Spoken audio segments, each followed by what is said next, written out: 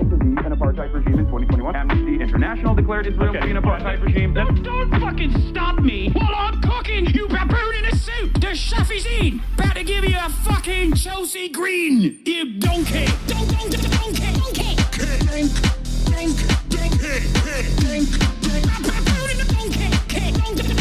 Listen to what I'm saying, and you will understand, perhaps, what I'm trying to imply. Patronizing. Yeah, I am being patronizing. I don't know who the fuck you are, and you're over here chirping all the way from fucking London about you want to fucking free Palestine, but also simultaneously you're talking about how both sides are fucking fine. Shut the fuck up. You don't know anything, okay? Who the fuck is this pink-haired twink?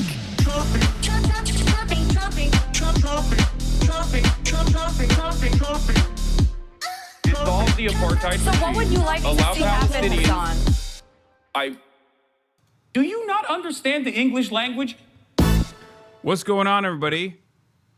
I'm live and alive from Mamdanistan, New York, and I have a very special guest with me right now. We're gonna get right into it, obviously, instead of doing the normal. This is the part of the broadcast where I tell you about my personal news aspect, because we have a very limited time here with my esteemed guest, the gay pussy eater. I didn't see you walk in there. Yeah. I'm sorry, I was just reading. He's deep. He's deep. Burr, Your Excellency, sir. To which Washington responds, who are you? Burr, as a rejoinder, says, Aaron Burr, sir, permission to state my case. And then it goes on and on and on. And what I found most fascinating about this book is it rhymes quite often. Yeah. As if it was an urban rap. Yeah, it's better that way. It's too tough to read if it doesn't. Yeah, liberal Hitler's in the building, ladies and gentlemen. That's what they're spamming. I'm in a hotel room where the window is busted open and it's so fucking cold in here already. It is quite cold. It's quite cold because the I don't know what happened, but the windows are not Somebody shutting. came in here and messed around with your stuff. Yeah. To be honest, that's actually what happened. Yeah. We need Liz. What the fuck is Brace gonna say about the markets? We need Liz. That's what they're saying. Listen, Liz, I'll tell you this. Liz has zero exposure, which is what we call it on Wall Street, to Bitcoin. Yeah. I have everything in Bitcoin, and it crashing in Dogecoin and in Trump coin, which Trump coin, by the way, lowest it's ever been today. That's very sad. Or is that good? Did you short it? Can you even short Trump coin? I don't really know what shorting is even now. Okay. All right. Well, you take a position against it like it's going to go down. So when it goes down, you make money. Yeah, I know, but why would you? I guess I know that to be literally true. I guess what I don't understand is why you would be so negative. Okay. Yeah. Why would you? It should be illegal. Like, that's what I'm saying. It should be illegal to assume that the Trump coin is going to go down at all. Yeah. Palantir's down 7% today, is what someone in the chat told me. Not sure why any of that is happening. I don't really understand the markets. That's why we need Liz. And she doesn't know why nobody knows why Palantir's down 7%. Yeah. But maybe the Epstein files. Probably not, though. No, because Peter Thiel's so lucky he's gay for every reason you can think of. Yeah. But he is like, that is kind of your like ticket out of like, you're in the Epstein files. Like, well, not with any of the girls. Well, Mendelssohn couldn't get out of it. And isn't he gay? Yeah, but I think the British are sort of naturally bisexual. And so, you know, and their addiction to molesting, I think, probably transcends gender. But if there's one country where I thought they wouldn't make a bigger deal about molestation, it would be the English. I know. I can't. Do you see Keir Starmer like shaking? Yeah, he was like holding his hand, talking about it. Anyway, we're already diving into it. But yes, ladies and gentlemen, boys, girls, MPs, welcome. I'm Hasan Piker. This is HasanAbi broadcast coming to you live from Afghanistan in New York City. It is currently 12 p.m. Pacific time, 3 p.m. Eastern time, the 5th of February, 2026. And there's a lot going on in the world. Obviously, we're going to get into all of that. Normally, I would tell you my personal news, but the reason why I'm actually late is because I was just shooting a Victory Light podcast with the Kid Mero and Brace Belden. You can look forward to watching that podcast in the upcoming week. But sorry for the delays. It's because Zoran hasn't shoveled all the snow appropriately. I will say the snow is getting a bit much. Yeah, it's getting a bit much. He fucked up the snow. He also fucked up the crime because I voted for him illegally to increase the crime rate, and it turns out crime is down. It's down? Well, not in your hotel room. Yeah, I don't know what the fuck's going on in my hotel room. Crime is up. I'm closing the window again. All right, try to close it again. It just keeps opening on its own. We can't shut it. We can't shut the window. I don't know what happened. But I'm audio only, but this is the coffee guy from YouTube, right? The coffee guy from YouTube. I don't even know what the fuck that means. Did people just say stuff like that to you? I'm the coffee guy from YouTube? Yeah, you're the coffee guy from YouTube. Anyway, Themasius, thank you for the playlist. I'm going to blast off real quick on Twitter as well. We'll dive right into it because Brace has other obligations. I have to go. Listen, I'll be honest with you guys. I got to go to analysis. I go twice a week. Down to one soon, though, because it's true. It's Next working. Week, it's because Liz is going to be out for a while. And I was like, I can't be going here twice a week when I got more work to do. Okay. Well, I don't know what analysis is. Like a therapy thing? So, kind of, yeah. Except it doesn't, heal you, I guess. Not that therapy has really been that great for most people I know who go to that. But I kind of just talk about my dreams. I have a lot of nightmares. And so we just talk about that in there. I go to it's like a Jungian lady. You're supposed to go every day, but I don't got time for that. And some of these, like Lacanian analysis, sometimes you'll go and it'll be 5 minutes and get out of here. And then other times it can be it's like the sessions are open-ended. Yeah. Wait, so do you still pay the same price if it's a 5 minute? That's what I'm saying. I'm like, this is not. That makes no damn sense. Is this why people say analysis is a Jewish thing? I always thought it was because of Freud, but I think it's because of the Lacanian session times. It's just it kind of feels like they're ripping you off if you're fucking paying if you're paying the same price but for a much shorter. Yeah. No, I just go twice a week, Mondays and Thursdays. But that's cool. I have to go in like an hour. Oh, look at that. Yeah. All right.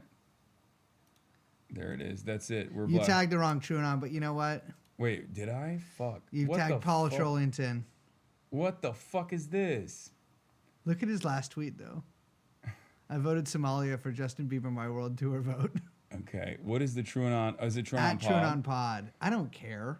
I mean, I care. I want to make sure it's the right one. Hold on. I'm going to fix it real quick. This is a great start. Great start. I'm a little discombobulated, everybody. I just got off a fucking 13-hour flight from Qatar and immediately got into the hotel. And immediately after getting into the hotel, had to go shoot this podcast and then ran over here so I can give you some analysis. I will say, your life sucks. I love it. I know, but I'm really, I wouldn't be able to do it. Or I'd have to drink. You're not on drugs, as far as I know. I would be on so much Vyvanse. I don't take any drugs. I do slam these bad boys like there's no tomorrow and drink a lot of caffeine. Yeah, it makes sense. So I'm hopped off on. I mean, the amount of caffeine I consume is basically cocaine level. If we're being real, if we're being honest about it. Cocaine. Should we talk Epstein? Well, hold on. Let me crack another Zin in real quick before we get into that. You know what you should start doing is COT, dude. What's that? You know what COT is? Oh, COT. COT. Yeah. Like, I guess you probably couldn't talk while you do it. Yeah.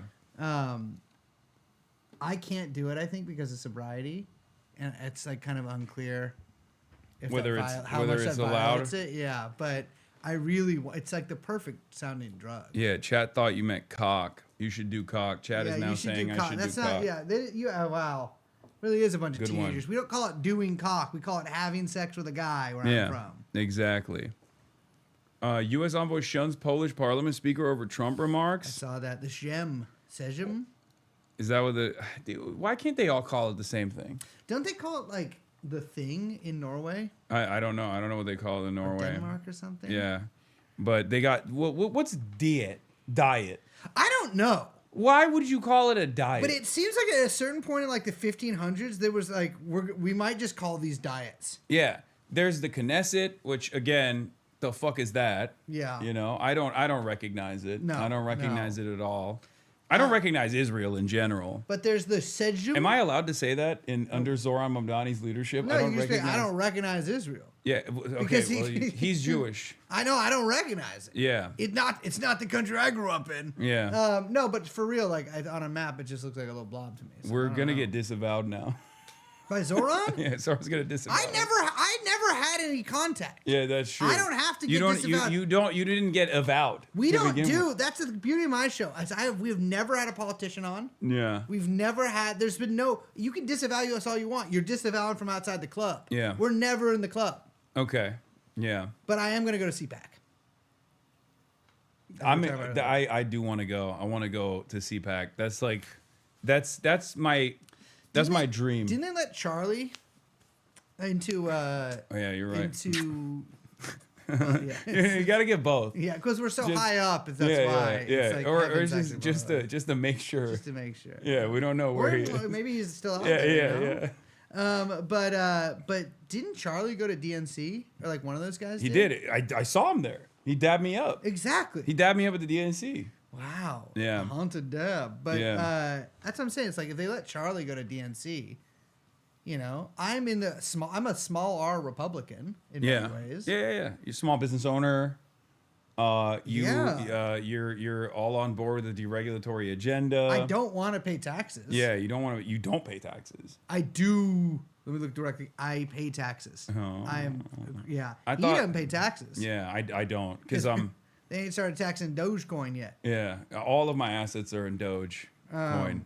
But yeah, I mean, I don't know. I'm going to be doing a lot of traveling in the next few months. And I also want to shout out James Fishback. Oh, our candidate. We love James. Yeah, I know TrueAnon has never really endorsed the candidate before, but it was remarkable that you guys actually went back on that because it's a once in a lifetime candidate. Since and you know, I don't mean this in any kind of way, since they took Elijah out yesterday. Yeah, that was we got to talk about that. Well, we're going to talk about that on the pod tomorrow as well, but we should talk about that a little bit. I'm coming on the pod? Yes, 100%. We're going to talk about that. It's going to be remarkable to have you and I've had its very own Ms. Welsh on in the same podcast. Should I bring flowers? I think you should. I'm definitely going to bring flowers. Yes. I'll wear a suit. She's She married? Yes. But her husband, you can talk about you can talk about how you can talk about like addiction therapy, stuff like that. Oh, he does Fent?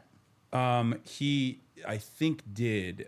He's sober now. He does like, but I think it was addiction, right? He does like something. I think he does like ketamine therapy or something. He still does drugs then. Well, yeah, but yeah, I can't remember. I think it was something like that. But it'll be great. I think that I love putting you in like these sorts of combinations where it just magic happens. Oh no, it's gonna be awesome. Yeah. I can't. To the Google AI overview, I don't understand what it says. Oh no, they are. Oh no, that's definitely a different Jennifer Welch. Yeah, no, that's not her. But these people seem very happy. Yeah. You know what I'm saying? Anyways, that's gonna be very fun, I think. What do you want to talk about? I think he was alcoholic. Oh, okay. It was alcohol. It wasn't Fent. He doesn't do Fent. But he does ket therapy though. Really? Yeah, they've talked about it, and I'm familiar. Brace on Taylor Lorenz was so funny. Brace can never be Hitler because by his own admission, America's trying to make black Hitler, and Brace is Chinese, not black. You don't know what race I am. Yeah, that's true. He's racial Jake as well. It's everyone. Yeah. That's how come my mysterious olive tone. No, Fishback. I want to talk about Fishback. Oh yeah, James Fishback. Yeah. I saw a clip of James Fishback talking about goy slop. Oh yeah. We're gonna actually, you know what? Let's dive into James Fishback real quick, which is what I call a Tuesday night out, if you know what I mean. If we were a 17-year-old girl. Yeah. Yes. Yeah, we're a little too old for James, unfortunately. You know, it is technically true that if he is accused of sleeping with a 17-year-old girl or doing something untoward with her in Florida, that is technically one of the crimes that Jeffrey Epstein was charged with. That, and also you do kind of have to do that to get to, like, you either have to have a couple DUIs under your belt, or they won't let you even get up to a state legislator level. He's not in office. Yeah, is he's he? not. He's not. He's yet. just he's not yet. Yeah, this is awesome. Once you see this. For those of you who don't know, James Fishback is the true centrist Groyper candidate. He has pivoted to Groyperism pretty aggressively. But before he became a Groyper, he was a Barry Weiss acolyte. Absolutely. Yeah, he was very invested in Barry Weiss and all of the numerous initiatives. He posted her book. Yeah. He posted How to Fight Anti-Semitism. Yeah. He learned from it in the same way that like Benjamin Netanyahu, I think, looks at the protocols to be like, this is good. We should do this. We should do this. They'll never see it coming. I think James Fishback read the Barry Weiss Combat Anti-Semitism and went, bet. He's like, How to Fight, Anti-Semitism. Like it's Anti-Semitism edition. It is crazy to go from being a not just like whatever regular Republican philo-Semitic, but to be a Barry Weiss guy, and then within 2 years, genuinely be a not even 2. No. In half a year. Awesome. Because there is a photo of Fishback, which is also a very strange last name. I'm sorry, no disrespect to the Fishback family, but it's not good. It's like you got to change that. Like if you're changing your whole worldview, where you're going from combating anti-Semitism to being the prime anti-Semite, you should also change your last name, I think. I knew a Fishback. He was cool. Okay. All right. Well, here he is doing the damn thing, surrounded by his people. None of them are going to vote, by the way. Well, they're already hiling. Yeah. Let's take a look. Let's take a look at what he had to say. What's with the Pop-Tarts in the Broward County Public Schools in the cafeterias? I'm not saying that the test scores are a result of the Pop-Tarts, but if you wanted kids to fail, if you wanted to set up our kids for failure, you would feed them the absolute goy slop in our cafeterias. Oh, they are hiling. Like, are they hiling? Or I think are they... a couple of them are hiling. Wait, but I think everyone's like asking. Well, because I think it's like he probably is like, do you have any questions? Yeah, about the Pop-Tarts. About Hitler. Yeah, like or that. yeah. But the Jews. The Jew. Yeah. He also did an interview with. I love this guy. What's his name? He went through the podcast. He went through the podcaster route. We're way lower than a podcaster here. Have you seen this guy? He's like a. Rumble streamer? No, I don't even. He might be a Rumble streamer, but he's like an ogre kind of. He's blonde. Hermes. I don't know. He just asks people on the street like, oh, that guy. If like your chick, if he'll your be girlfriend like, had sex with a black guy, would you like keep fucking her? yeah. But he also wanted to chat with me. I said no. It's the Hermes thing is incredible because he's like a lot of people have been, like he can't talk. He is like he's like a lot of people, and also he must be Canadian because he said a word in a Canadian way. I was like, oh, here it is. James Fishback answers, "What's your ethnicity?" This is it.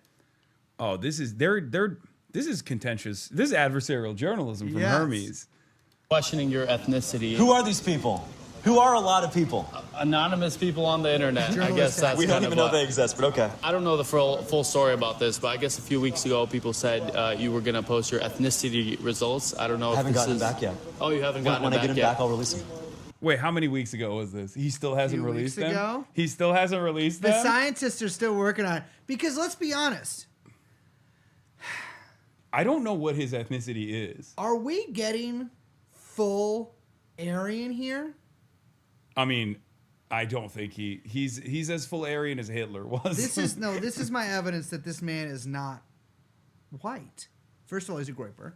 Yeah. Which is automatically yes. If you are a Groyper, yes, you are Latino. Yes. A little bit. Being a Groyper implies that you are a part of the most diverse coalition in the United States of America. Absolutely. It's like Groyper at number 1, Ice Agent at number 2. Yep. I guess that's it. Those are like the 2 top. TSA. Yeah, TSA. TSA number 3. Those are the most diverse groups that you could be a part of. Absolutely. Which is brilliant. We love that. We love the intersectionality of fascism in America. I am a little concerned that, especially next to this true Aryan god, this Aryan Ubermensch right here. Yeah. He's so racially pure. He's Neanderthal. I will say, you know how like in video games or like D&D or whatever, you put your points into different things. Yeah. Like you're like, I'm really strong, or like I'm really whatever. Yeah. He does seem like he may be He maxed out on an Barbarian. unequal disbursement of points there. He looks like, it's like the NBA 2K player character that you make, and you max out the height. He maxed out Barbarian. And you know, in like games where you can change the way people look, you can make their faces all fucked up and big and stuff. They unfortunately did Cro-Magnon is just like. But it's crazy. I will say for Fishback, in his defense, to sit across from essentially like, a Cro-Mag or a caveman or something like that, and have him be like, "What's your ethnicity?" And to come back with such a Weasley, dare I say, and I can say this, an answer that might have come from perhaps my mouth or somebody like mine's mouth in response to that. It is impressive. And it is like, also, what if you're not white? He's not. Also, how do you not know? He's not white. I mean, I can't tell you everything in me, but I'm pretty sure I have a general idea of what comes out. What it comes out he is not.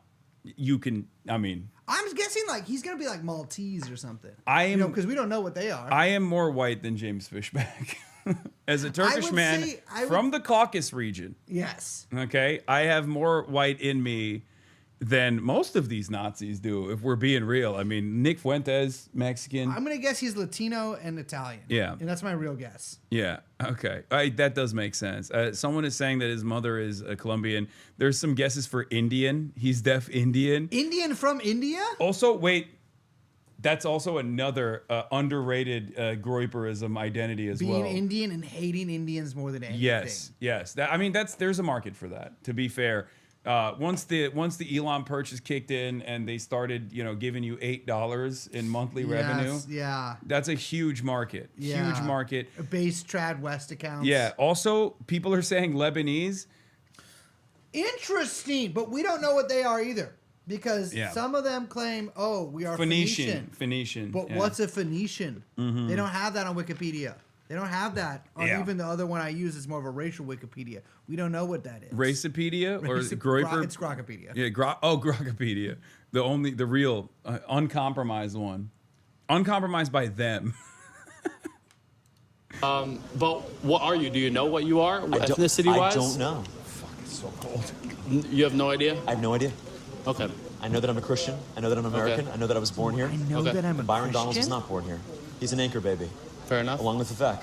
Along with Ilhan Omar. Well, if he's an anchor baby, he was. You are But right. yeah, look, the 23andMe thing, honestly, I think that... What do you think he's anchored to? What does anyone have to hide? What does anyone have to hide? Right? I think Congressman Donald should do the same thing. I think anyone running for office should be as open as a book as possible. I stood here for 2 hours and took questions from every single person who had one. I don't know what it is, but what I will tell you is that my family has deep roots in this country. Yeah. I pledge allegiance to one flag and one flag only, and I bend the knee to one man and one man only, and that is Jesus Christ. Pause on that. Pause on that. You're bending for Jesus? That's gay. He would not want that. We found one of his ethnicities gay. Gay. Yeah, that's right. Oh, yeah. Oh, Jesus. Look, Jesus came back. Let me kneel real quick in front of this brother over here. Yeah, let me get on my knees, dude. Okay, bro. Oh, Pause. Jesus. Why don't you plop that thing out of the robes and right into my motherfucking Colombian mouth? Yeah. Crazy. Which is disrespectful to Christ. That's disrespectful. Yeah, Jesus would not cop dome from James Fishback. Hell no. He'd be like, no, give me a way more dignified female. That's what would happen. Yeah. It is definitely some Israeli. I mean, Israel is the Groiper nation. That is actually true when you think about it. They do have Nazis of all different That spices. is true. The Russian neo-Nazis too in the 90s gangs that they had there. Yeah. Which are the whitest. I would say those are the whitest Nazis you can get in Israel. Absolutely. The most pure Aryans. Yeah. But I loved it. And it was devastating for me. Like, this stuff has been... Because I've been a part of the Groiper movement for a few weeks now. Of course. And it's been devastating to have scandal after scandal after scandal hit my community like this. Yeah. Obviously, I parted ways with Rift TV about 3 hours ago. I'm still with Elijah in like a sort of business arrangement, but no longer an official partner.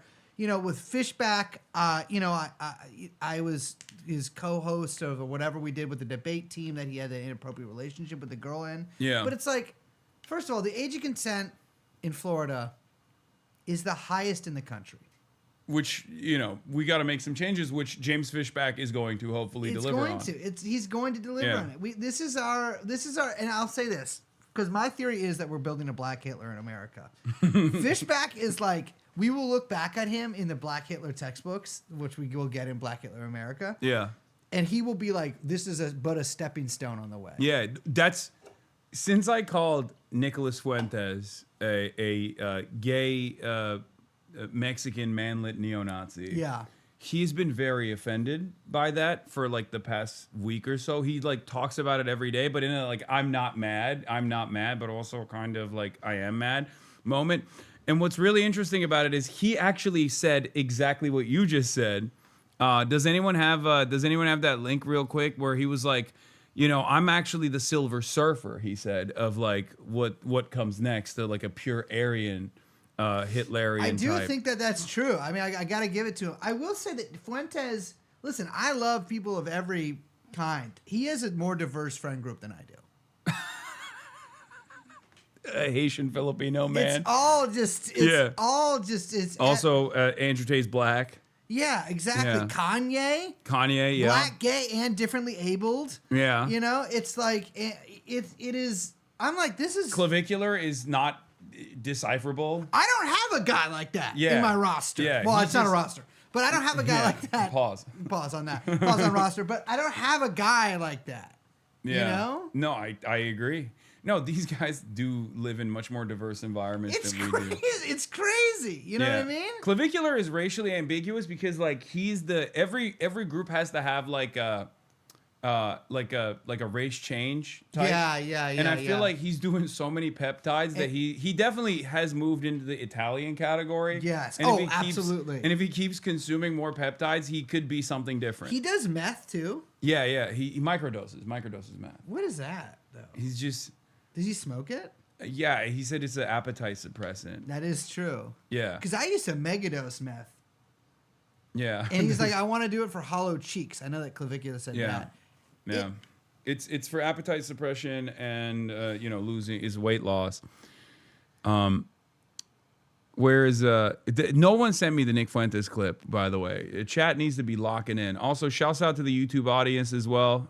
We're live on YouTube as well. What's up, YouTube? This is Hasan Piker. Best fishback moment. What is that last name? In the surname revolution, my grandfather, my grandfather was like, he wanted to be different, like literally, because it's Bekiroglu. Like the OG is like the son of Bekir. Bekiroglu, it's very common, right? Bekiroglu. Yeah. I knew a Bekiroglu. Yeah, it's like a super, because Bekir is the familial name, and then Olu just means son of, and in Arabic and in Turkish culture, like in the Ottoman Empire, you're just like son of, like that's a super common like naming convention. So he was like, you know what Bekir sounds like? Piker. And there is no, like I've never met another one. So he was right. It is fucking unique. It must have been awesome to be like a guy in a like modernizing country, like because they did this in a few countries. They're like, all right, everybody needs last name. Awesome, unless you were Armenian, in which case it was not so awesome for them. I don't know what you're talking about. Oh, okay. Oh yeah, I forgot. You're also in the you're. I'm not a denier. I just haven't heard about it. Oh, okay. I guess Eric Adams was successful then. He was the one guy I worked on. Yeah, you were. God, what a sad state of affairs for the Turkish lobby. Oh my God, Dr. Oz, rolling through. Well, okay, no, he's bringing the Turkish lobby back. Yeah, the Eric Adams one was sad because I was looking at that and I was just like, bro, Israel gets to literally make politicians embarrass themselves, and then the most you can get out of the mayor of New York is that you're begging him in the DMs not to recognize the Armenian genocide. Like other people can do it, but like you don't do it. And also accelerating the fucking fire code, the fire safety inspection situation. The embassy, which we're streaming from right now. Yeah, we're in the Turkish embassy right now. All right, let's see what this is. When GTA 6 comes out, James Fishback says there'll be a 24-hour-long marathon of playing GTA 6 in the governor's mansion when it releases. Okay, so this is inconsistent. I thought GTA 6 would be Goyslop. I think it's Goyslop. Yeah, is it not? GTA 6 is Rockstar Goyslop. Yeah. When it finally comes, when GTA 6 finally comes, we are going to have a 24-hour-long GTA 6 marathon in the governor's mansion. The top students, every single top student at our public schools. This is also the first of all, white as Groiper. Respect. Long sleeve shirt pulled tight over the belly. Yeah. Look at the stance. Like he's stanced up like This is kind of the Groiper stance. yeah.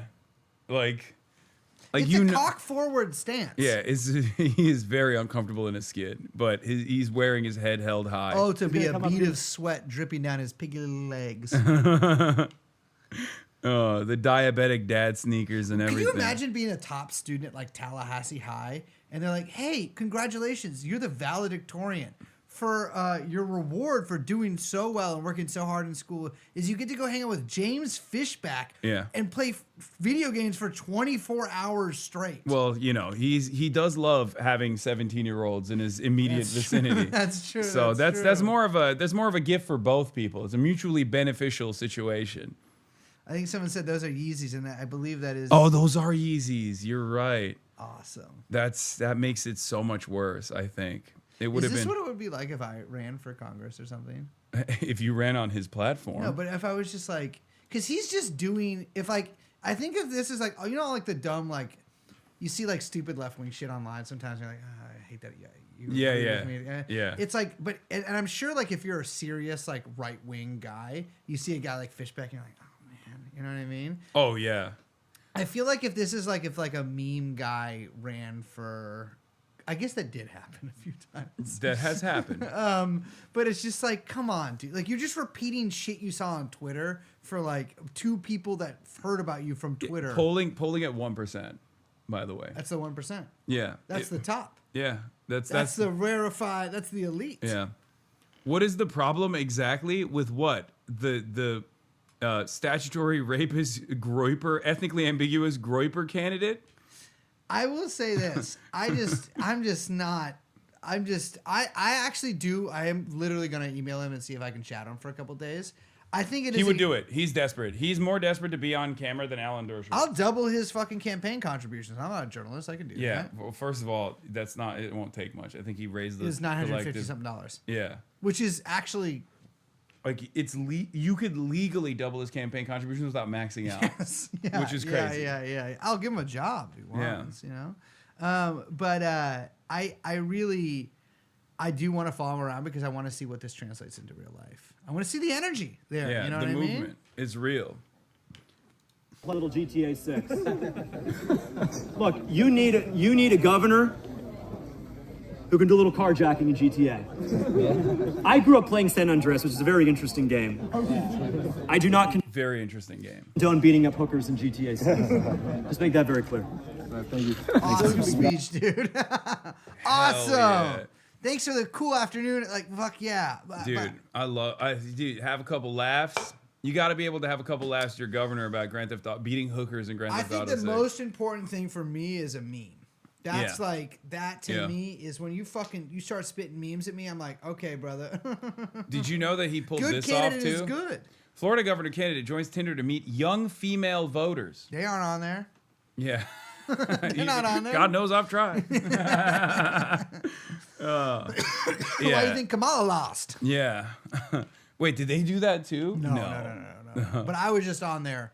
Looking for Kamala? Yeah, I was just talking to young voters. No. Being like, hey, have you heard about... Because I set the age 18 to 19. Yeah. That's and I'm like, you just got the right to vote. That's awesome. Don't waste it on Trump. I'm a 36-year-old white man. And I think, first of all, call me. Let's get off this Tinder chat. Yeah. That's up close and personal. That's like a lot easier to convince people to do things. Yeah. Like vote for Kamala Harris. Oh, yeah. Fuck, man. I had a fake Timothy Chalamet on Raya. I got a bunch of people to vote for Kamala. We'll get to Kamala Harris's account in a second. That's we'll how you talk say about it. that. That is how you say Kamala. These things, you know. Tinder banned him, which is I've been banned from Tinder. How will I now meet young female voters where they are? Election interference, he says. Also, he follows me. I didn't realize that until now. I might have you DM him. Your account has been banned for advertising, promoting, or campaigning.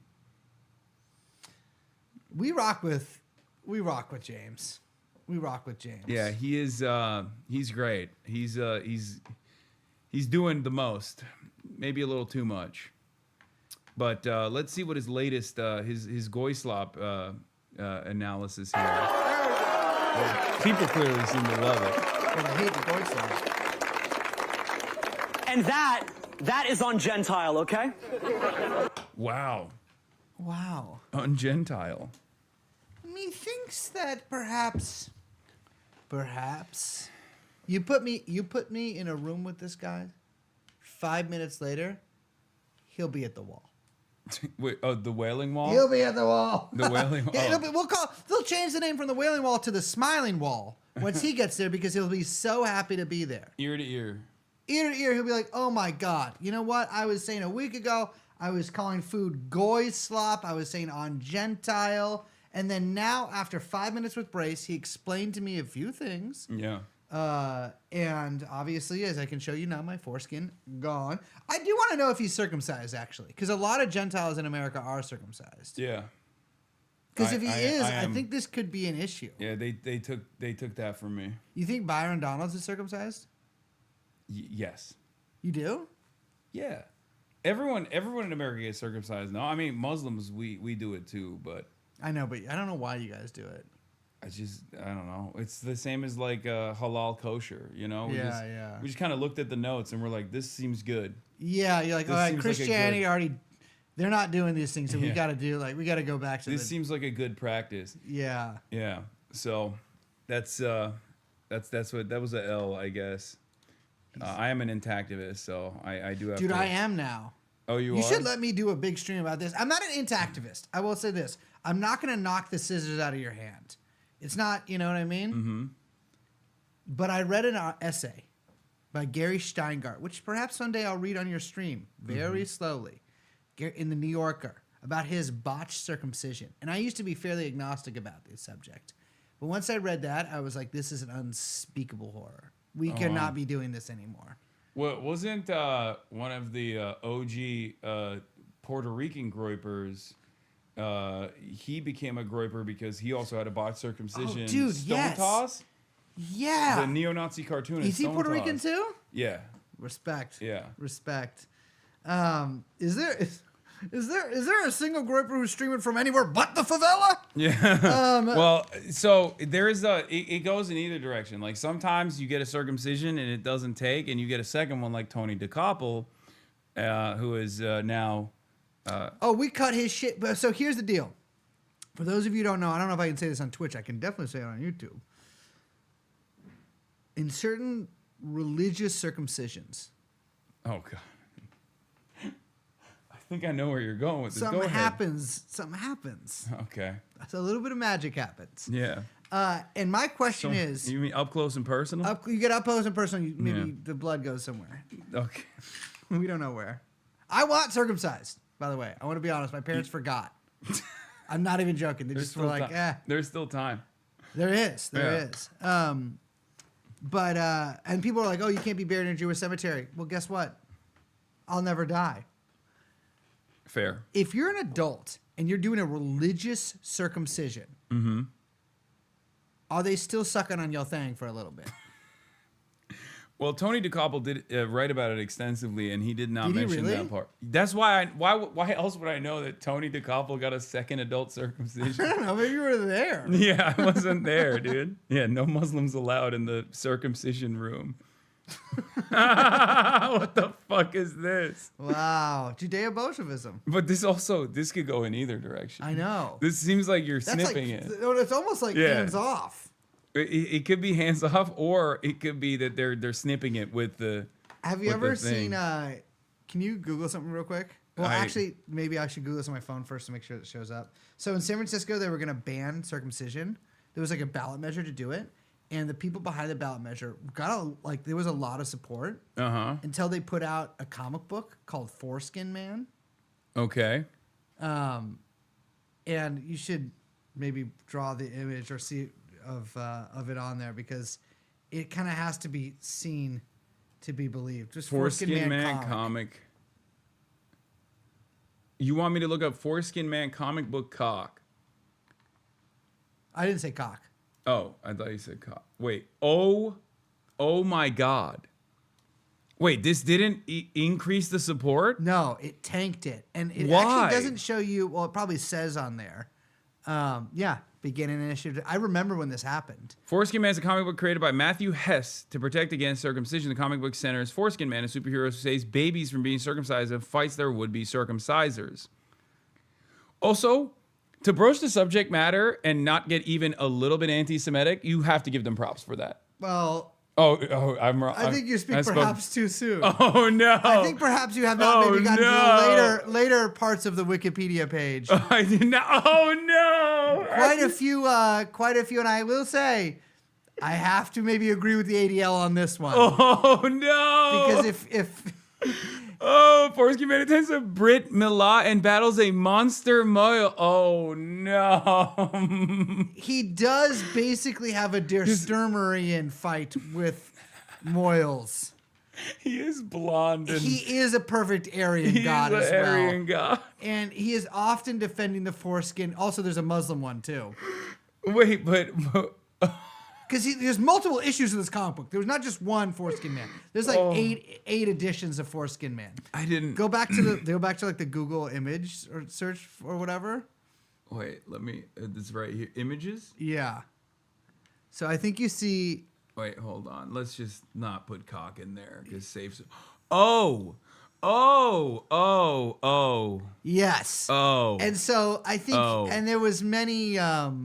Which is. Can I just say this is drawn exceptionally well? It's crazy. This is a labor of love. This is what he put all the money from the campaign into, was making this anti-circumcision comic book. Yeah, like look at Jorah. Roundup is Jorah a Jewish name? I don't know. Not where I'm from. Yeah, I've never heard that name before. Round up the guests and take them upstairs. Yarrick and I will carry out the holy covenant. Yeah. He made them look brolic, though. He did. He makes them look fucking badass. Yeah, they look kind of cool. They also have, like, machine guns to carry out a circumcision. And they're, like, dying to get the foreskin. But the thing is, they repeat this. Oh. Yeah, that's the Muslim Wait, this is Ottoman. Like, it's Ottoman? Does he think, like, I mean, this is like a Janissary. Yeah. Does he think this is what Turkey looks like still? I mean, he's got also like, I think they're going to circumcise Foreskin Man himself. Oh yeah, it's called the Sunnet knife. Yeah. Okay. So Sunnet is the practice in Islam, and you're not supposed to do it right after birth. You're supposed to do it when like the child is like, you know, ask for it. 6, 7. Really? Yeah, something like that. You got circumcised when you were 6, No, I got brother? circumcised at birth because I was born here. But yeah, Sunnet is like this whole ceremony, this whole process. Yeah, Seth Harp and Ross Douthat are duking it out. Oh, awesome. Which is great. Because well, hold on. Let's just stay on topic. Yeah. Let's just stay on topic for now. Wait until the kid is able to carry the trauma. Yes, exactly. You got to click on vulva girl over there. Wait, does he go after like female circumcision, female genital mutilation as well? There's vulva girl? Oh, I think it's below. Oh, damn. Bonus pinup inside for your issue of Foreskin Man? Wow. Wait, where the fuck is he there? Is that like what is this like is he saying like it's like a indigenous tribe or something? Are they also doing circumcision? These guys know more about circumcision than anybody else. I didn't know they did circumcision like that down there. Yeah. I thought kind of like, is that what Apocalypto is about? He's like, don't fucking circumcise me. Let's stay on topic, and the topic is Foreskin Man. Yes, only the most important. Man. Only the most important news stories. I ordered an issue of Foreskin Man off of eBay a couple years ago, but my order got canceled. I think that maybe it was like a they found out that you're Jewish. They're like, you can't have this. This I'm trying to learn. This is ancient. This is text only for Aryan eyes. It is crazy that you can it's archived on the Internet Archive. Oh my God. Oh wow. That's incredible. That is how do you make this like easier to read? Actually, reading books on archive can be kind of a pain because of this. Yeah, this is tough.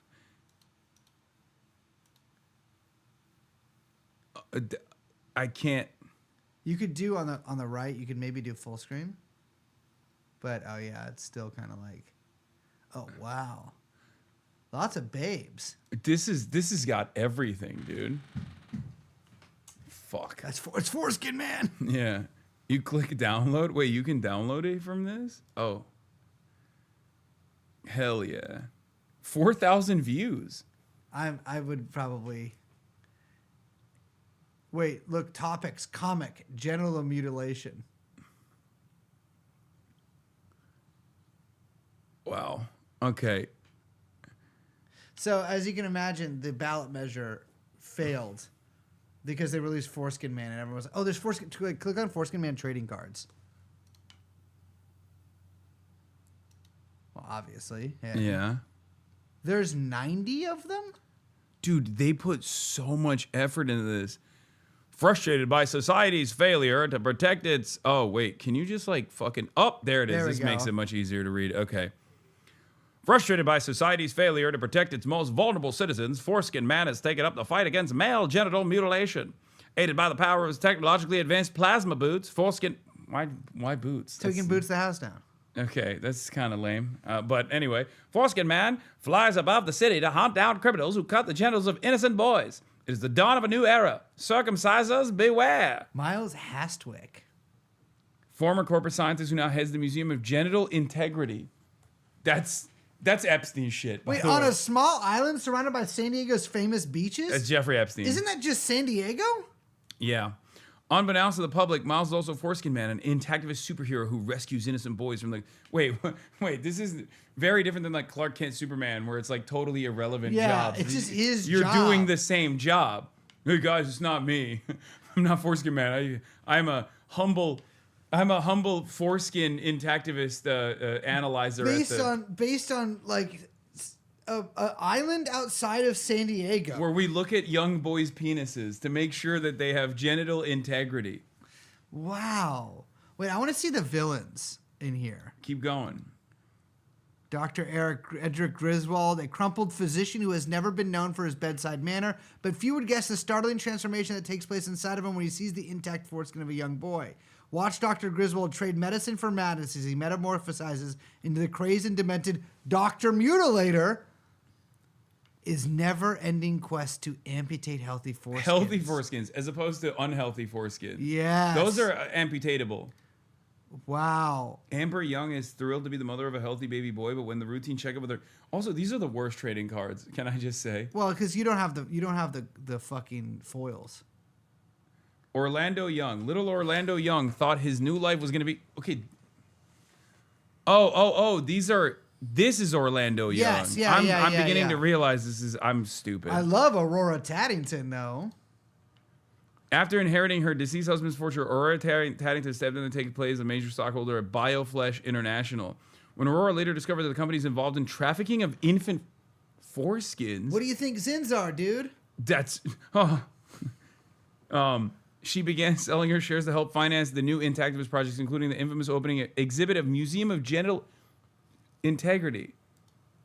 And this is Monster Moyle. Okay, come on. Nothing excites him more than cutting into the penile flesh of an 8-day-old infant boy.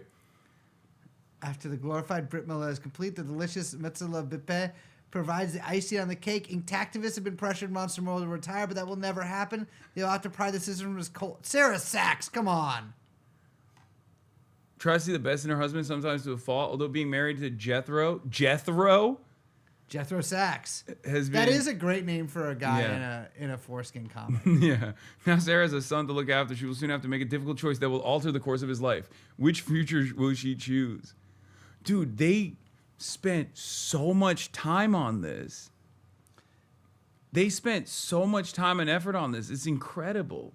There's a lot of babies on here. Glick Sachs is the baby. Wait, is that baby jacked?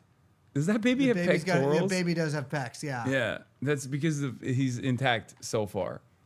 Glick Sachs. Brace picked a good page. Praise be thou, our God, King of the universe, who hast commanded me to circumcise the child in thy name. And thank thee, O Lord, for the joyous Metziza Bepef, for which I am about to partake. That's it. Monster. Keep babbling. Time to make your sacrifice to God. Glick. Come on, it's not a sacrifice. All right, Hasan, I gotta go to analysis. Yeah, you're gonna tell them about this, I assume. No, we don't need to. Maybe I will. These are your best kept secrets. All right, Brace, thank you so much for coming on. No problem. I will be back. Yeah, we'll do more. We'll do more this week. I'm here. Are you? Close the door one last time. All right, close the door one last time for me. Thank you. That was a brief insight into My twisted mind? your twisted mind, the mind that brought us Foreskin Man. It's Brace Belden. He wrote it. Maybe I could buy the rights to Foreskin Man. Where'd my fucking scarf go? That's a wait, you did not close that door at all. It just reopened. The door. Literally just reopened. Yeah. It literally just reopened. Okay. Wait, where the fuck is my scarf? You keep losing shit. I keep losing my scarf in particular. Maybe It might be. wait, it's in your jacket. It's in my jacket? Yes. Where? It's in the back. Back left. It's in the jacket. This Yeah. happened to me last night too. Yeah. I'm really paranoid about losing scarves because that's what happens in Yeah. a wintry zone, especially a small slippery Yeah, we don't one. know. We Yes. don't know about that. I'm a Los It's like Angelino. 75 degrees in LA today. Yeah. All right. All right, brother. Okay. JD Vance spoke about Fuentes. Oh hell yeah. Want to move on. I cannot believe that this fucking this window is open in my hotel room. It's cold as fucking here. What a perfect situation. Yeah, JD Vance had this Daily Mail back and forth that was actually pretty interesting. We'll be taking a look at that as well. On to another figure that you've, over the course of your career, have gotten in a bit of a disagreement with, Nick Fuentes. He's this far right white nationalist who is, very popular online with many people who support you. Is that right? Well, I mean, with Republicans. He certainly didn't support me. Well, no, he doesn't support you at all. But he's actually insulted. Well, I mean, he didn't support the administration. He not didn't at all, support but us in the campaign in 2024. I find it interesting. I'm always asked to answer for this guy. I've got enough people who did support me I've got to answer for. I don't think I should have to answer for a guy who attacks my family and who didn't even support us in 2024. Like I said, I don't like the guy. The guy's You come after condemn my him. family. Of course I do. I think, what did I say about him? That he can eat because anybody who goes after my family, whatever side they're on the opposite side of me. But do you think his supporters should be accepted into the Republican Party? What do you mean by his supporters? Well, I think he has supporters, groypers. Do you think they should be accepted into the Republican Party? Well, I don't know what that means. I think people are going to vote for us or not vote for us. I think I don't know what that means. Shh.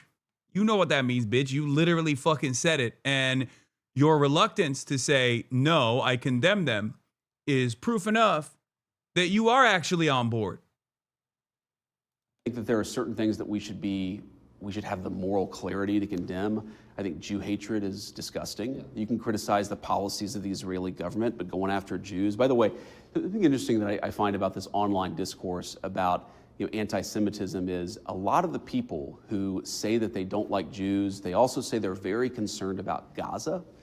The person in the world alive today who has done more to promote the safety and livelihood of the people of Gaza, it's a little Jewish guy by the name of Steve Witkoff who works in the Trump administration, is a very dear friend of mine.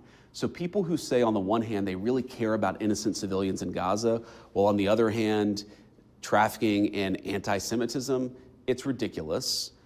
It should be condemned. I've condemned it. And there's one other interesting thing, though, about this, which is that if you look statistically at the rise of anti-Semitism, what you see is that all forms of ethnic and racial hatred are on the rise. And I think that we have to condemn all this stuff. You shouldn't hate people because they're white. You shouldn't hate people because they're Jewish. You shouldn't hate people because they're black. And I don't like anybody who does that or engages in that stuff. So when you say supporters of this or that person, all I can do is say what I believe, take the moral stands and the policy stands that I believe in. And if people want to support me, they can support me. If they don't want to support me, that's fine too.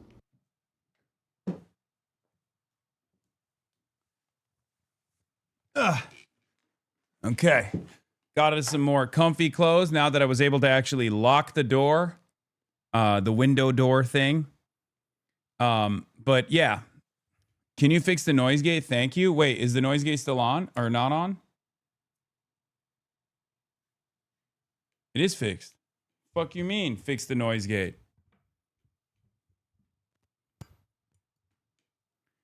It was 90 degrees yesterday in West LA. Why are you flexing? Zoran rigged that window? Yeah.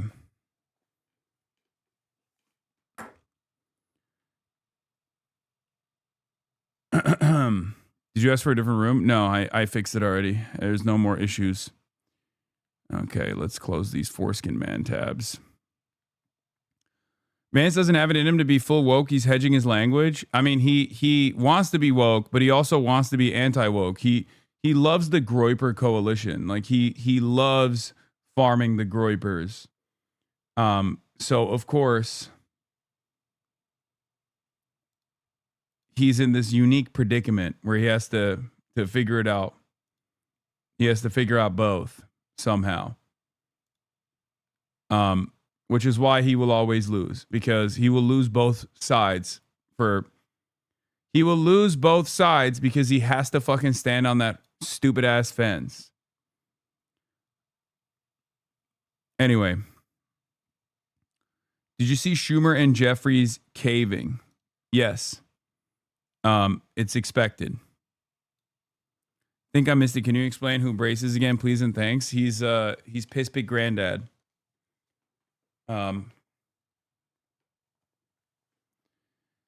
Anyway, all right, let's get into it. All right, let's, we did James Fishback already. We talked about that. We got Epstein files to discuss. Millions of pages of evidence from the Jeffrey Epstein investigation is drawing attention all over the world. This goes beyond new evidence of the sex abuser's friendship with King Charles's brother, Andrew. The scandal is also forcing Britain's prime minister to answer tough questions about his leadership. Lee Canary has more from London. Andrew Mountbatten Windsor moved out of his royal lodge Monday, stripped of his home and royal titles for his association with Jeffrey Epstein and accusations of sexual abuse that he denies.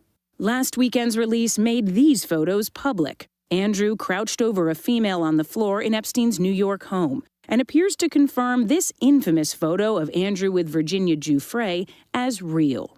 Now, UK police are investigating allegations from a second woman who claims Epstein sent her to the UK for a sexual encounter with Andrew in 2010. My mother would be proud. British authorities are also investigating this former UK lawmaker, Lord Peter Mandelson, for alleged abuse of public office, after the latest release posted photos of him and emails he sent to Epstein sharing confidential, market-sensitive information while in a government position. Prime Minister Keir Starmer made Mandelson the ambassador to the U.S. last year, and this morning he's apologizing to victims.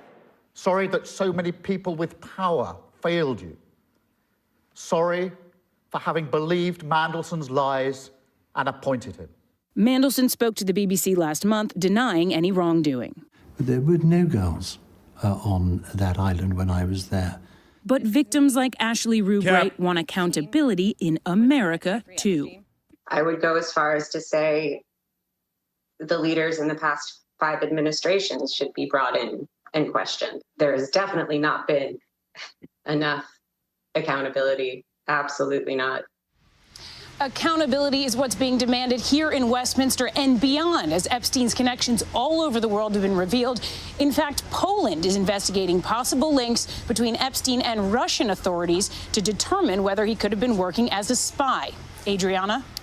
Yeah. When millions. I love that the meta is to just be like, no, Epstein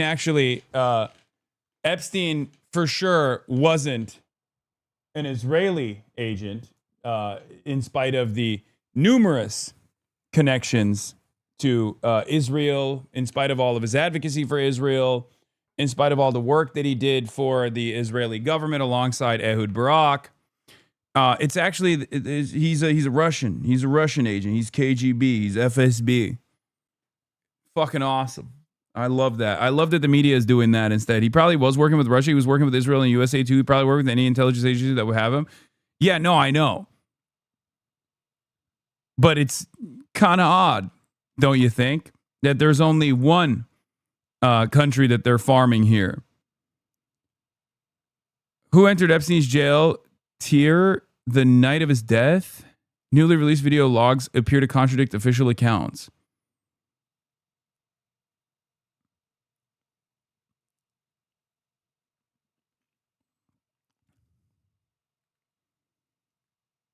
He literally said this to Ehud. I didn't think about it until I saw this Channel 14 post, but what Ehud Barak told Epstein in the recently revealed file actually aligns perfectly with the Israeli right-wing's favorite conspiracy theory about a so-called leftist elite trying to destroy Israel's Jewish character.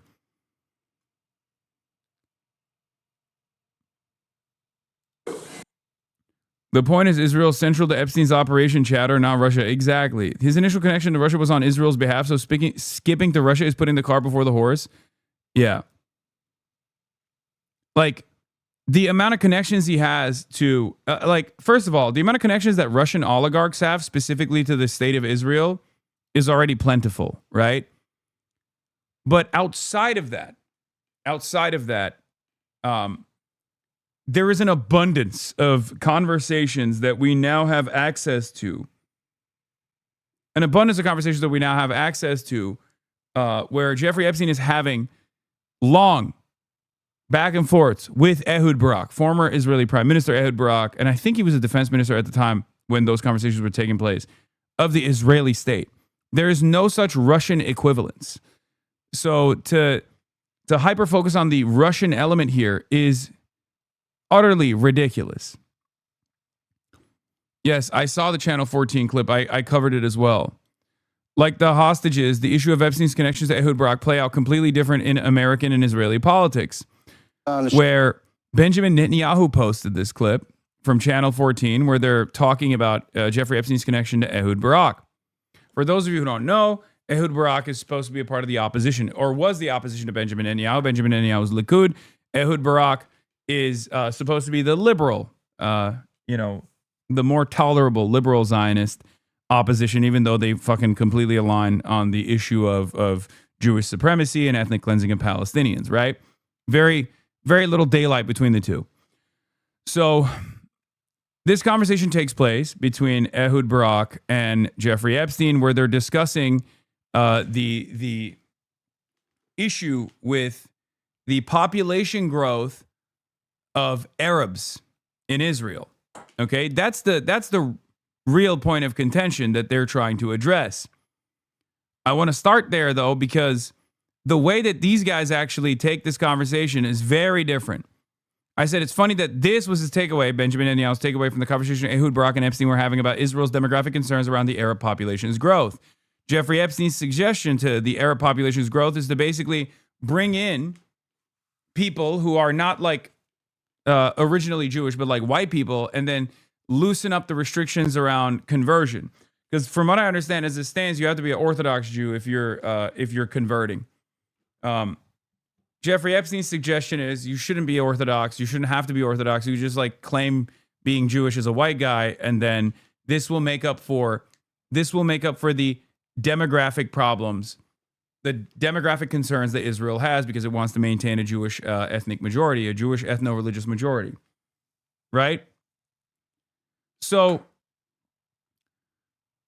Benjamin Netanyahu, on the other hand, has a very different approach to this. He says, an amazing revelation about Ehud Barak that was exposed in recordings of his pedophile friend Jeffrey Epstein. Ehud Barak suggests carrying out selection among Jews and importing to Israel the right kind of Jews, those who are neither Mizrahi nor right-wing. When the left and its messiah, Ehud Barak, fail to win at the ballot box, they try to replace the people. And if that's not enough, they can always rely on Bennett and Lapid's brotherhood of brothers to team up again with the Muslim Brotherhood.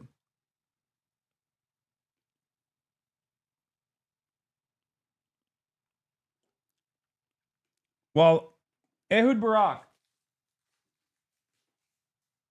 and Benjamin Netanyahu and Jeffrey Epstein are completely aligned on the demographic concerns that Israel has, they might differ in their solutions, even though the original solution to the demographic concerns was to literally do this with Russian migration, famously, because like there are a lot of Russians in Israel that have no traceable, especially matrilineal Jewish ancestry, right? So they already had done this before to make Israel more white, not just to make Israel more Jewish, but to make Israel more white. They just basically took in a lot of people from the USSR at the time who aren't Jewish, and then they were just like, yeah, these people are Jewish as well. So that's literally all Jeffrey Epstein is suggesting in this instance, a different version of that, right? It's just ironic that Benjamin Netanyahu took that and turned it into something that was beneficial for his, or took that as a threat against his political project instead. Like he cares about the Mizrahi. Asked the Tunisian Berber Jews who came back to Tunisia how nice Israel was to them. Mind you, Tunisia is mainly white, so its Jewish population. The issue is that they're too berber. Yeah.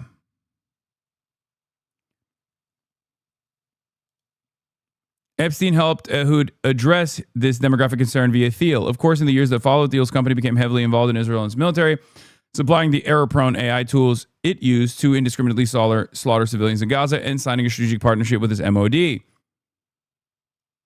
mean, I don't know if that had anything to do with the demographic concerns at all. But, yeah, he did get Ehud Barak to bring Palantir technology into... It's funny because Netanyahu is basically doing great replacement conspiracy, but for white people, yeah.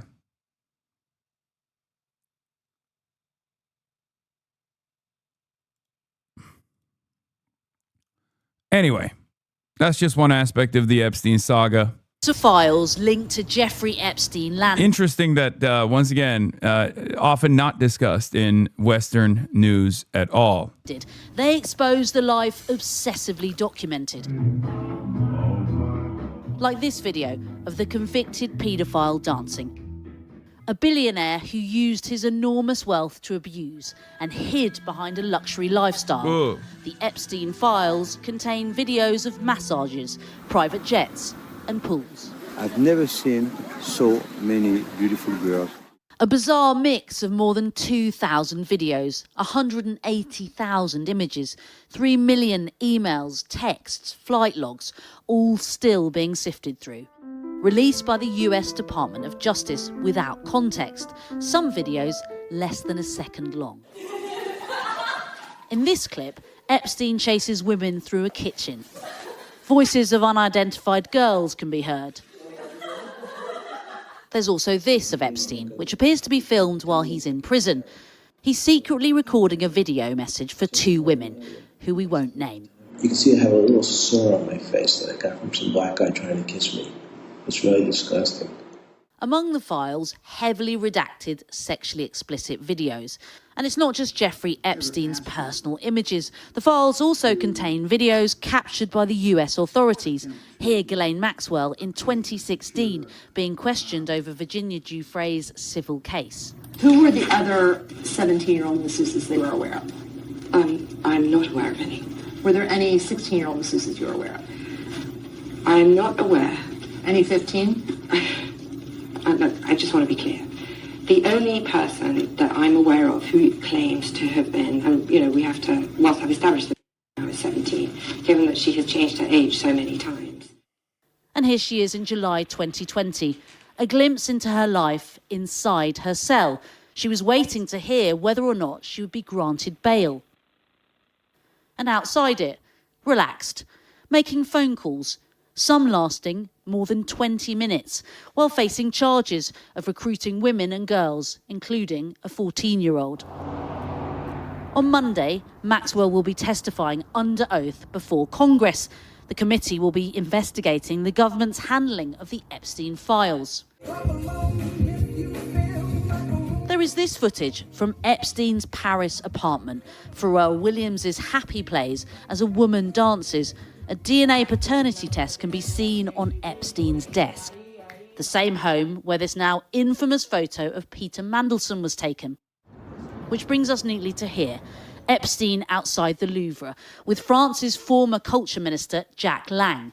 Of course, we should say, appearing in the files doesn't imply any wrongdoing. Well, the files show excess, hotel rooms, flat... That's kind of wild to say that while, putting up a B-roll footage of fucking Woody Allen, who is, you know, he's just a pest in his own right, you know, even before the Epstein stuff, right? So kind of an odd choice there if you're trying to protect the image of some of these people that were affiliated with Jeffrey Epstein. Interesting. Cars, selfies. In one clip, Candle in the Wind plays from his personal playlist on board what appears to be Epstein's private jet. Millions of files with little explanation. For survivors, the release reopens old wounds. While context is often missing, discomfort isn't. We've now been through more than 60,000 photos and videos and thousands more emails in the Epstein files. Here's what you need to know. Bill Gates is the latest high-profile figure to face pressure after being named in the files. This photo of him is taken from... Yeah, not everyone mentioned in the Epstein files is like affiliated with Jeffrey Epstein. Obviously, Norm Finkelstein is a great example of that. Norm Finkelstein was told them to fuck off, basically, when they were trying to establish connection. I think like they even talked about like anti-Israel celebrities, and Zayn Malik is mentioned in the files for that reason, because he was like mentioned as an anti-Israel celebrity. But then there's also the Bill Gateses of the world. And Bill Gates, of course, is heavily involved and implicated in at least trying to figure out a way to rid his wife at the time, Melinda Gates, of a STD that he most likely contracted from someone on the island. We don't have the context around it. And again, merely appearing in the files isn't a suggestion of wrongdoing. Now, in one email sent by Jeffrey Epstein to himself, a draft email that was never sent on to anyone else, he accuses Bill Gates of catching a sexually transmitted infection and then secretly trying to provide antibiotics to his wife at the time, Melinda Gates. Bill Gates has rejected that allegation, saying it is false, and says he regrets ever meeting Jeffrey Epstein. Now, in another email sent by Epstein to himself, he says that he was helping Bill to get drugs in order to deal with consequences of sex with Russian girls. Again, he's denied those allegations, but his wife, Melinda Gates, his ex-wife, has said that he has to answer some questions. For me, it's personally hard whenever those details come up, right? Because brings back memories of some very, very painful times in my marriage, but I have moved on from that. I purposely pushed it away and I moved on. I'm in a really unexpected, beautiful place in my life. So whatever questions remain there of what I can't even begin to know all of it, those questions are for those people and for even my ex-husband. They need to answer to those things, not me. The co-founder of Microsoft has not been accused by any of Epstein's victims, and he called the allegations absurd and completely false. He also spoke on Australia's Channel 9. I met Jeffrey in 2011, so over a period of 3 years, I had a number of dinners with him.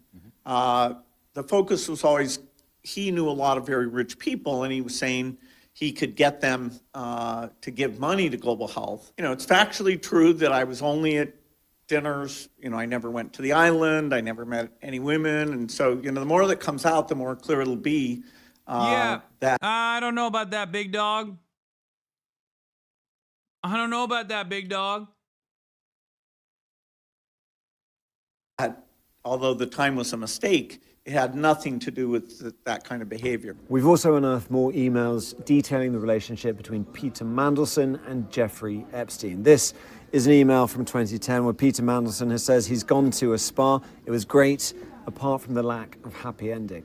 Now, whether that's a joke or not, it's notable that Mandelson is using sexualized language here, because when he's previously talked about his relationship with Epstein, he said that as a gay man, he was kept away from the sexual nature of his life. And then there's this, another email. Bro tried to hit the Kevin Spacey. I'm gay. Like, as though that fucking means that you can't be engaging in criminal acts. Exchange. And this one was sent on the day that Jeffrey Epstein was released from prison in 2009 after being convicted of soliciting child prostitution. He says, free and home. Mandelson writes back, how shall we celebrate?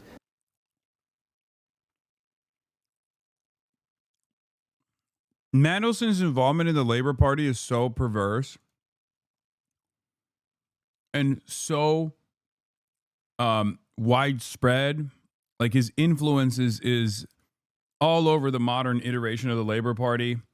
So if Keir Starmer can get away scot-free from this connection, it will imply that the UK, just like the United States of America, has no real criminal justice system at all.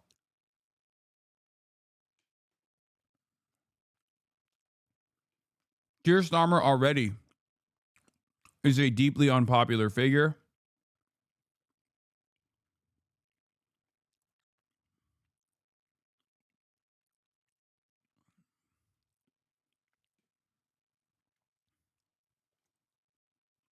And utter vindication for Corbyn, obviously, once again. How do people just accept Starmer, who came to power on the BS ousting of Corbyn, or Macron, who did some BS to retain power after the left won? They just don't think about it, I think. Epstein says to him, with grace and modesty. Why rope Keir into this? Because Mandelson was one of the major players, if I'm not mistaken, on the ouster. I mean, Keir Starmer was one of the major players in the ouster of Jeremy Corbyn. Because if you recall, when Corbyn came to power, they tried to ouster him on numerous occasions. And then the one that actually stuck amidst the separate controversy around Brexit was the anti-Semitism allegations. And of course, the media environment was very different back then, right? The media environment around anti-Semitism allegations, especially as it pertains to like any sort of commentary that is anti-Zionist, especially in the UK, was poisonous. And they basically destroyed Corbyn's momentum by consistently calling him an anti-Semite, and also even setting up an internal labor investigation with some members personally engaging in anti-Semitism to call out anti-Semitism within the Labor Party structure to then tie it back to Jeremy Corbyn.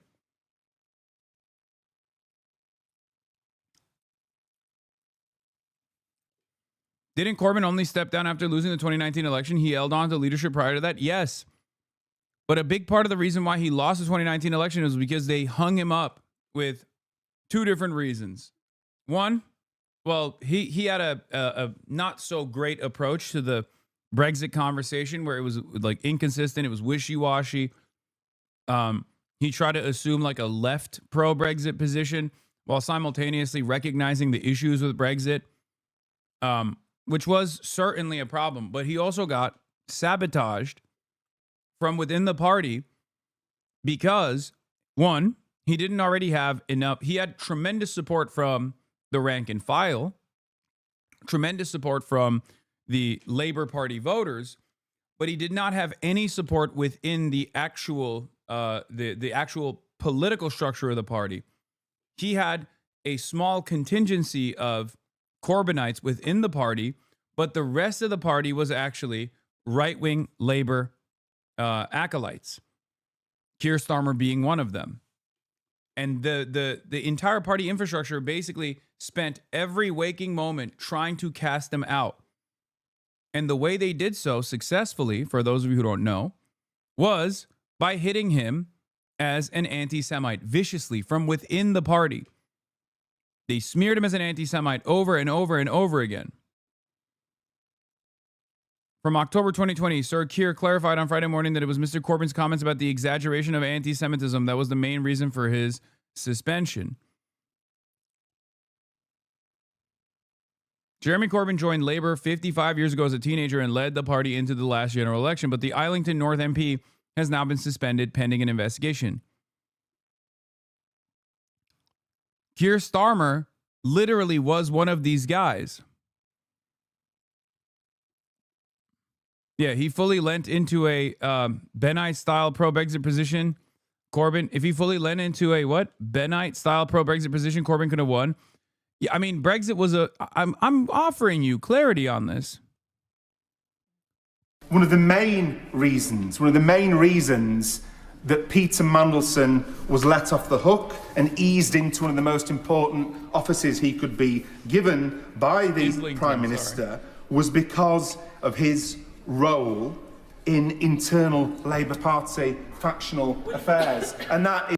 Yeah, and this internal Labour Party factional affair was around the issue of made-up allegations of anti-Semitism surrounding Jeremy Corbyn. And the reason for why they kept calling him an anti-Semite is because of his now totally vindicated position of being openly supportive of Hezbollah as a political movement in the country of Lebanon, and being pro, Palestinian resistance.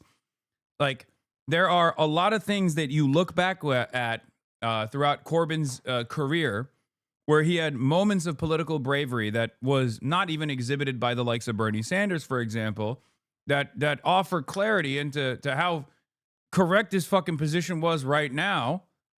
But at the time, it was a third rail.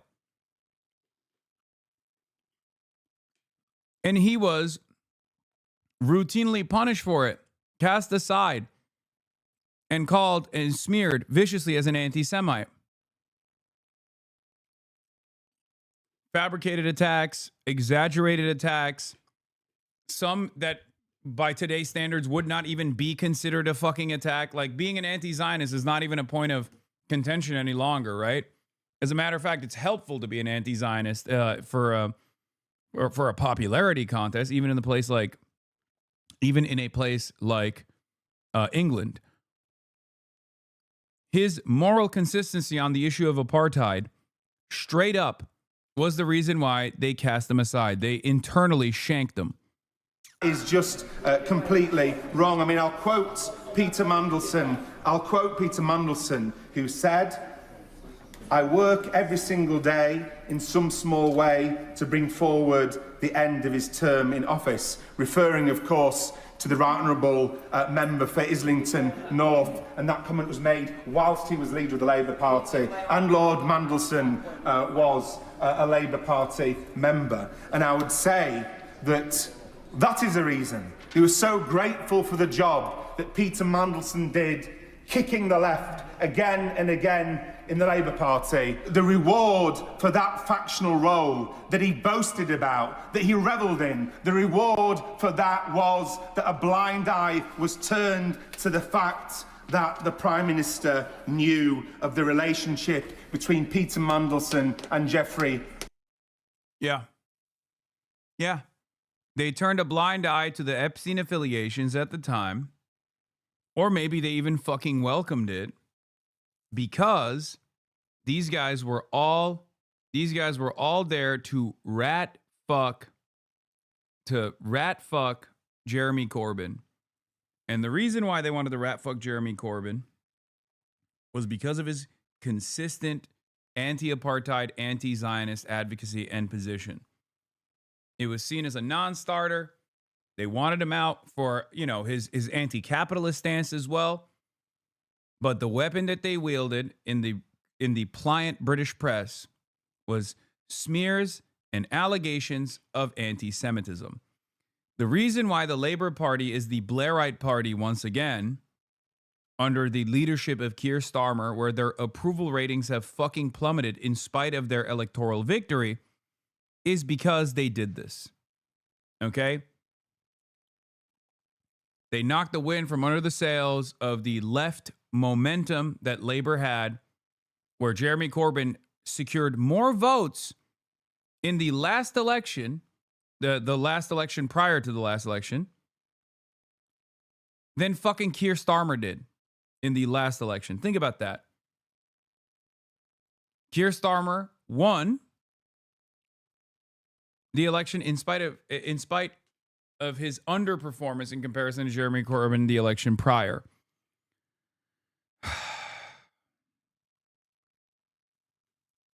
Epstein. The reality is, and I will give way in a second, the reality is that Peter Mandelson wouldn't have made it onto a panel of local election candidates in the Labour Party. Yet he... Chad is saying Labour Party suspended a black Jewish woman, Jackie Walker, for saying that hatred against black people are more prevailed in British society than anti-Jew hatred. Yeah. I mean, the Brits are even fucking crazier. Like, if we're talking about like weird philo-Semitism, the British government and the British media is far worse than like the American government and the American media. I would say that at least the American media just like straight up doesn't cover this shit. Like the New York Times is not writing extensively about my anti-Semitism, right? Like that's just like, you know, Jewish Insider, New York Post, maybe Fox News Digital, and some of these other outlets that are like a part of the ADL smear apparatus. The New York Times is not doing that. Whereas British media will take it to that level. You know, you will have the Guardian and the BBC write about fucking anti-Semitism, the anti-Semitism of Jeremy Corbyn. It's far worse. Or not even just the anti-Semitism of Jeremy Corbyn, but just like anything, any conversation surrounding Israel is immediately it immediately revolves around like how anti-Semitic the fucking person is, unless they're like 100% full-blown pro-Israel. It's pretty wild that it's like, I mean, they got the media on a fucking vice grip over there. He wouldn't have made it into the Parliamentary Labour Party as a candidate for the general election, yet because of his factional role and his relationship with the super rich that quite frankly stinks, he was eased into the position of ambassador to the United States of America. And that's the truth, whether or not people choose to admit it, and I will give way. One of the main reasons... What is this? As a Lebanese guy, I hate Hezbollah. After getting Corbyn, they literally ousted every Corbynite member of the party. Exactly. As a Lebanese guy, I hate Hezbollah for their conservative and repressive local politics. The only good thing they do is anti-Zionism, which is the reason they grew to the position they did within Lebanon. Yeah, of course. I mean, that is the position of Hezbollah. Like, first as a Shia militancy that was like to protect the Shia population, but then obviously more consequentially, a paramilitary alongside its like parliamentary initiatives, a paramilitary that was capable of successfully pushing back against Israel and purging the Israeli forces from the boundaries of Lebanon.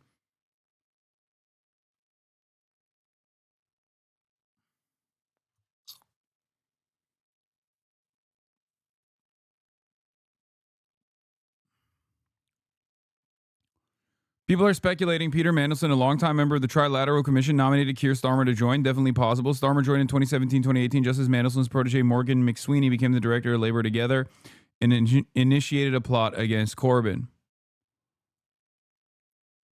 By the way, this is where the new British opinion polls look like for voting intention. Reform UK has the top slot with 31. Greens are at 18. Shouts out to the Greens. Labour has dropped down to the fourth position at 16. Conservatives are still at 18%, which is crazy. Like, but now Greens are in the second slot. The UK, as I correctly predicted, is seeing a sea of fascism, a growth of fascism. What a fucking spectacular defeat. Also, your party, due to its internal collapse, is not even in the is in the other category, basically. Remember when I told you that this was what was going to happen with Keir Starmer, and there were a lot of naysayers in the chat? Yes, Reform is the fascist party in the UK, and they've been picking up conservative MPs left and right, and they have totally dominated the right-wing slant of British politics since Keir Starmer rose to power. And I told you that already. This is not a tiny sample. This is 2,264 adults. That's not a tiny sample at all. That's actually that's an adequate sample size. Here. We'll talk about the Tories today and their gigantic, ginormous, whopping L that they received, among many other things. But beyond that, it's not exactly a sign of good things to come. And I will tell you exactly why. Not because I'm some hater who's always saying like, oh, progress is never happening or anything. Good W for Jezza as an independent in Islington. We'll talk about that as well. But Tories were so... Scotland didn't even vote for its own guys. Dude, it is pretty crazy seeing this massive wave of support, dude. Reform didn't do well as predicted. Shame that where I live voted for them. Wait, what do you mean didn't do as well as predicted? No, they did gangbusters. What are we talking about? Reform did predicted as in 13 and only got 5 or 4. No, but that's still, guys, in comparison to the exit polls, they did way worse. But it doesn't matter. They still got millions of votes, okay? It's like the British Nazi Party getting millions of votes. That's not... Reform won second in 98 seats. Like, you cannot tell me that this is not legitimately troublesome. This is the British Nazi Party, dude. It is crazy. And here's why it's damaging, because immediately people start going, reform isn't as extreme as other right-wing parties in Europe. Like, people are already doing, people have this tendency without recognizing what they are doing to normalize extremist politics. And this unfortunately never happens for leftist politics. It never happens for like socialism. It only happens for further and further reactionary right-wing politics. And I don't even think that that guy is like secretly a reform supporter or anything. I just simply think that that guy is doing the predictable thing, that many people do when they see a genuine cause for concern, and then their first reaction to this genuine cause of concern is not to analyze it and go, oh my God, this is damaging, this is terrifying. There's millions of people in our neighborhoods that went and voted for like out and about fascists. Second place in 98 districts is unimaginably bad, especially because of what I said earlier, that like the conservatives, in order to launch a stronger opposition, will most likely play the role of normalizing reform's policies. You've seen this already happen with the AfD in Germany. You've seen this happen with Marine Le Pen, the nationalist the party in France.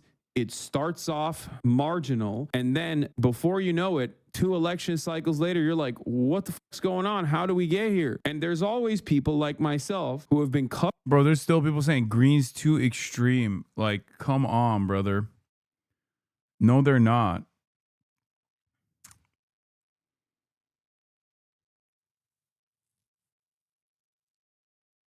Anyway, the other part of this analysis is when I talk about I think it might be here, is when I talk about how Keir Starmer's poor performance, if he pivots to the right, Keir Starmer's poor performance is going to lead to a fucking groundswell of reform voters.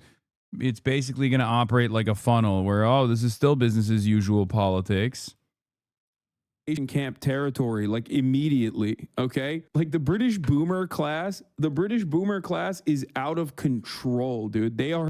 I have a hard time with how the left can win in Europe because unlike in the US, they do actually have genuinely leftist options like Mélenchon. They just don't like them. No, I know. There's a lot of brainwashing and a lot of propaganda in the, you know, European press. The country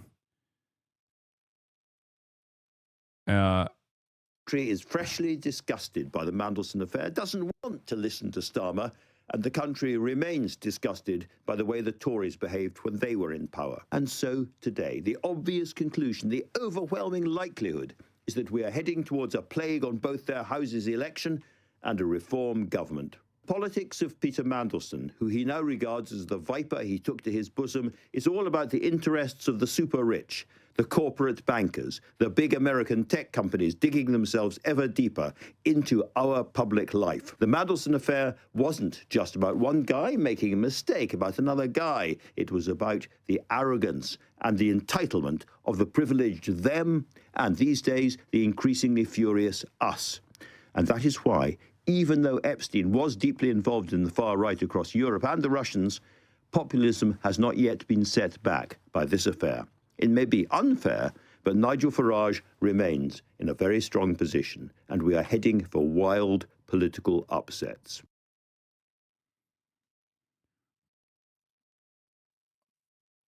Zach Palensky's message convinced me to become a Green member and stand as a councilman for them in May. Hell yeah. Crazy that the only way you were wrong is it's now labor that's normalizing reform policy and even getting outflanked by to the left by reform, like the 2-child benefit cap. No, I said that too.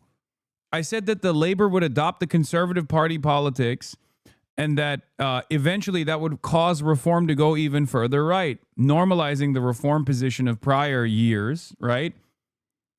And it would make the reform party go even further right. So no, that is the exact prediction I made. I said that Labor was going to adopt a lot of the conservative party platform positions, and then this would cause reform to harden their stance and go even further right. This has a normalizing effect. And the only reason why I knew this was going to happen is because I'm watching it happen every fucking election cycle in the United States of America with the Democrats. Ratcheting further and further to the right once again.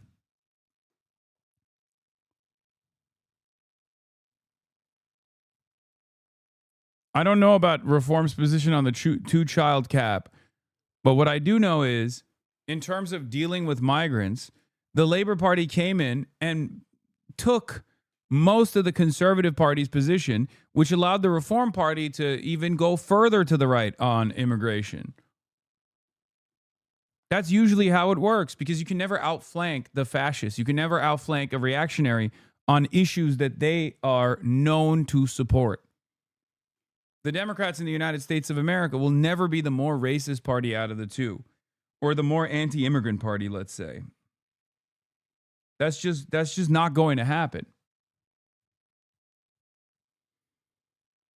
It will only cause a normalization of the right-wing position on immigration, and then it will cause the Republicans to go further right.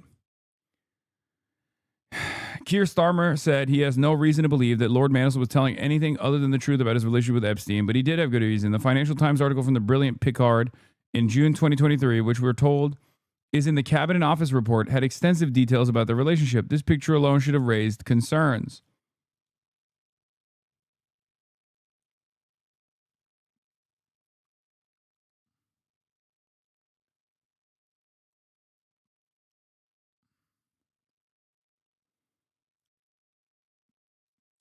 Reform wants to make beer cheaper by lowering the tax on it. They said money will be raised by reinstating the 2-child limit.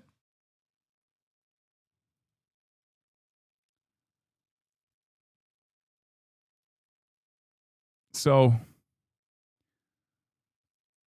anyway, this is just like British politics, but those are the names of two strippers. The same meta that exists in the fucking British British parliamentary politics is exactly the same in the United States of America as well. Mandelson replies, from now on, grace and modesty should be discovered in London. We've also found new video of Jeffrey Epstein himself, apparently in detention, apparently sending a covert message to 2 women. We're not naming the 2 women. And he appears to be in detention because of the clothes he's wearing, the context in which he talks, and the backdrop. Okay, so Darren and I are sitting here. You can hear the echo. I'm pretending I'm talking to Darren. So, hi Darren. So, you guys having a good time? You can see I have a little sore on my face that I got from some black guy trying to kiss me. It's really disgusting. With his tongue. Oh, it's really, Anyway, I have pictures up on the wall. I had to borrow the Scotch tape to get the pictures on the wall. I'll talk to you guys later. Bye. That video is in stark contrast to most of what we've seen in the Epstein files, which show him living an extravagant billionaire lifestyle. Instead, we see where his crimes led him. So too with this more than 400-page report from the FBI investigating his death in custody. That was eventually ruled a suicide. Yeah. The Trump administration plans to withdraw 700. Sure. Anyway, so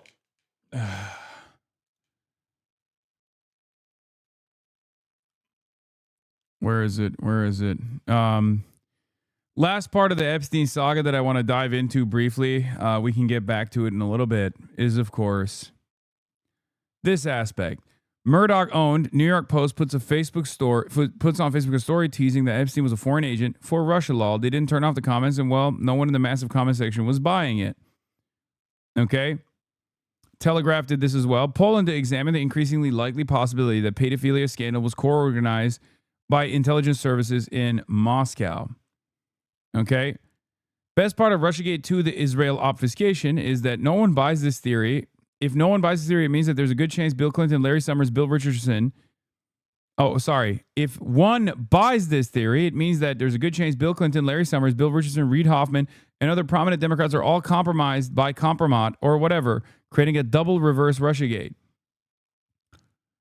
Like, they can't say it's Israel for some reason. I wonder why, right?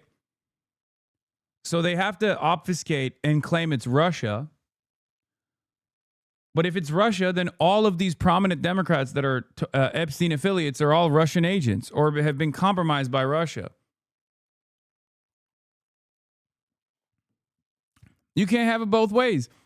The Russiagators are going to collapse in on themselves until we end up with Putin building Compromat on the whole world, thus liberating our liberal class from any meaningful power analysis or introspection. In the end, everyone will get off the hook, even Putin.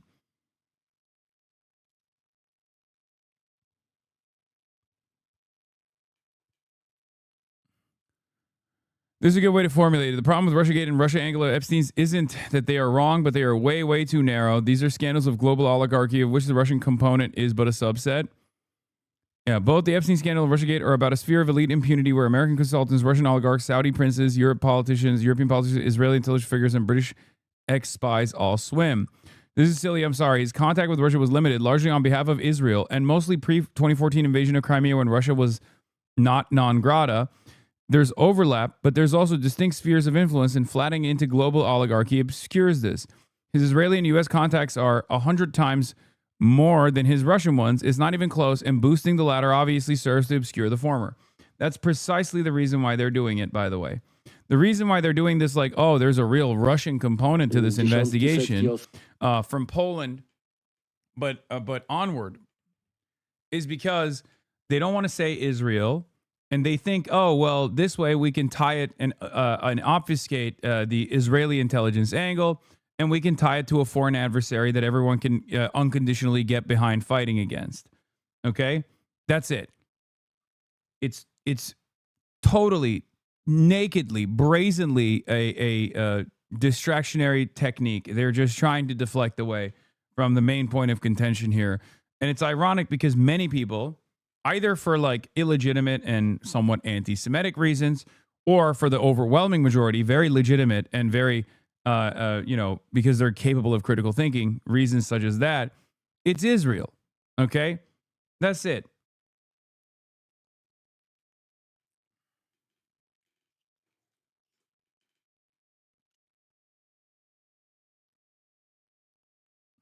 It's so fucking ridiculous. It makes no sense.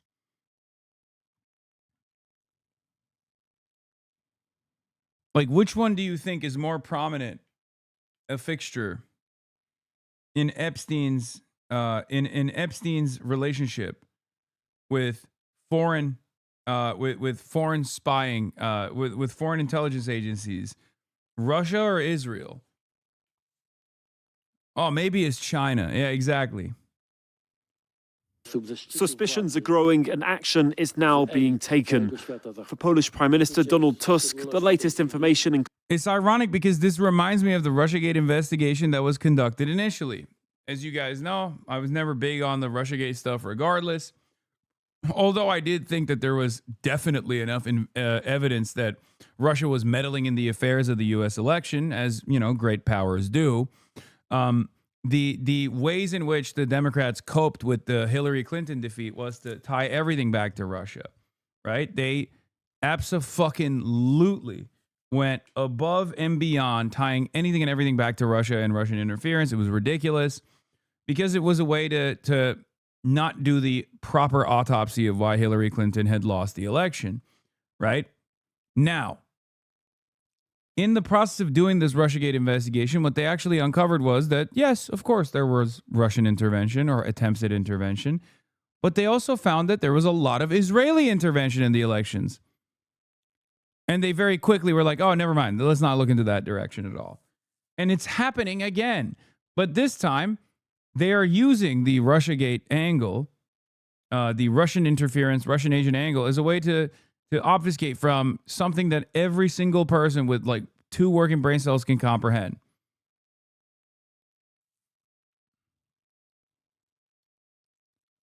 It's very interesting. Russiagate was top-down, manufactured by one powerful faction of the U.S. elite to cripple a rival faction. A daily stream of spy agency leaks to friendly media. The narrative was one side is evil, one side is good, whereas the Epstein scandal implicates the entire ruling class. Exactly.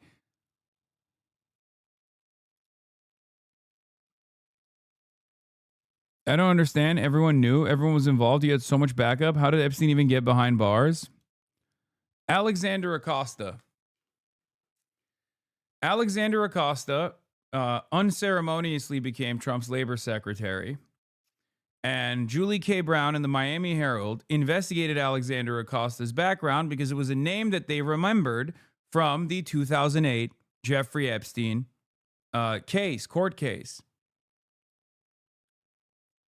Alexander Acosta was the prosecutor that gave Jeffrey Epstein this insane sweetheart plea bargain. One that allowed him, regardless of his, regardless of the nature of his crimes, one that allowed him to leave prison on a fucking worker structure. I forget what it's called, but like, it was unheard of. There's never been a moment where someone who got their sex trafficking of minor charges reduced to trying to solicit prostitutes that were literally children, by the way, but they made it seem like he was just trying to solicit. I guess they did say, yeah, work release. Thank you. A work release program. There is no world where you get to get a work release program if you're a pedophile. Okay. There's no world where you get your sentence reduced as much as Jeffrey Epstein did. And there's certainly no world where you get put on work release as a pedophile. At most, if you are a pedophile in prison, they will put you away from Gen Pop, because if you're in Gen Pop, they will kill you, right? So you're kept under a close watch. There is no world where you get work release as a pedophile, as you are carrying out your sentence.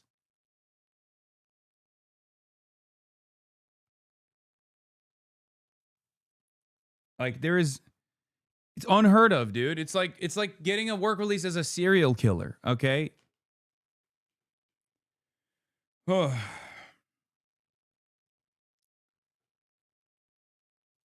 Included in the release of over 3 million files adds to concerns that the Epstein pedophilia scandal was co-organized by Russian intelligence. Anyway, Julie K. Brown conducts this investigation with Miami Herald, going back to the Epstein files. It becomes viral, and then it becomes such a major issue that the Trump administration has to address it. The Department of Justice, well, not the Department of Justice, but the Southern District of New York reopens the Jeffrey Epstein case, take a closer look at it. And you know, they arrest him, obviously, because there's a lot of fucking evidence that he has continued his conduct. And they take all of his data from his New York mansion, his New York residence, and then he dies under the watch of Bill Barr in a federal prison. The same federal prison that Luigi Mangione and Maduro are in right now. This has pushed the Prime Minister to ask for a probe to be conducted into Epstein's possible links with Russia's secret services, as well as to Tusk's. I was in work release for heroin addiction in like 2012, and I'm very sorry to tell you that you are very wrong about this. You get work release for pedophilia? It's child endangerment. I mean, I know the criminal justice system is very bad at work release, but he didn't spend most of his prison sentence in. Chomos get work release and into halfway houses all the time. Chatter. He literally was just sleeping at the prison. Like every day he was able to go back to his fucking mansion.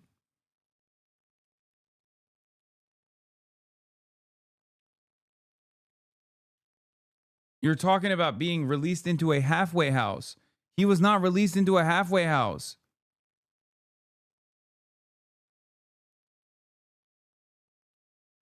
He didn't check in at a serious job site either.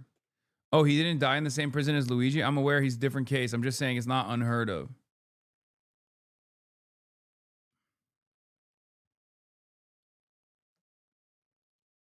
Country. A growing number of commentators and experts assume that it is highly probable that this was a premeditated operation by the Russian KGB. This so-called honey trap set for the elites of the Western world, primarily the United States. This can only mean that they also possess compromising material against many leaders still active today. Suspicions that are fueled by the release of emails showing the lengths Epstein and his associates went to recruit young Russian women, with documents including requests to book flights from Moscow to Paris and to New York. A honey trap designed to blackmail the global elite. Vladimir Putin is named over 1,000 times. Epstein died in Metropolitan Correctional Center in Manhattan. Luigi and Maduro at MDC Brooklyn. Sorry. I'm wrong. I apologize. It's MCC, not MDC. You're right. In the latest documents, exchanges discuss appointments to come between Epstein and the Russian president, including after Epstein was convicted of procuring a child for prostitution. Previous emails also appeared to show Epstein offering advice to politicians on how to deal with Donald Trump. The question as to whether he was working for secret services isn't a new one. For years, some have suggested Epstein was in fact working for Israel's Mossad.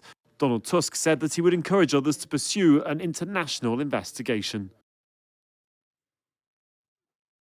I like that the entire video is about connections to KGB, and then there's like a brief moment where they reveal the Mossad angle. Nice. Immigration agents and officers from the Minneapolis area, but border czar Tom Homan says roughly 2,000 or so will remain. That is more than 3 times the number of city police officers. Homan said personnel on the streets would now start to wear body cameras. The government also faces waves of resignations by U.S. attorneys in Minnesota. Omar Villafranca has more on the federal employees who are leaving Minneapolis. I have announced effective immediately, we will draw down 700 people. On Wednesday, border czar Tom Homan said he's reducing the number of federal immigration agents in the Twin Cities. After months of sweeping immigration enforcement operations that have been met by widespread protest, culminating with the shooting deaths of 2 American citizens. Do you think this operation was a success here in Minnesota? I think it was very effective as far as public safety goes. Was it a perfect operation? No. In a statement, Minnesota Governor Tim Walz said the reduction was a step in the right direction, but called for a faster and larger drawdown of forces. Homan said the move was spurred in part by heightened cooperation between Minnesota County jails and ICE. Meanwhile, 4 federal prosecutors who led a $250 million fraud case have resigned from the U.S. Attorney's Office in Minneapolis, part of a wave of departures that has slashed the district staff. Sources say the office now has as few as 17 assistant U.S. attorneys, down sharply from 70 during the Biden administration. The resignations in part over the massive federal immigration enforcement crackdown and clashes with protesters in the state. Among these departures, Julie Lee, an ICE attorney who moved to the Minnesota U.S. Attorney's Office in January to help it respond to what she called a tidal wave of civil filings from detainees. According to a court transcript, Lee told a judge during a hearing in St. Paul her job sucks and asked to be held in contempt so she could get 24 hours of sleep. Lee had picked up 88 immigration cases in a month. She went on to say, according to a court transcript, "What do you want me to do? The system sucks. This job sucks. And I'm trying every breath that I have so that I can get what you need." Lee's remarks show the pressure that federal attorneys are under to keep up with the administration promises of carrying out mass deportations. Adriana? Omar, thank you so much. Remember, the drawback of 700 federal agents from Minneapolis is utterly irrelevant when you consider that 3,000 agents were sent there. Okay? This is a symbolic retreat, I think, in an effort to try to shift the attention away from Minneapolis while continuing its fucking mass It's mass immigrant. It's anti-immigrant operations en masse. It's completely insane, and yeah, I mean, we're still on fuck ice.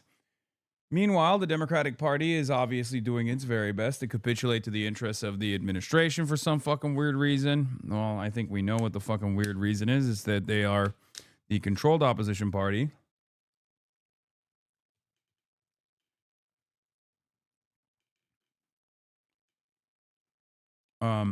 People on the ground from Minneapolis are reporting that ICE is still fully operational, and they're still conducting their anti-immigrant deportation schemes.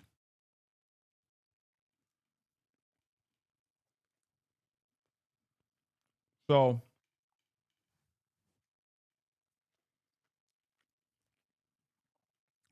I think this is a switcheroo to stop you from paying attention. But the very fact,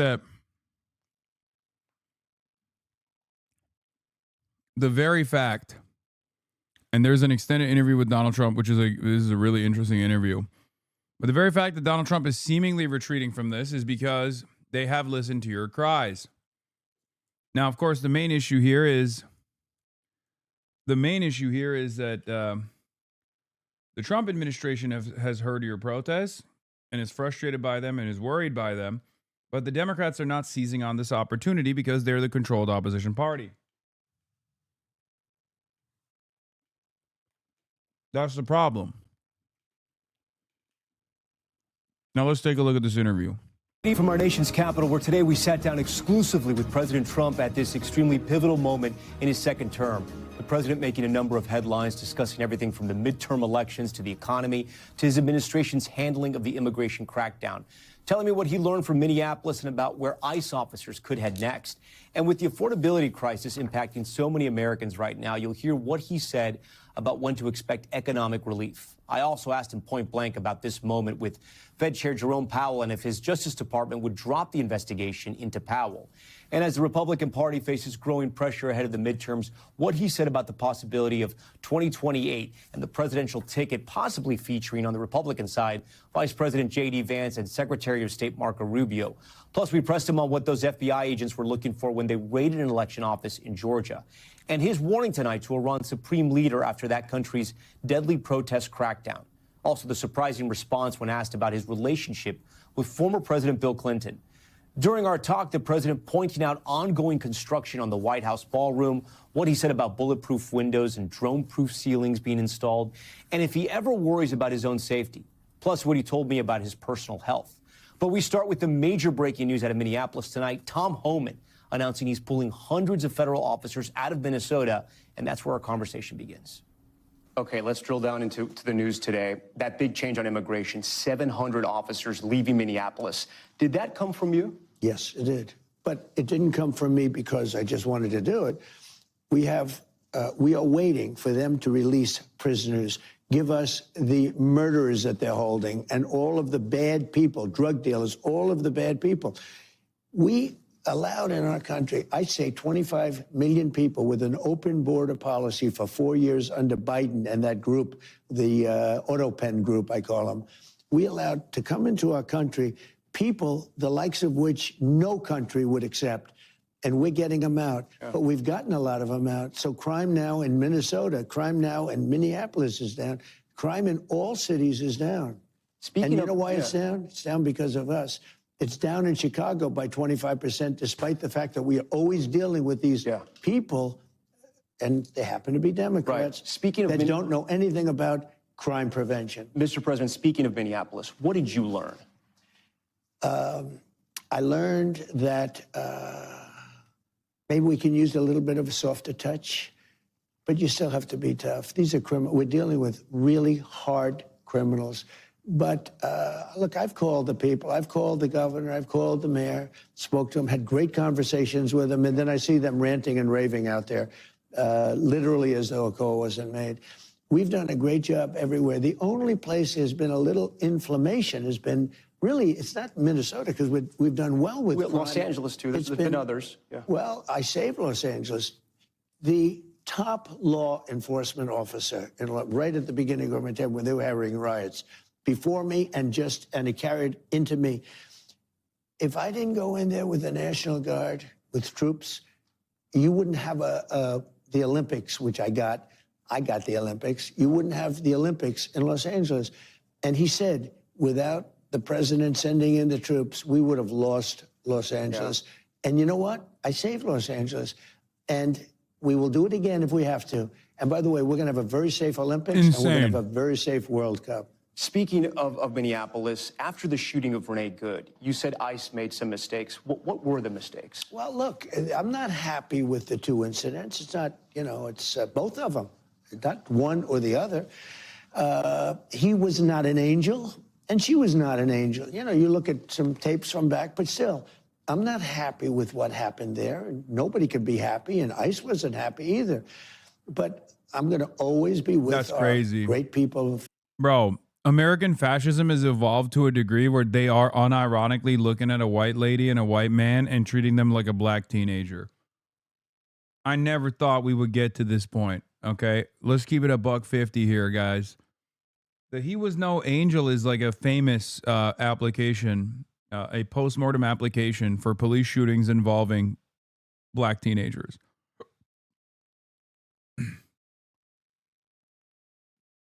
Michael Brown was no angel, right? That's where it was most famously used.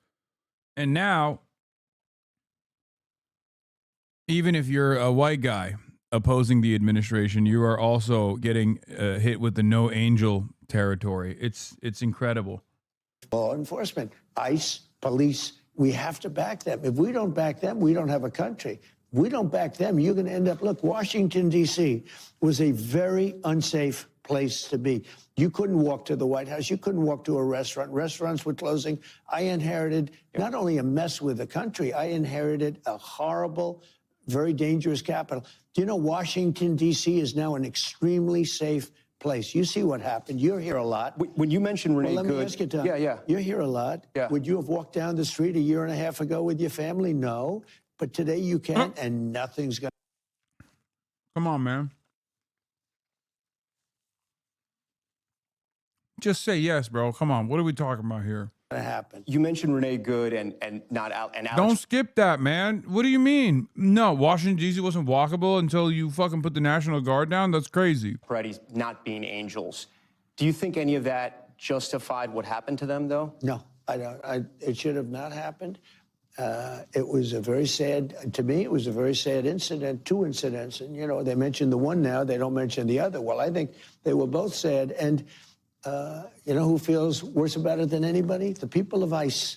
They're strong, the people of tough ICE. People. And they have to be tough because we're dealing with hardened criminals. Right. We're dealing with people. Jails have been emptied into our country from all over the world, from Venezuela, where we had great success, you will admit, but from Venezuela, from the Congo in Africa, from all over the world. Jails, the jail population was emptied into our country. If we don't have strong people...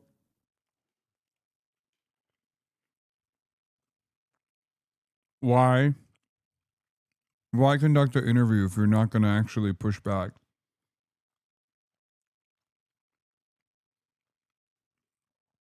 What are we doing here?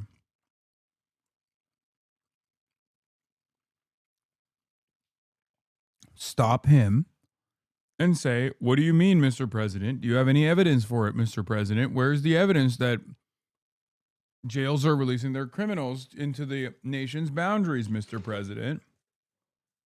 Like, what the fuck, man? This isn't CBS. I thought NBC was supposed to be less compliant. You're not getting them out. Yeah. And we're getting them out. Remember this, again, I say it again and again. We have record low crime in the United States.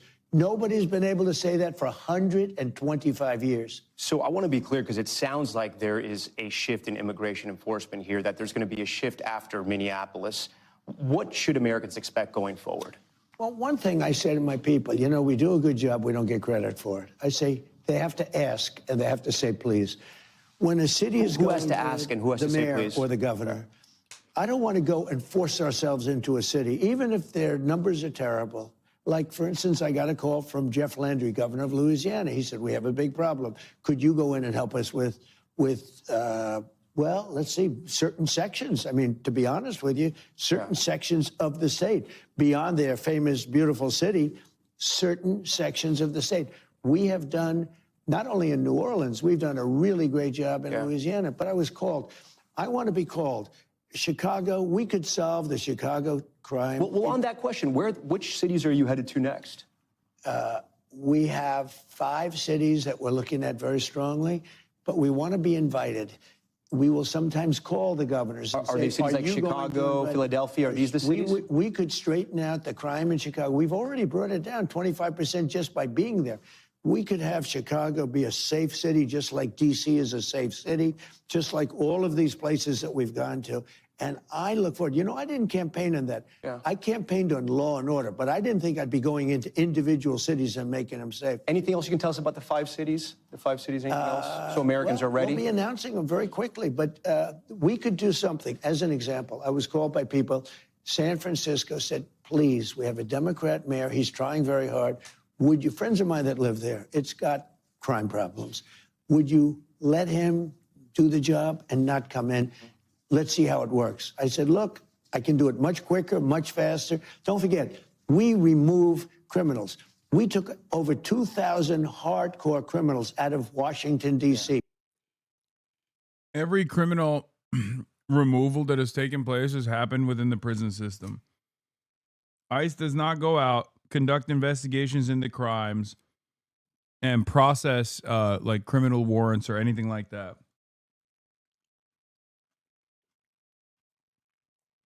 At most, they will try to go to local jails and get people who are charged, not convicted, charged with a crime. But as far as like actual convicted criminals, yeah, they get them from the prison because that's where convicted criminals are, in prison. If we didn't do that, 2% of the people create 90% of the crime. Think of that, 2%. So you have a criminal, because it's over and over again, 2% create 90% of the crime. We took out 2,000 people, more than 2,000 people out of Washington, D.C., and we now have a safe city. You, as I mentioned, you've had success on immigration. Illegal border crossings are at historic lows, right? You know, it's so nice that you said that. But if you look at Tom, what you just said. It's true. No, but it's so nice. I hope you air it.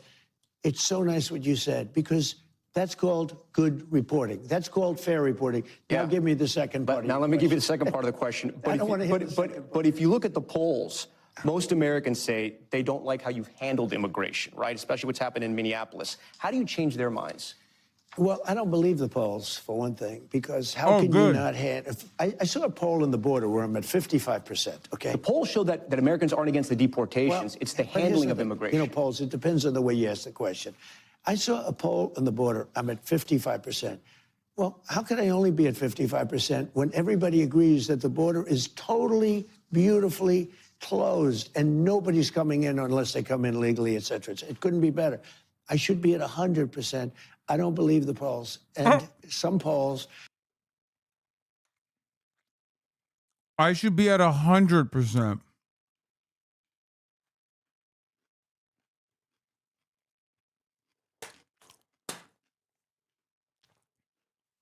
I should be at a 100% approval rating on the border.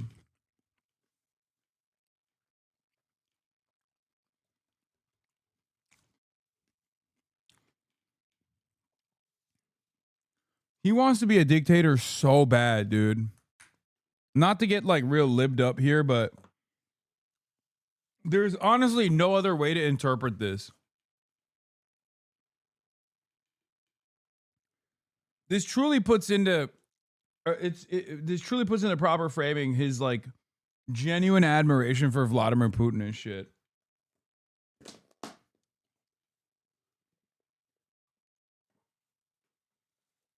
I've often wondered what it's like why authoritarian leaders do like silly things to make themselves appear a certain way as though they are beloved by large majorities of the population, if not the damn near entirety of the population. And I'm seeing it. It's just like so petty. It's so stupid. You are not tapped into the conservative mind virus like you used to be.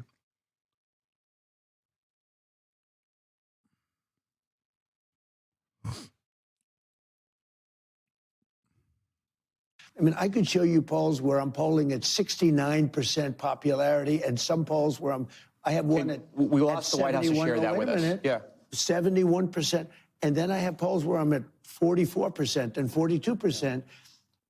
The polls are almost dishonest, almost as dishonest as some of the reporters themselves. Yeah, but I'm getting very good polls. I'm getting very good polls on crime prevention, on law and order, and on the border. I have to, and I'm starting to get great polls on the economy, which I think is the polls on the economy aren't they're not great. They should be great. They should be. So why aren't they? If you believe that, I don't know.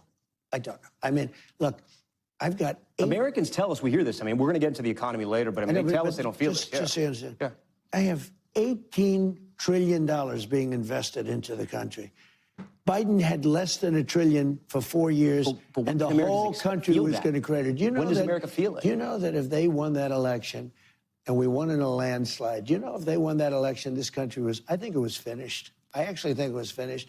You would have had people, instead of 18 coming in, 18 trillion, you would have had $10 trillion leaving. I think our country, I think we would have been Venezuela on steroids. I have a question about immigration still looking forward now. Your goal during the election was to deport everyone who came here illegally under President Biden. Is your mission now to deport everyone who came in illegally, or just people who have come in illegally who have also committed additional crimes? We are totally focused on criminals, really bad criminals. Now, you could say people that came in illegally are criminals, but I'm talking about murderers from different countries. We have 11,888 murderers that Biden and his group led into our country. We've captured a lot of them. We've brought some of them back. It's so funny. Like, every part of the immigration conversation that happens on the mainstream, on both sides, is just built around whatever fucking lie Donald Trump is claiming. Okay? Once again, this is an abject lie. Okay? It's just made up. The idea that, like, ICE is actually tackling crimes of this sort is a lie. The idea that, like, Biden didn't actually criminally prosecute, Biden's DOJ didn't criminally prosecute murderers if they're undocumented immigrants is, like, such a laughable lie that I don't even know how to describe it. Like, if you truly believe that, you have the brain of a baby. Actually, even a baby would be like, goo goo gaga, I saw Paw Patrol. I'm pretty sure if you're a criminal, like, you're going to jail, right? Doesn't really matter. And despite the fact that this is this lie requires you to not have object permanence, this lie requires you to have the brain of a fucking child. Many Americans seemingly have that brain. And I think it's a massive problem with mainstream media that they don't, like, address Trump's ridiculous statements here. Okay? There's no world where, like, mainstream media goes, wait a minute, Mr. President, you're saying that, like, Joe Biden released criminals into the wild when these criminals happen to be of immigrant background? Like, just simply asking for evidence, is that too much? Can we just ask for evidence?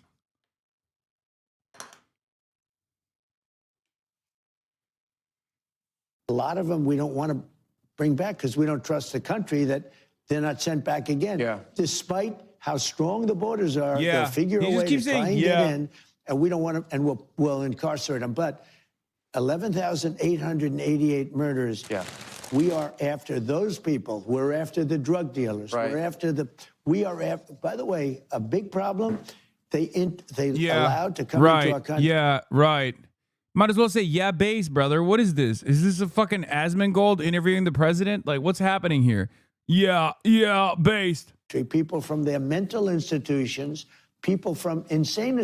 Your company is tanking, bro. Please get back to the office and stop this vacation. Who are you talking to?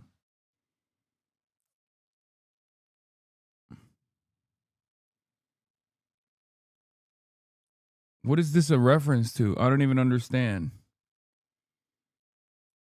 Are you talking about Donald Trump? Oh, you work at Amazon. Yeah, that's true. Amazon is tanking. My vacation?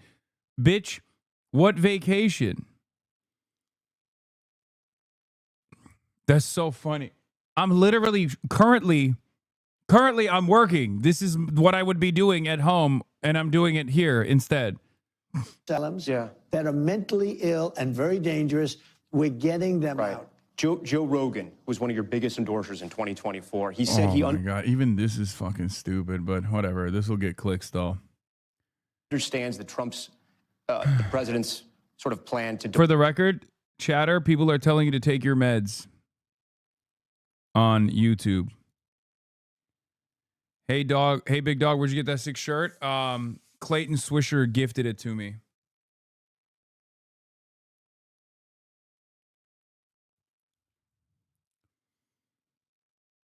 Are you guys hiring at your work? No. More people here who are here illegally. But he also understands why critics compare ICE officers to the Gestapo asking people for their papers. What's your response to him? Well, look, first of all, he's a great guy. We had a tremendous success before the election. I think it was his biggest interview ever, and over 300 million people. It was very good. She didn't want to do it, you know. She decided not to do it because she's not capable. But I spoke to him 3 days ago. We had a great conversation. And all I'm doing, I have to keep... Did he mention this to you? Did you guys talk about this, the ICE enforcement? Yeah. Just had a good conversation. I think he's a great guy, and I think he likes me too. Yeah. And, you know, liking me isn't important. What happens is that I think we do a phenomenal job, but I don't think we're good at public relations. What does that mean? You've said that a couple times now. What do you mean by that? We don't sell the great job that we're doing. Look, we have the safest country. Is that your staff? Are those your staffers? Excuse me, people from your persuasion, somewhat left, to a job on numbers. It just came out that in 125 years, we have the safest country. The best crime numbers since the year 1900. Yeah. That's a stat. Yeah, we know that it's was true. Way before my father was born. Right. Think of that. And yet, then you talk about crime, or you talk about this, or you talk about that, and the poll numbers aren't that good. People, we don't do a good public relations job. That's why I'm doing the interview with you today. We appreciate I'm trying to help my people, you know, PR, public relations. I will say, Donald Trump has diminished. I do legitimately believe that his brain processing power has gotten worse. Like, this is a reduced Trump. His interviewing skills are worse in general. He rambles even more than he used to, and he used to ramble quite a bit. There is definitely a Brandonization taking place here. Speaking of your people, you're never afraid to shake up your team. You've said that you're okay with shaking up your team.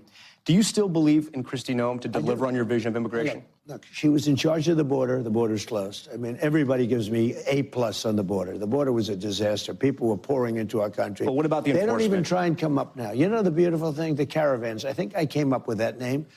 Thousands of people, 25, 30,000 people in a group. You know who sent them? Their countries. They sent the people that they didn't want. Not only criminals, people that didn't want to work hard, etc. They know who it is. They sent them into our country. We have nobody coming in anymore. We have very good. You just asked me, Kristi, we have the best crime numbers that we've had in 125 years. I think she's doing a very good job. Again, public relations. She's not getting credit for the job that she does. Let's move to the economy now. And excuse me, what is sad though, and it is, we had the two primary incidents in Minnesota. So, and you shook up leadership there. You brought Tom Homan in. Yeah, I did. And Tom is great. Tom is a superstar. But you do thousands of arrests. You arrest thousands of rapists. You arrest thousands of the worst people. You arrest the drug dealers. I mean, we had drug kingpins. We had murderers. Thousands. No incident. We bring them back to their country. Two people. It's bad. I hate it. I hate even talking about it. Two people out of tens of thousands, okay? Mm-hmm. And you get bad publicity. Nobody talks about all of the murderers that were taken out of our country. They don't talk about... but it was two Americans. They don't talk about we have the smallest drug... Brother, you guys put a new rule in the rule book that allows you to literally deport someone for being suspected of committing a crime, any crime, with the Lake and Riley Act. Because Lake and Riley was murdered by an undocumented migrant who was arrested, jailed, and then deported. What the fuck do you mean? Just 2 people in the process of deporting people. Come on, give me a break. Let me kill a couple people. Come on, guys. What's your expectation? I kill 0 Americans? No, I got to kill a couple. And now it's bad PR. As an example, we've been very tough on the waters, and soon, pretty much overall. But if you look at the waters where we knock out boats, each boat that we knock out, we save 25,000 American lives. We're doing a job like nobody's ever seen before. I just got to... Please follow up on that. The administration is currently being sued by the families of the victims. I mean, it'll most likely go nowhere because it's the American government that assassinated them, unfortunately. But he's just, everything is made up. What the fuck, dude?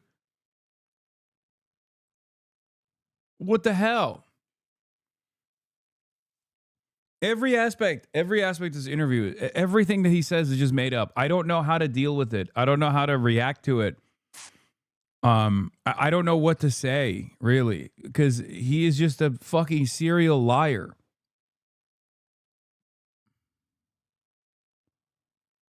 Like, every boat that we blow up leads to 25,000 saved lives. How? Your very own department, your very own drug enforcement agency says that Venezuela is not a narco trafficking hub. The boats that you blew up have don't have the gas tanks to make their way all the way up to the American coastline. These are small fishermen boats, small go-fast boats that are going between Trinidad and Tobago and Venezuela. And you blew them up. You have victims, family members of the victims that are suing the government right now. Do you have any evidence whatsoever that these are boats that are actually trafficking drugs into the United States of America? And if you have evidence, why have you not revealed it? And if this, and someone needs to explain how those boats make their way to the United States of America. And this is before we even talk about international law. There's a proper process here. Is murdering random boaters the appropriate measure to take? Or doesn't the Coast Guard have apprehension techniques beyond lobbing hellfire missiles at fucking random boats or like drone striking random boats from afar? If these are drug traffickers, isn't it more beneficial to actually overtake these boats and apprehend the drug traffickers inside of these boats after conducting a proper investigation? All of these are normal questions that a normal adult should be able to ask the fucking president.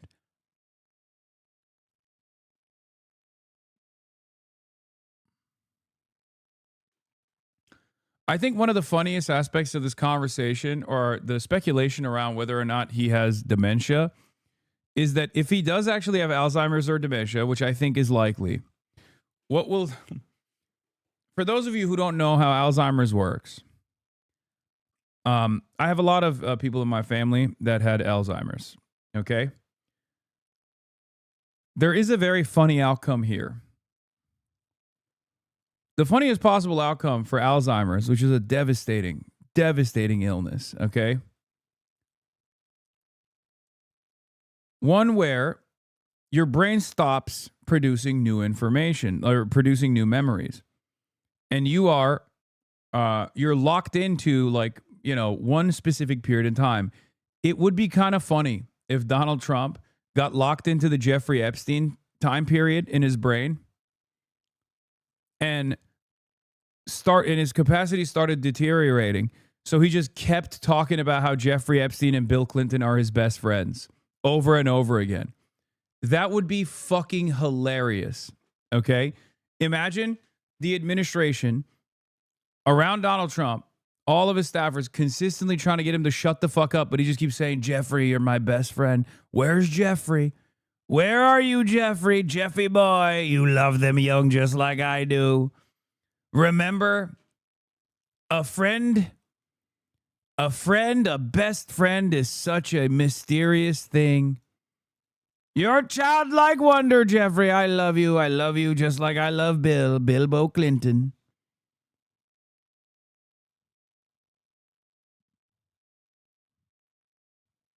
And you want to know what will happen?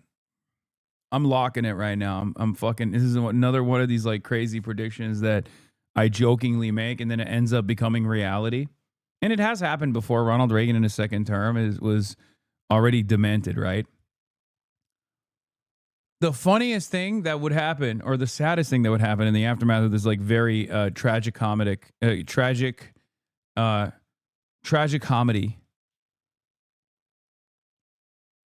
would be that the American people would still not fucking do anything about it. Okay? Donald Trump comes out and is consistently talking about how he loves sucking Bill Clinton's dick and how he loves Jeffrey Epstein because that's the last time his brain was capable of producing new memories. And then the American people still don't say anything.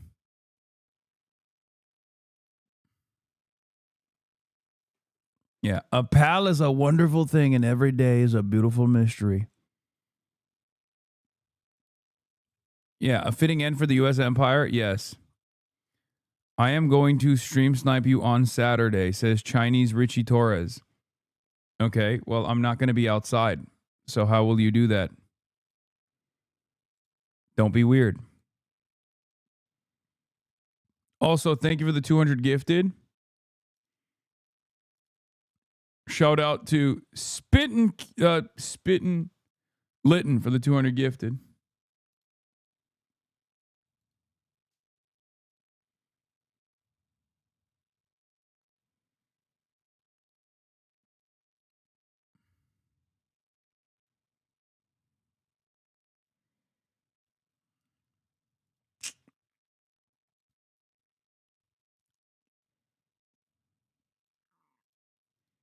Phone with President Xi, and he is amazed at how well the United States is doing.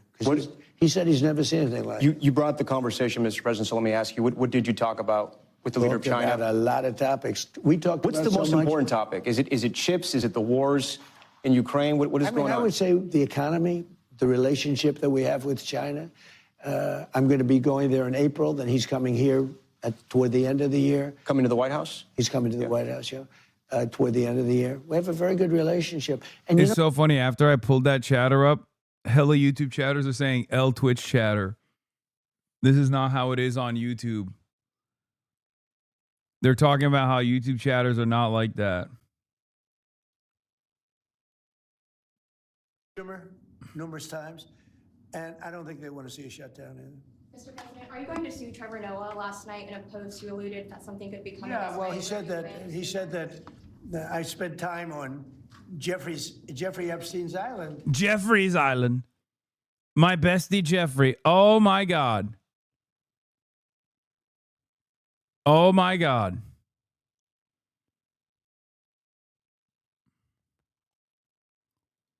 I didn't. I mean, he's a lightweight, this guy. He's a terrible, I think he's terrible. I thought he did a terrible job at the Grammys. I thought the whole Grammys was terrible. I watched part of it. It's not watchable. Numerous times.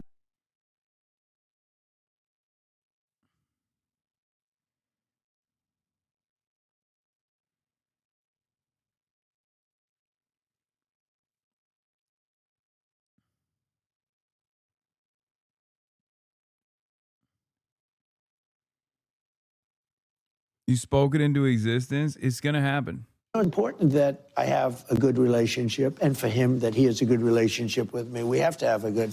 These are the two most powerful countries in the world, and we have a very good relationship. You talk about tariffs? We spoke for an hour. Does he ask you about the tariffs? Is he saying this is hurting us? Well, they're paying a lot of tariffs, as you know. China's paying a lot of tariffs.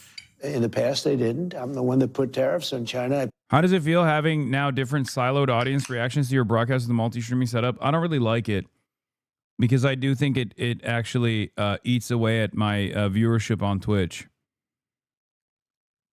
Because like if YouTube was like, you know, hitting 30K every day, then I wouldn't mind it. I wouldn't even mind like a little bit of a hit on the viewership on the Twitch side. But now it's very clear that it actually chopped the viewership.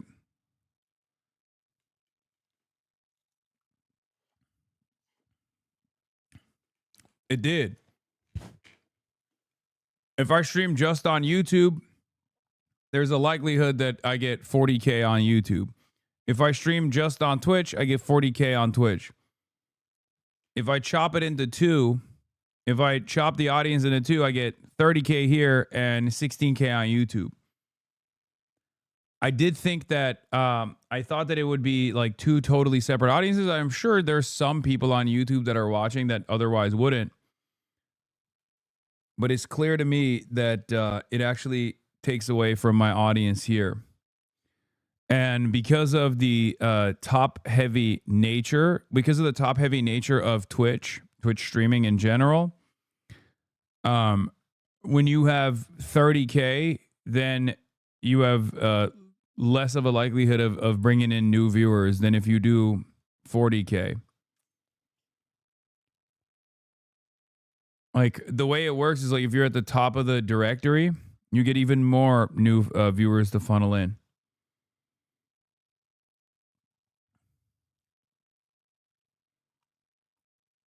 Having overall more viewership doesn't matter. It's inconsequential. That's still more total viewers. You're dork. You're objectively wrong. No.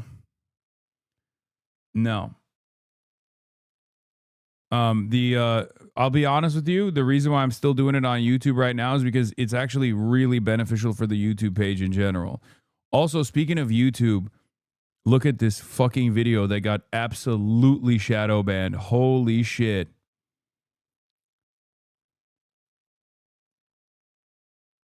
$19,000 views, dude. That's crazy. But all the other videos and their viewer counts have gone up.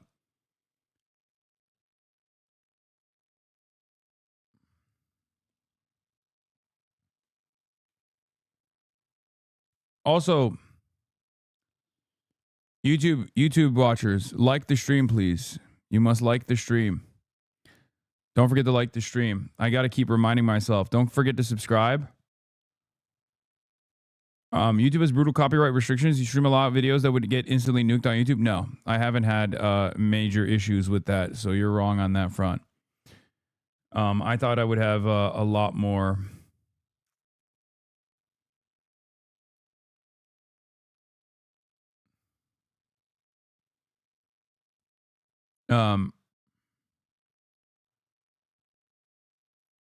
I thought I would have a lot more issues with YouTube streaming in general on the copyright side, but no, it's been pretty good.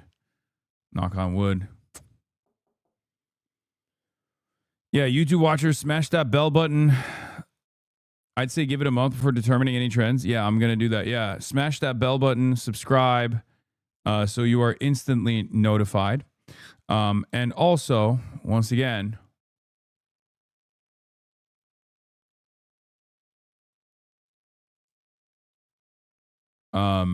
like the YouTube stream, so it gets better placement on the algorithm. I think the vast majority of YouTube watchers are people who watch the Twitch stream and are just using YouTube for the convenience. The first day made it seem like more, but that was a post-ban stream, which always hits crazy numbers. Yeah, I think so too.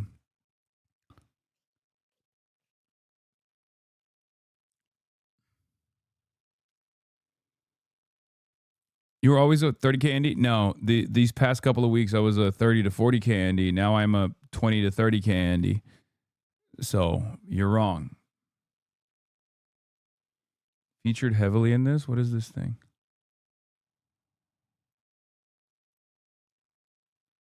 Okay.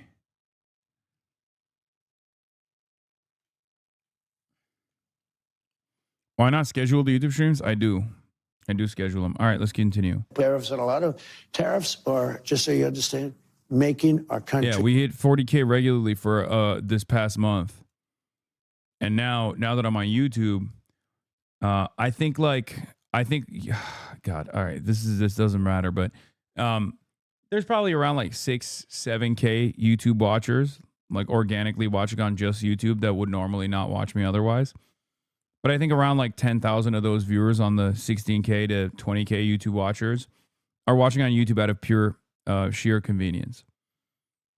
And that those 10K would probably be here right now.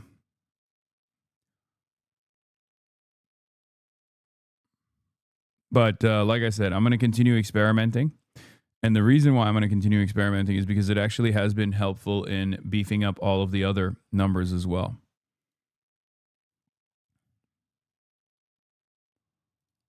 Rich. Our country has taken in hundreds of billions of dollars in tariffs, really trillions, because the threat of tariffs is getting all of these countries to lose to us. And by the way, they've been doing it to us for 40 years. And now, but I'm doing it very judiciously, very fairly. But tariffs are bringing in tremendous amounts of money. I just gave $12 billion to our farmers because they were mistreated by certain countries. Tariff money. We're taking in hundreds of billions. No, and I want to ask you about that. I want to get into that. Talking about the economy, you've brought a lot of prices down, as we said. Some are still stubborn. Very few. But when you, very few. I get it. Yeah. Few. When you talk to Americans, though, do you have to get them to understand that the prices are not going to come back down to your first term because we had a pandemic and we had record inflation? Are people's expectations too high, or is it just too expensive to live in America? I just, again, don't think we're selling it properly. We've done a great job. But it's expensive out there. You saw gasoline this last week at $1.99 a gallon. It used to be, it was $4.50, $5 a gallon. $1.99 a gallon gasoline. I think we've really bring it. I mean, I don't expect them to be much higher. Now, there's a natural inflation. But they're never going to go down to that first term. I inherited the worst inflation in the history of our country. It was through the roof. Now, you will say it wasn't in history, it was 48 years. You know, there's a theory that was, I say it was the worst. But whether it's 48 years, I inherited the worst inflation in the history of our country, and now we have almost no inflation. Think of it. You know what it was for the last 3 months? 1.2%. You know what it was under Biden? You can't count that high. I inherited the worst inflation. I inherited the worst crime. I inherited high prices. So when I inherited inflation is down 2.7 right now, but it is down. No. For the last three, don't forget, I inherited this mess. For the last 3 months, it's at 1.2%. You know that? But the last, last 3 months. You floated the idea of $2,000 rebate checks for Americans from tariff revenue. Who's going to get that? And when is... You can't get fucking... Dude, you can't lose a war of attrition to a guy who shits in his diapers, okay? Under no circumstances can a 90-year-old dementia patient is out yapping you, okay? You're young, you're virile. What the hell is going on? He just keeps going, yeah. He said basically. This is the most like Asmongold adjacent interview I've ever fucking seen. I don't know, maybe I'm being too harsh on this guy, but my expectation is Trump does these things very rarely, right? It's very rare that Trump does these things at all. So if you have the unique opportunity to sit in front of Donald Trump, fucking spice him up a little bit.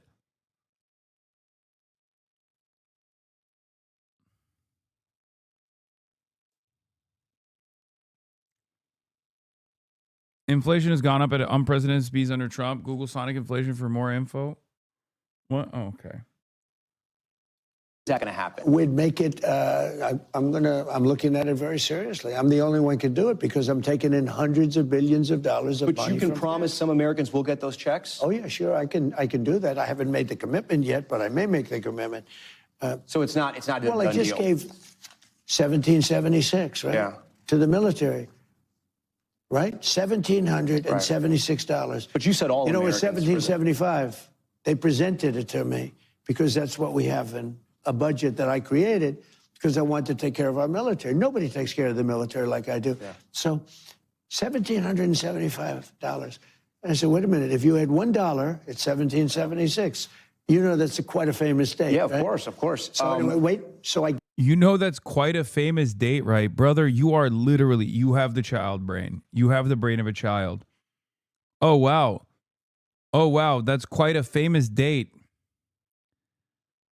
He's like, he wants the interviewer to be impressed that he knows the fucking the date of U.S. independence, like the birthday of America. Okay, what is the fucking like why should this be impressive for you to know? You are the president. Come on, you know it. Yeah, many people don't even know this, but I know it, right? I mean, 1776. What happened that year? Nobody knows. Only I know. Isn't that impressive? I mean, this is basically the same energy. This has the exact same energy of Donald Trump doing women man camera TV. Okay, like. Oh, I aced my mental faculties test. Okay, I killed it. I did so well. Doctor said no one's brain is as impressive. 1,776 to our military, and they are very thankful. Let's get to the Fed. And now I may be doing that with regard to the entire population. Okay, let's get to the Fed. Is there any doubt in your mind that interest rates are going to be lowered? Not much. Why? How can you say that? I just think they're going to be lowered. I mean, they should. Is your new Fed pick on board with that? We're way high. Okay, we're way high in interest. We have now, with me and with all the money, I've always been good at money. And with all the money coming into our country, we're a rich country again. We have debt, but we also have growth. And the growth will soon make the debt look very small. Because it's the greatest way, you have two ways. You can cut, and we do that anyway, and we did that.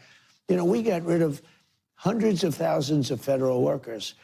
Yeah. And those workers went out and got themselves jobs in the free enterprise system. And you know what that's called? This is all of this is a lie, by the way. Why is that even good? That's not even a good thing. Yeah, they're getting rich. All of these public workers, they're getting rich. Yeah, no, they're fucking jobless, dumbass. Making America great again. The job market is ass cheeks. I cannot believe that he's saying the job market is great. How do people not get more mad at this?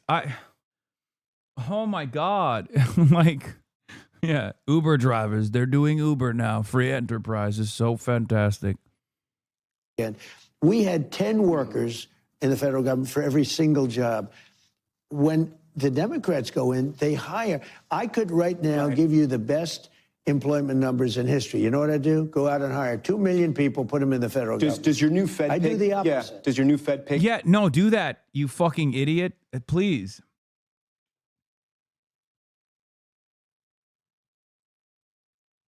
January layoffs surged to 17-year high. U.S. employers announcing 108,435 layoffs in January, up 205% from December, and the highest January total since 2009. Oh my God. If you give more taxes to corporations, those companies will create more jobs. The lie politicians who are funded by corporations tell people to justify giving their corporate donors more tax cuts. Trump's corporate and billionaire tax cuts create profits, not jobs. The job market is as bad as 2000. Oh, God, I feel so bad for people who are just graduating. God damn it, dude. I mean, things have not been good since 2008. Like, things have not been good since 2008 at all in the job market. There have been, like, minor upticks. There have been, like, you know, instances of positive growth, but the overall trend is consistently going down. It's unbelievable that these guys have the audacity to go on television to be like, nah, you don't understand. America's so hot right now. It is so ass out there, man. It is so fucking ass out there. If you have a job, you want to know how I know it's ass out there? Because there are those who have jobs in this chat, and I'm sure they will tell you. Okay? And I know this from my job having friends, obviously not myself, because I'm in a unique position. I'm in literally the luckiest subcategory of Americans, and my entire argument is like, it shouldn't have to be this way. Like, you shouldn't win the lottery every single day in order to have a happy life. But for job havers out there, you know the market is bad because, one, sometimes you entertain it. Sometimes you look around to see if there is any sort of horizontal movement that you can make, and you immediately realize there is no options out there. And on top of that, because the job market is so ass cheeks that your boss does not feel the need to compensate you better year over year. And this is part of the reason why inflation consistently outpaces wage growth. Maybe not across the entire economy, but in many sectors, people will get like a marginal increase in their wages year over year, but those marginal increases in wages are oftentimes destroyed by the increase in overall cost of goods. If the job market was better and you had a bunch of different opportunities for upwards mobility, for different sectors that you could move into or stay in the same sector and get a better position in a different company, your bosses would have to retain your bosses would basically do more to retain you at the same workplace. Okay, they would have to be more competitive. They would have to increase they would have to decrease their profit margins and increase your salary, giving you more of your own output.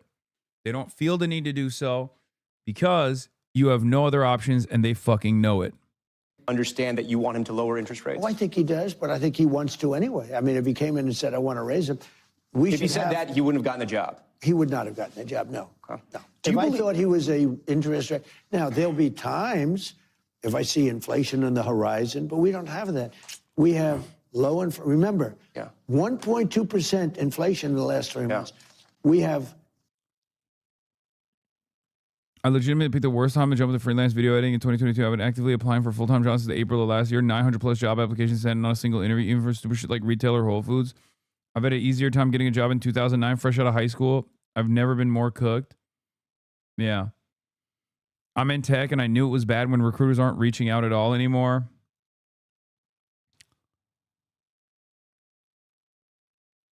Graduated in 2023, and it was already shit, says a YouTube chatter. It's so fucking crazy that these guys straight up look at the current job market, look at the current economy and say, and have the audacity to say it's awesome.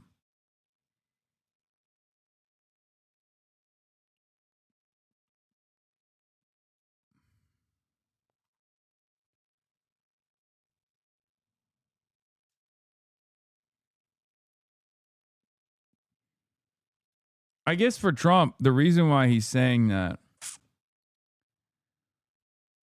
is because he knows a lot of rich motherfuckers.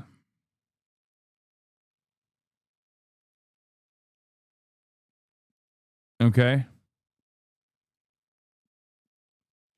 The only people that are doing well in the current economy are Donald Trump's butt buddies, people who are on the Epstein list.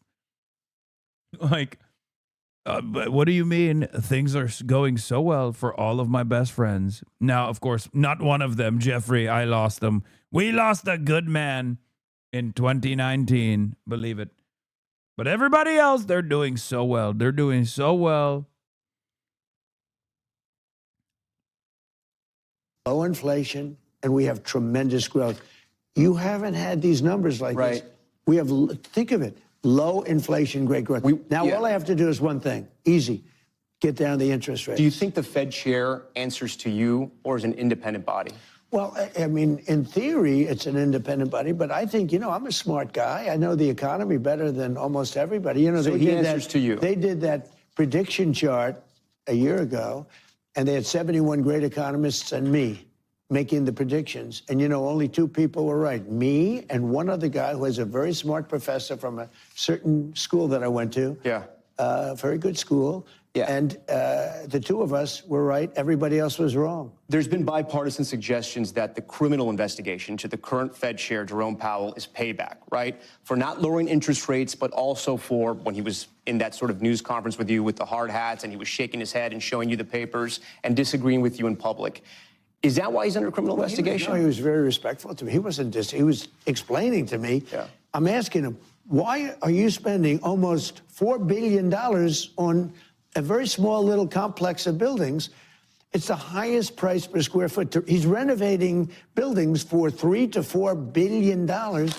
And you know, this Fed chair that I have I think is going to be great. He might not have a home because this guy has spent so much money. And I looked, it's a see-through. There's nothing inside. They are spending money. He's in charge of the project. This is the Federal Reserve building I'm talking about. It's a very small little, it's actually a couple of little buildings. They're spending more money than any building ever built in history per square foot. Some Republican senators say they're not going to approve him unless you drop that investigation. A lot of people say a lot of things. You don't think that's true? You think, I don't know. Is it worth it to drop the investigation to get your Fed chair through? I think the investigation is the investigation. It's being handled by Pam and Janine and the people. They'll make their own decision on it. Let's talk about He AI. hates this shit. Have you ever used... But I do Oh my God. say this about you can't let a man spend billions of dollars doing a bill. I would have done that job for $25 million, and it would have been done much better. They're spending billions of dollars on a renovation of a little complex. Let's talk about AI. Have you ever used ChatGPT or Claude? I haven't really, but I know all about it. Let me just talk about AI. AI is a big deal. AI is going to be maybe the biggest thing, bigger than the internet, bigger than anything else. We are leading China by a lot. We are leading everybody by a lot.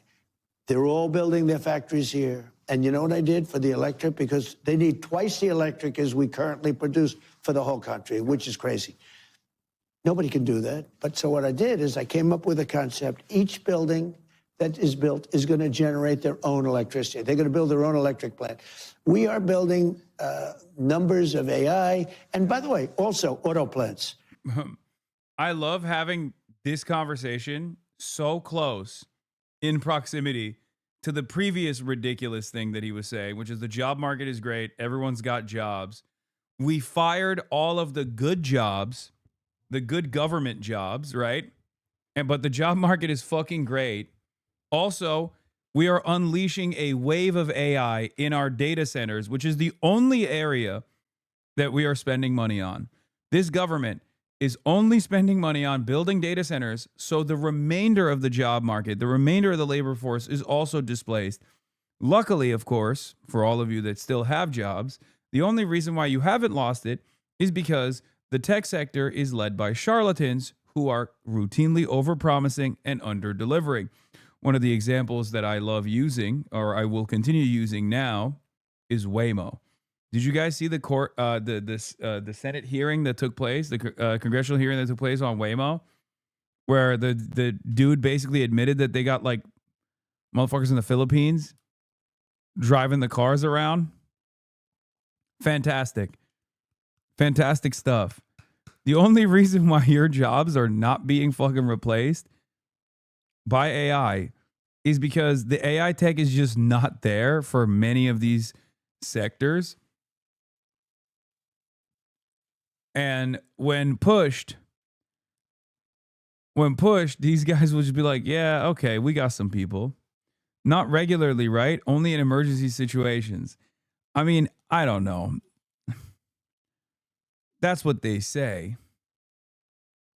I feel like that has legal ramifications. So they have to admit it, but maybe this is their hyper-specific carve-out. But perhaps they use a lot.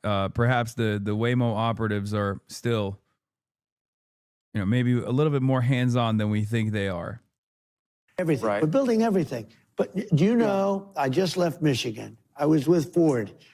They were going to close this building that was built in the early 1900s, one of the biggest factories. They were going to close it. It was scheduled to close prior to my election. After I won the election, they said, let's try keeping it open. They just went to 3 shifts. It's 24 hours a day. And the head of Ford, Mr. Ford, said it's the most incredible auto comeback I've ever seen. Mr. President, let me ask you, there's no doubt you are the president who's ushering in the AI revolution, but this is happening on your watch. Oh my God. Brother, you have to take his dick, like plop it out of your mouth before you ask that question. Okay? I mean, it's still impressive that you were able to to fully form the words with his cock in your mouth, but god damn, dude. What is this fucking glaze, brother? You are ushering in, without a doubt, the AI revolution, Mr. President. If AI affects humanity in a negative way, is that on you? Because some of these CEOs of AI companies say we need guardrails. This could get out of control. Oh my God. Even the fucking fear mongering around AI. The fucking fear mongering AI is yet another way to market how good the AI actually is at a time when it hasn't reached that level. Okay? Stay woke, motherfuckers. Stay woke. They're like, bro, Mr. President, what if the bitches are too bad? Okay? What if the smoke is too loud, Mr. President? What if the steak is too juicy, the lobster too buttery, Mr. President? Get the fuck out of here, dude. Like at most, in the near future, the highest likelihood of catastrophe that comes from AI will be displacing the existing labor force with a significantly worse tool, so that all of these fucking profit seekers, these parasitic capital owners, get to offer a substandard and oftentimes hazardous service, but they engage in tremendous cost saving. Okay? I think with the AI revolution, or what the AI devolution will look like, really, more and more people will hopefully understand that the initial Marxist analysis of capitalist economy was correct. Labor is the most malleable aspect of the productive force. Labor is the most malleable aspect of commodity production, and therefore, it's the only one that they can apply pressure on. Okay? This is the reason why these capital owners are desperately looking for new and unique measures of displacing the existing labor force. AI is incapable of producing the results of real human beings, especially for the time being. Now, that might be better in the future, right? For the time being, for the next decade or so, I don't think we're gonna see massive leaps.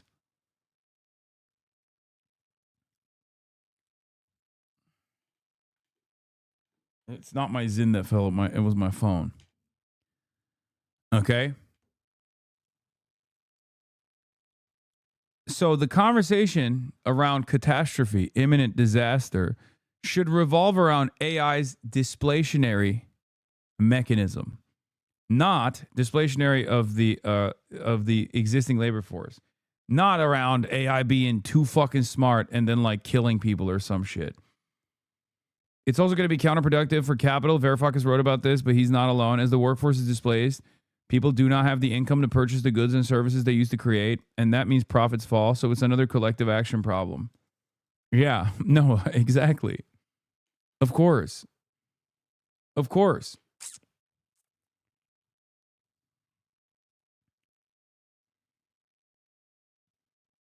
Massive cope, brother.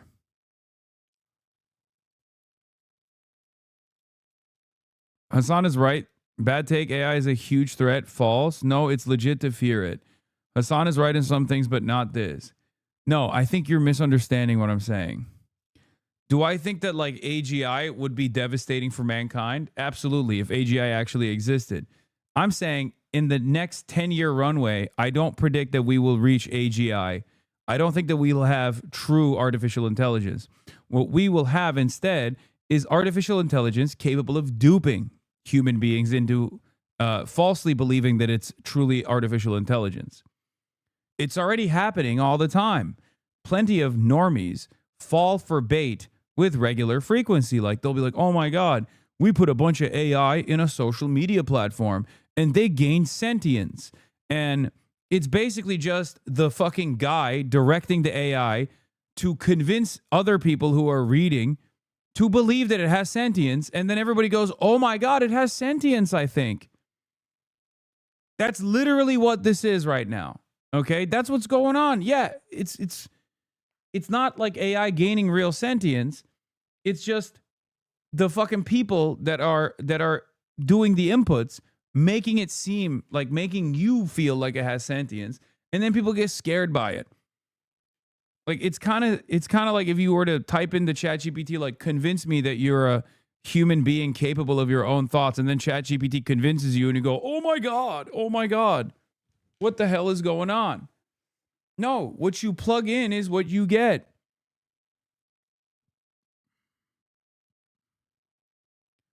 It's the Turing test and the people are failing it instead. Yeah.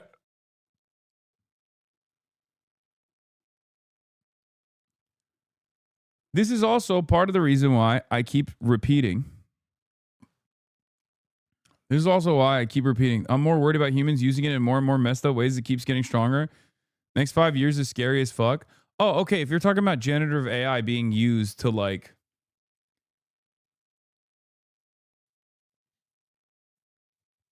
if you're talking about like generative AI being used to like dupe people, manipulate people, yeah, I do agree. I think it's making people dumber in general. There's a lot of cognitive offloading taking place. But outside of the cognitive offloading that's taking place that I think is genuinely making people dumber and dumber year over year, there's also the capacity to dupe the now dumber population with, simple trickery. I do agree with that. But what he's saying, what the tech leaders are talking about is like how terrifying AI will be once it reaches like true sentience as an independent thing. We need to have safeguards around AI. We need to have the ethics around AI. That's fine. That's fine. I think we should have a conversation around the ethics of AI. But we should be honest about the limitations of AI technology, at least in the next decade or so. But unfortunately, because of the for-profit, like the profit-seeking incentive of all of these companies that are trying to sell their product and trying to justify the trillions of dollars of investment that they're getting from both the federal government and from anyone that's dumb enough to give them billions of dollars, most of the conversation or most of the fear-mongering around this issue is actually another marketing technique to make the average Joe feel as though AI is a lot closer to full sentience than it actually is. That's simply what I'm talking about. I'm not saying that like mass adoption of AI won't lead to like different disasters. I'm saying that the actual disaster that's imminent is very different than the one these guys are talking about, because the one these guys are talking about favor the tech CEOs generating tremendous amounts of fundraising, tremendous amounts of capital. Does that worry you? Everything's on me as president. Everything's on me. I can say this: it'll be the greatest jobs producer. It'll be the greatest military producer. It'll be the greatest medical producer. There'll be tremendous good, and there'll be probably some bad too. Well, it's killing a lot of jobs. And what do you say to Americans who are going to lose their jobs to AI? It's going to create a lot of jobs. But right now, it's taking jobs in a lot of ways. It's taking jobs at companies like Amazon. What would you say to those Americans? But it hasn't really started. These major plants haven't even been built. What you're going to but Mr. President, AI has already started to take jobs because the technology's there. So we have, it's just announced, more jobs right now occupied in the United States of America than at any time during its existence, 250 years. There are more people working today than at any time in the history of our country. Pretty good stat. That kills that question. Yeah, we have to look it up. That kills that question. Mr. President, there's widespread concern that AI is going to wipe out a lot of jobs, manufacturing jobs. They said the internet was going to do, everything was going to do, robots are going to kill jobs, everything's going to kill jobs, and you end up, if you're smart, doing great. Okay, you are close with the Ellisons, who are trying to stop a merger between Warner Brothers, Discovery, and Netflix. This deal could change the makeup of the media as we know it. Are you personally going to get involved in that deal? I haven't been involved. I must say, I guess I'm considered to be a very strong president. I've been called by both sides. It's the two sides. But I've decided I shouldn't be involved. The Justice Department will handle it. Okay. In what way? Just looking at it to see if it's regular? They're going to make a decision. I mean, there's a theory that one of the companies is too big and it shouldn't be allowed to do it, and the other company is saying something else about, they're knocking. But you're not going to interfere, even though you're close with the Ellisons. They're beating the hell out of each other, and there'll be a winner. Okay, let's talk about the midterms. You've recently suggested nationalizing elections. What do you mean by that? And I didn't say national. I said Oh, yeah. This is my theory as well. It's one that I talk about quite a bit. I'm still convinced by the primary function of AI is to shift liability to an unblamable entity like Grok just started making CSAM all by itself. Exactly. That's why it's most commonly used in places like that, whether it be Israel's targeting system, so they can just go, well, it was just the AI targeting. It wasn't human beings targeting the people that we were killing on the kill list.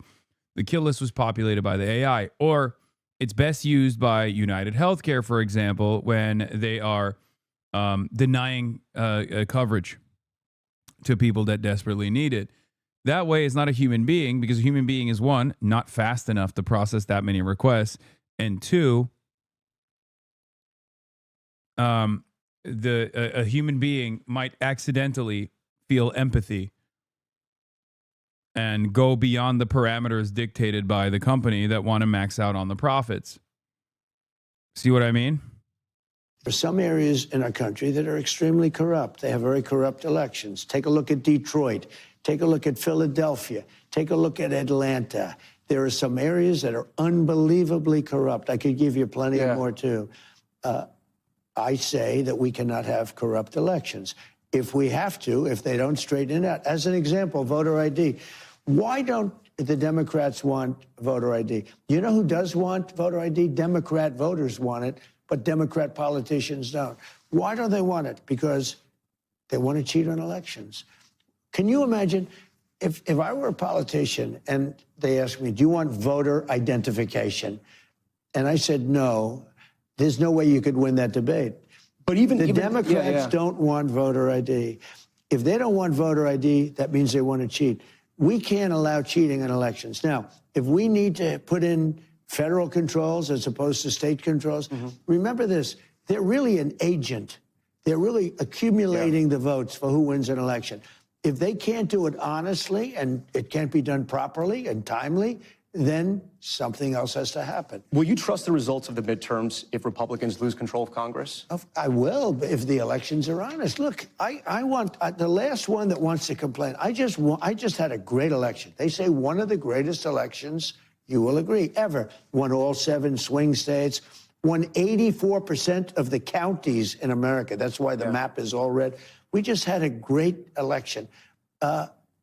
I believe there was cheating. I think there was cheating. Well, speaking of counties, what are you doing in Fulton County? It was too big to rig. Speaking of counties, what is happening in Fulton County? I'm not doing anything, but the FBI went in because it's been under I guess, review for years. The cheating that took place in Fulton County and in that particular nobody knows what's in the warrant. What are they looking for? Find out. Look, why would anybody be upset that they went in and they got the ballots? I guess, right? Yeah. Again, they did this. That's been under review and under investigation for 4 years. And now they got a court order. You know, they got a court order signed by nobody knows what the evidence is. A respected but liberal judge signed a court order allowing them to go and pick them up. Well, you're going to know what the ballots say because they're right now inspecting the ballot. I'm not involved in it, but they are inspecting and checking the ballot. Why is Tulsi Gabbard there? I don't know, but, you know, a lot of the cheating comes from it's international cheating. You have people, they say, from China trying to... You put this on True Social. Do you think... Just wait. In the next 5 years or so, if we ever even move back into the renewable energy sector, which doesn't seem like we will, or EVs at all, which, again, doesn't seem like we will, you will see America do to Chinese manufacturing what China had done to Western IP. Okay? China has already surpassed the United States of America in not only the efficient, streamlined production capacities, but also on technological innovation in many sectors.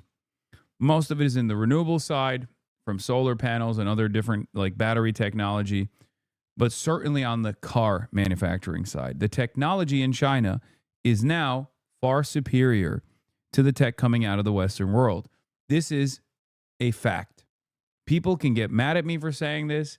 People can say I'm wrong, but it is just the truth. So what you will see in this upcoming decade will be Americans stripping Chinese technology for its parts only to try to comprehend exactly how those parts were put together and trying to rebuild it in their own facilities. Okay? Of course, the Chinese development, lol, no, bro, you have to know how to read to do that. By then, it's not going to be a thing in America. Okay, that's funny. It's ironic because we talk about automation in the production side and the utilization of AI in the production side. And China is also at the top of the game when it comes to developing robots too. Robotic tools on the assembly line are still going to come from China. That's already what Canada is doing. China legally requires foreign companies to enter into joint ventures with Chinese companies that allow them to learn from and reproduce from, at the time, superior Western manufacturing. With the New Deal in Canada, Canada is doing the same, putting Chinese in joint ventures with Canadian. Yes. So even when these guys talk about bringing in foreign capital into the country, which will show economic activity, but it won't actually lead to a healthier labor pool with good paying jobs, because they openly state that they will do automation in those factories. So the number of job opportunities would be significantly limited to what a foreign investment backed factory would look like in the past.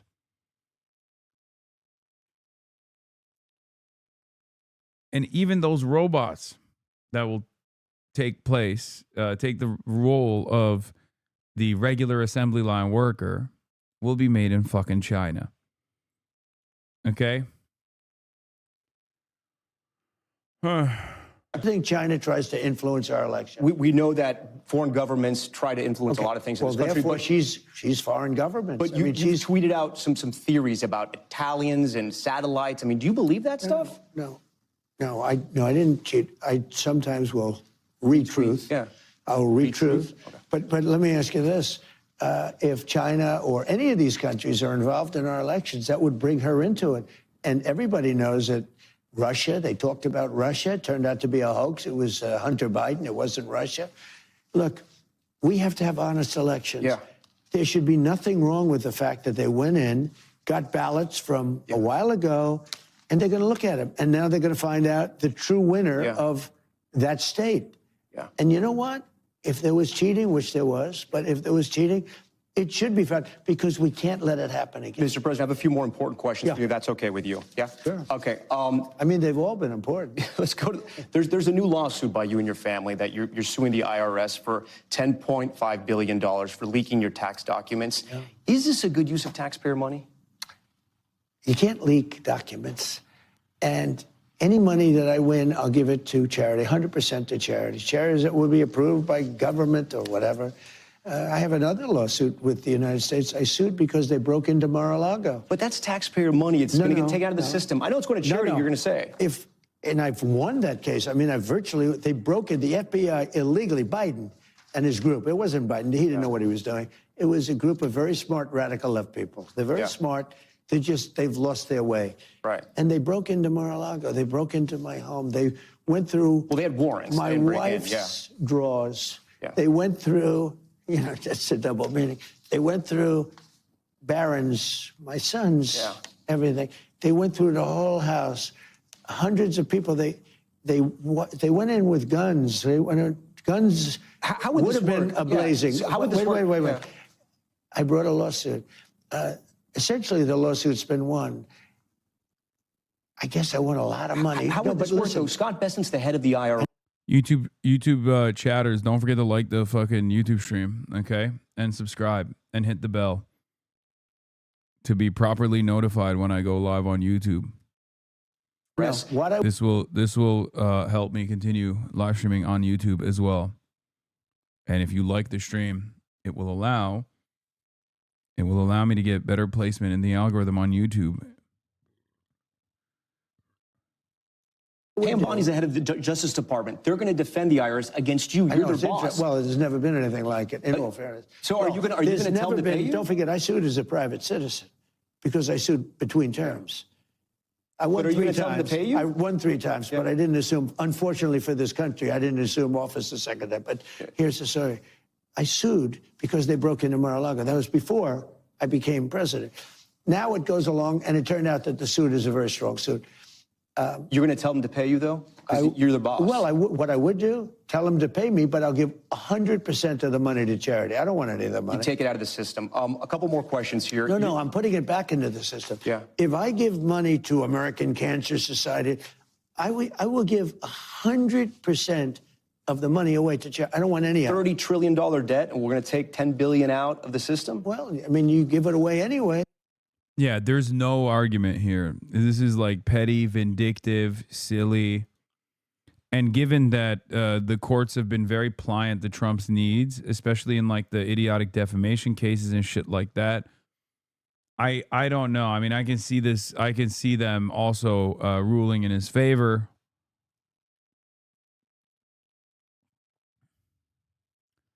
It's so crazy. Like, look, I'm not a party loyalist by any metric, right? But I cannot believe that the courts would treat a Democrat doing the same thing in the same way. There is just no world where a Democrat would be able to get away with like a fucking fraction of the shit Trump does on a daily basis. What if Biden sued the IRS? What's the problem? Are you kidding me? If Biden was the president and he fucking sued the IRS? Are you kidding me, dude?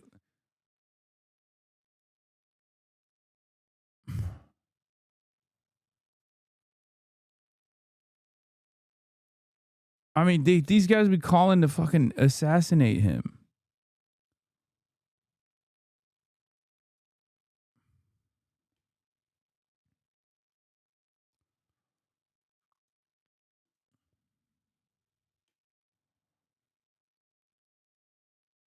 Are you saying it's wasting taxpayer dollars, but they waste our tax dollars all the time? Who's they? He's wasting our tax dollars. This entire endeavor is a waste of tax dollars. Focusing any funds from the IRS legal team back to like defending themselves against the fucking president is a ginormous waste. And no, it won't be $10 billion in direct cash that Donald Trump's foundation takes and then like distributes to the people. It'll be a $10 billion tax cut.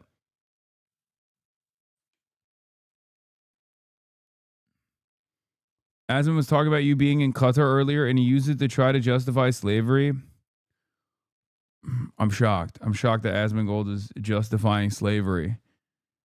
I assume he misunderstood what I was talking about in terms of like the reforms that have taken in the kafala system in fucking Qatar to be like, oh, well, he's justifying slavery, so I'm justifying slavery. You're making the rounds on Twitter again? If this is the thing I think, yeah. I retweeted this. I know. It's because she's making the rounds on Twitter again. How dare you say it's okay to talk about an intifada? Well, intifada simply just means revolution, and I'm an American, and in 1776, violent we did revolution. one of those, and it was pretty fucking good. What do you think? The American... Okay, we also dissolve the apartheid. Drop ties in this bitch. Drop like flies in this bitch. I cut ties in this bitch. I'll cut ties in your face. Yeah, I have an answer. It's called the dissolution of the apartheid regime. Cringe? Come on, man. That was based. That was not cringe at all. Oh, dude, I shouldn't have played that TikTok. Now my fucking VOD is going to get copy striked.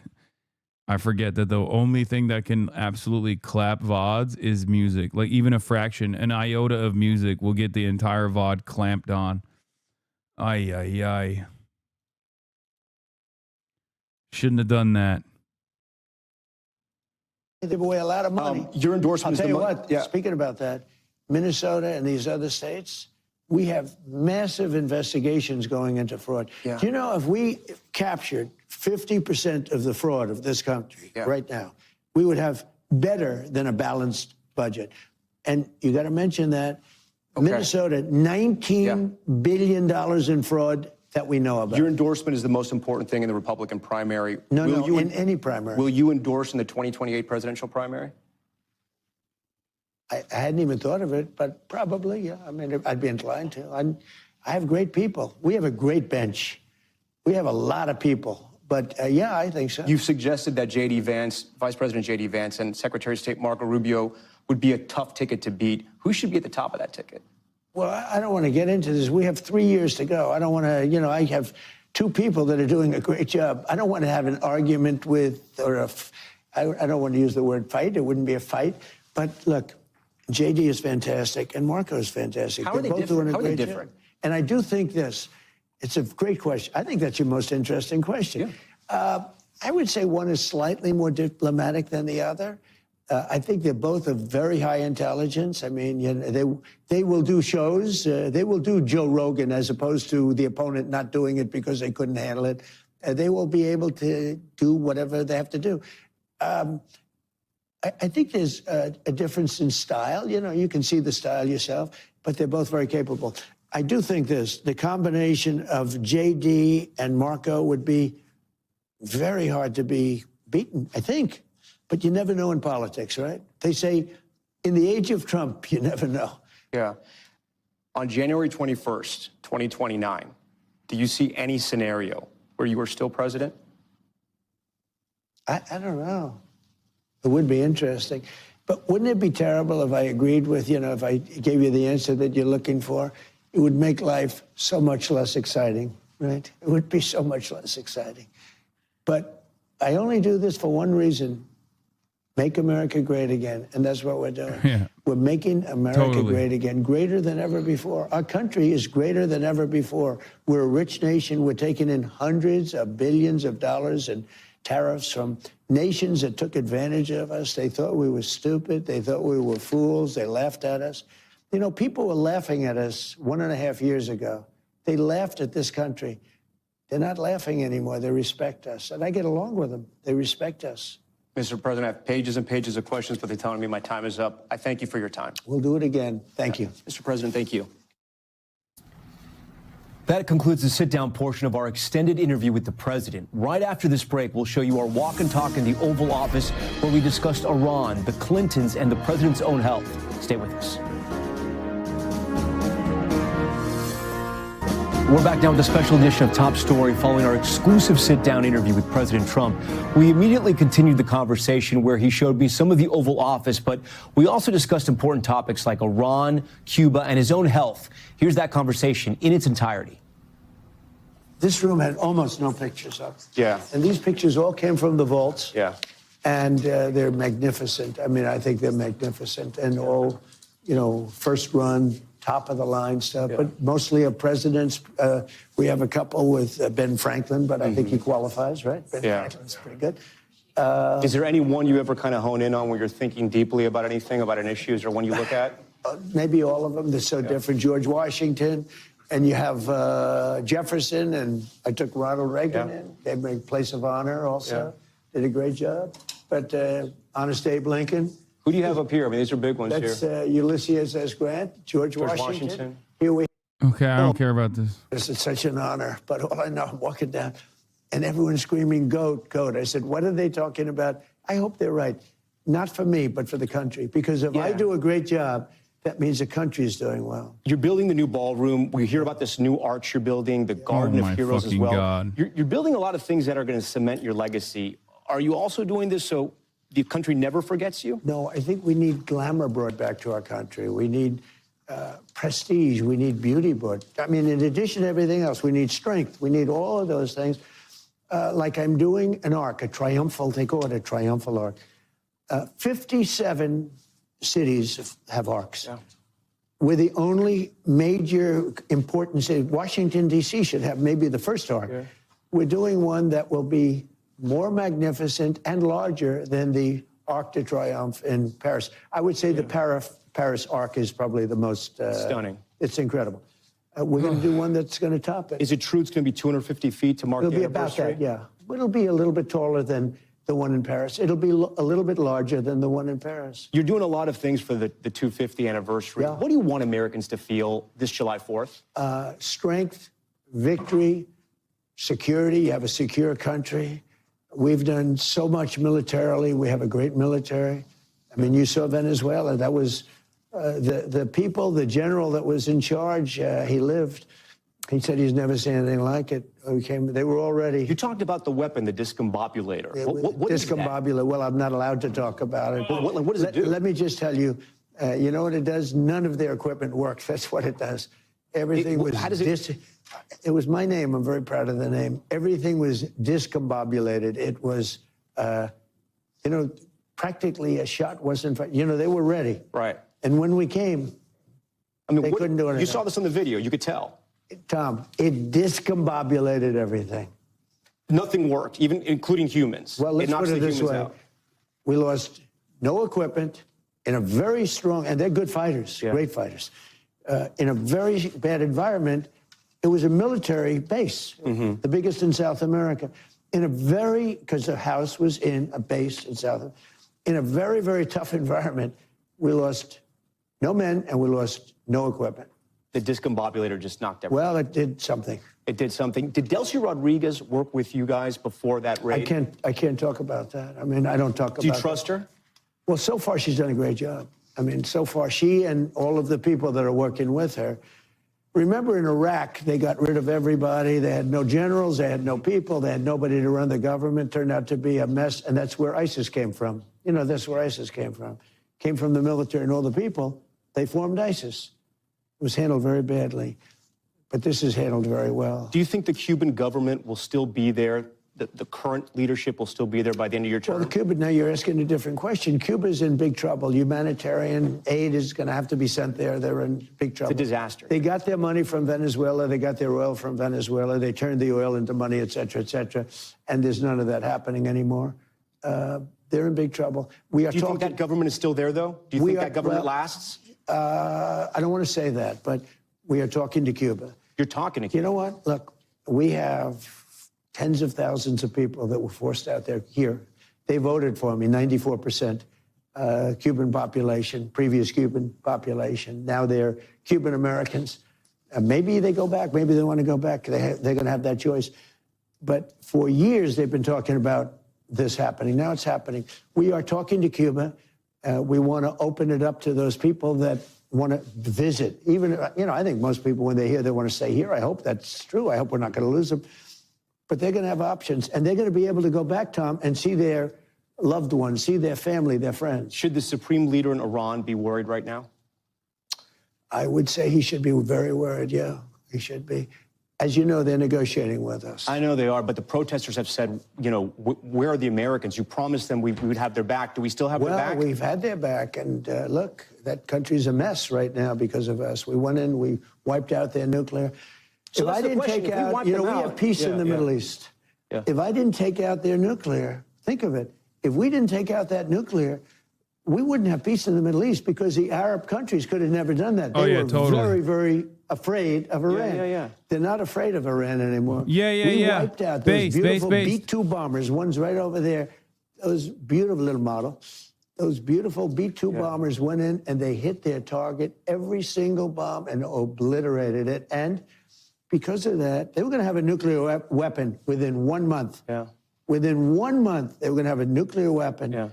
That was a big threat. That they're not going to have it anymore. But if we obliterate it, what's the deal about? I mean, if there's no more, are they trying to restart the nuclear program? Well, I heard that they are, and if they do, and I let them know, if they do, we're going to send them right back and do their job again. So your understanding is they tried to restart it, and that's why you're threatening force? They tried to go back to the site. They weren't even able to get near it. There was total obliteration. But they were thinking about starting a new site in a different part of the country. Okay, then why is there an Iran denuclearization agreement that's supposed to take place literally starting tomorrow?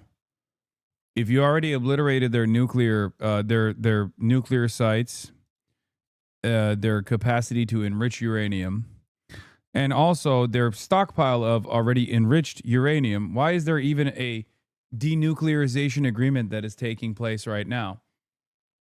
I guess you already fucking blew them up. So which is it? Did you already blow them up and you're just simply using a fake reason to go back and fight Iran? Or did you not actually blow them up and you're trying to get them to play ball? But let's be real, I think it's a bit of both. I think that they didn't actually blow up the facilities or actually take out the enriched uranium. But they are also using this as an opportunity to go back and strike Iran one more time, despite the fact that the regional leaders are begging Trump not to strike Iran. Okay? They are begging Trump not to strike Iran and destabilize the region further. I happen to believe that Israel also has different opinions on striking Iran. There are definitely a lot of people in the Israeli government that want to strike Iran, but there are very real concerns about how effectively the American naval assets will be able to protect Israel. Why would you defend Iran? What do you mean? For a million different reasons. Number one, there are civilians living there.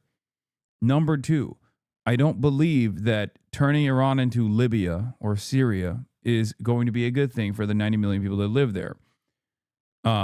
Number three, I think having Iran remain stable is good for the entire region rather than a destabilized Iran that will be good only for Israel and very bad for the rest of the region.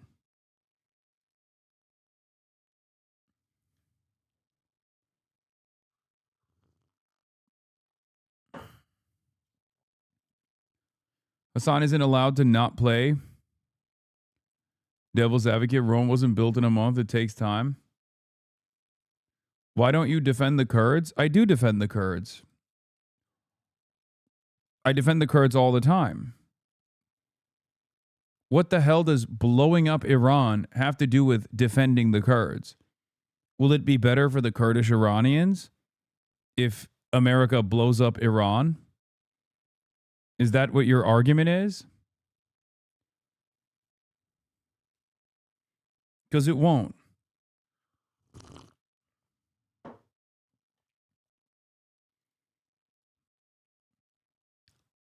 Channel 12 broadcast. The level of concern in the Israeli security establishment over Iran's missile arsenal has escalated. Tehran has increased the pace of military manufacturing to 300 missiles per month, which represents a significant leap in its offensive capabilities. The Army issued a stern warning against the U.S., stressing that this represents a red line that cannot be negotiated. These warnings reflect the need for a strategic response to counter the size of Iran's arsenal, which has become the biggest challenge to Israel's air defenses. I'm telling you right now, that 12-day war, they tried to make it seem like they made Iran back away. And it started with a very effective salvo. Israel's opening salvo exposed many weaknesses within the Iranian government. Israel's opening salvo exposed that the Iranian state boundaries had a tremendous amount of Mossad assets, okay? So much so that they had productive capabilities inside of Tehran. They were able to mass produce drones inside of Tehran. That's incredible. That's an incredible security weakness. However, the 12-day war ended with a decisive Iranian victory. Iran was able to exhaust the Israeli Iron Dome and expose it for the expose it for the fucking weak-ass bullshit that it actually was, okay? And Israel, I think, has not recovered from the spiritual backbreaking that it took from Iranian hypersonics striking targets inside of fucking Tel Aviv.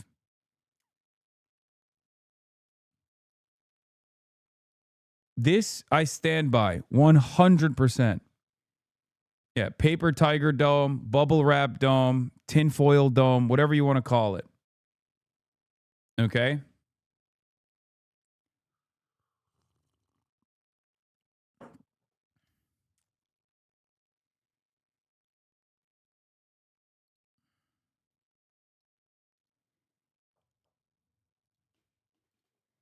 We found out about it. I said, you do that, we're going to do very bad things to you. Yeah. Mr. President, the ballroom over here, I want you to show it to me because the thing you said that stood out to me, it's going to be massive, but it's got a drone-proof ceiling and it's got bulletproof windows? What does that mean? Bulletproof windows because, well, we're in a different time. You know, if somebody's up making a speech, we're going to have the inauguration there. We're going to probably have, I would say, definitely it's going to be large enough, but we have drone-proof ceilings. What does that mean? What is that? Means if a drone hits the ceiling, it bounces off. It doesn't blow up a building. It's a fortress, It's protection. It's going to be a fortress. Well, it's going to be very heavy steel. Okay. It's very simple. It's heavy steel.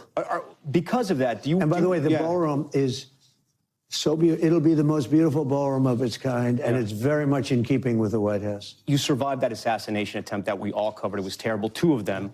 Do you worry We'll have drones that bounce off the ceiling. about your safety? I mean, when you think about the ball, you do? I worry about it, but you have to put it out of your mind. Otherwise, you wouldn't be able to do your job. You didn't think about it as much before. Now you think about it a lot. Maybe it could be. I mean, you look statistically, I'm in a very dangerous job. Yeah. I mean, if you take a look at the walls, if you take a look, statistically, this is a much more dangerous job than being a race car driver or riding those Broncos. Those bulls are tough, right? But I wouldn't want to do that. But statistically, being president is the most dangerous job there is. We first met 10 years ago when you were running the first time. How do you feel now as you approach 80? I feel great. I mean, physically and mentally, I feel like I did 50 years ago. It's crazy. Now, there'll be a time when I won't be able to give you that answer, but that time hasn't come, I do. I think it's very important. I've done more physical. I'll be honest with you. Trump won when he gave interviews to NBC and outlets like NBC, like mainstream media, liberal outlets. It was significantly more adversarial. This interview is basically the same as having it conducted by Sean Hannity. Like, it's pretty remarkable how far liberal media has fallen at a time when the world needs them the most. They are dropping the ball every fucking day. Like physicals, just to give the report out. Yeah. I take cognitive physicals, so I do a cognitive mind test, okay? And a lot of people wouldn't be able to do very well. Not easy. You get to those last questions. I've aced. I've done 3 of them. No other president has agreed to do them. I do them because I have no problem with it because I'm 100%. Now, there will be a time. Still taking the aspirin? Still taking the aspirin? I do. I take aspirin. And I don't want to change, I don't want to. So you go against your doctor's orders. You do what you kind of feel. I've been taking aspirin for 30 years, and I don't want to change it. So, they say take the smaller one. I say, well, I want that blood to be nice and thin running through my heart. If at any point your age impacts your job, who's going to tell you that, or do you think you'll know yourself? I think I'll know myself, I think I'll know myself. I wouldn't do an interview with you, as an example. Yeah. Did Biden do an interview before Super Bowl? I'm not sure. Maybe he did. Last one, he didn't. I mean, he wasn't capable of doing an interview. And that was things. Look, I know people that are 95 years old that are sharp as a tack. Biden was a bad thing for old people. He's the worst thing that ever happened to old people because he obviously didn't have it. And one of the things that's so depressing about the press is the press refused to report the obvious. And he did have very smart people around him, but they had a radical left culture, and they were very bad for this country.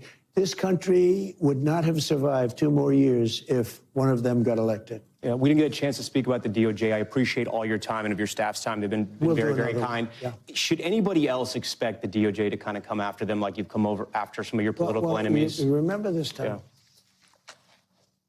I was impeached twice, 2 fake impeachments, won both of them easily.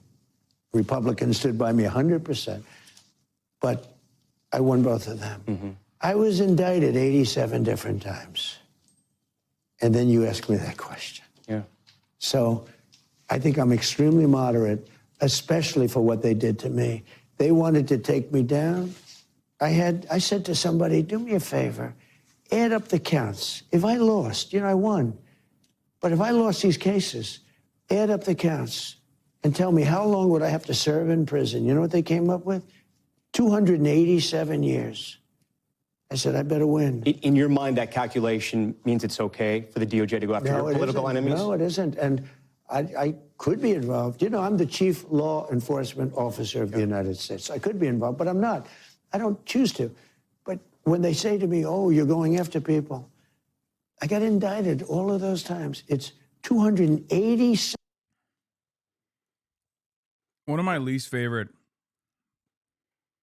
not least favorite, like one of the biggest, one of the things that annoys me the most that this administration does, and Trump is the king at this. Republicans are always very good at it, but Trump especially is good at this, is consistently blaming liberals for doing things that these guys actually do with regular frequency. Oh, there's lawfare. You did lawfare to me, so now I have to do lawfare tenfold, while simultaneously claiming that you did lawfare and I'm not doing lawfare now. But if you accuse me of doing lawfare, it's actually for good reason. If the Democrats actually had a fucking backbone, you would be in jail for January 6th. Okay?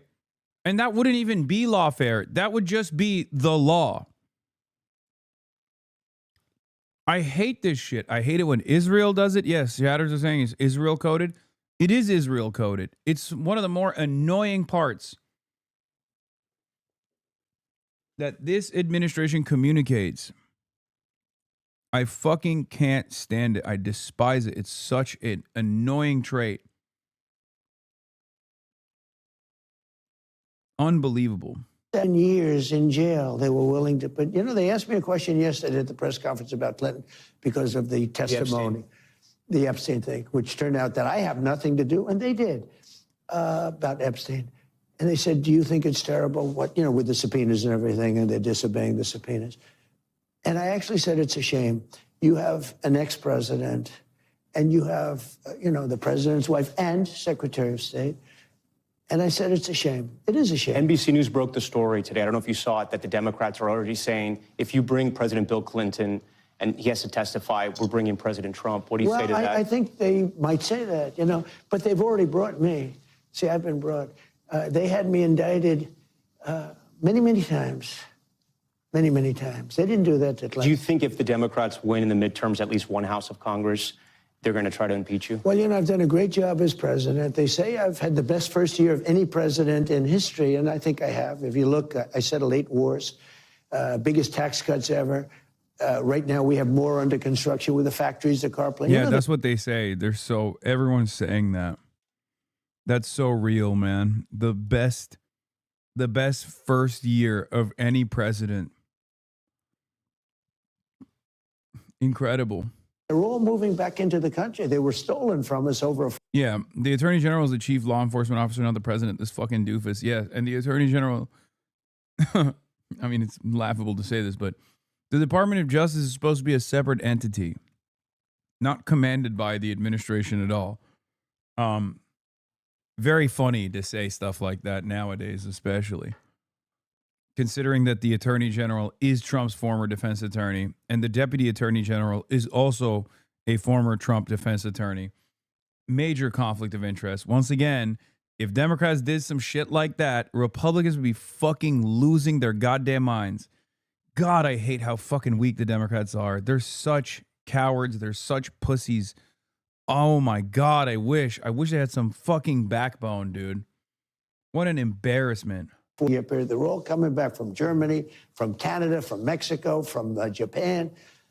I think I had the greatest first year that we've But had. you think they may come after you again? Well, they'll find something. Like I did an interview with you, and because I did the interview, let's impeach him or something. Anything out there that Americans are going to be surprised about that you're going? Yeah. I'll tell you, they shouldn't do it. And that's one of the things. I didn't do it for that reason, but it bothers me that somebody's going after Bill Clinton. See, I like Bill Clinton. I still like Bill Clinton. What do you like about him? I liked his behavior toward me. I should have waited. Remember what I said earlier? I like Bill Clinton.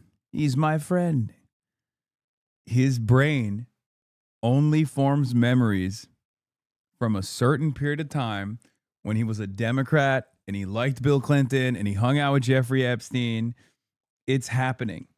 It's already happening. Oh my God, it's happening. Oh my God. Oh my God.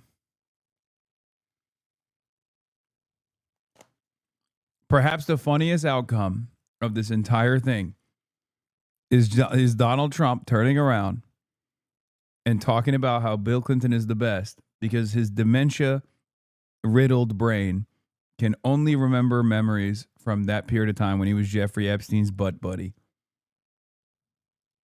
I thought he got me. He understood me. You know, he was the one that said very famously that you don't want to run against Trump when there were 18 people. It was 18 people, including me. I call him Bubba. Bubba, he's got such a long meat. I love Bubba's meat. And he kept telling them, you don't want to run against Trump. Run against anyone. Don't run against Trump. And Hillary sort of laughed at him. Former Vice President Kamala Harris is reactivating. Boo. But also, Kamala Harris is relaunching and rebranding campaign social media accounts. Genuinely awful. Let's take a look. Her campaign social media accounts. Harris announced the move in a new video this morning, saying she's excited about it. So Kamala HQ is turning into headquarters, and it's where you can go online to get basically the latest of what's going on, and also to meet and revisit with some of our great, courageous leaders, be they elected leaders, community leaders, civic leaders, faith leaders, young leaders. I'm really excited about it. So stay engaged, and I'll see you out there.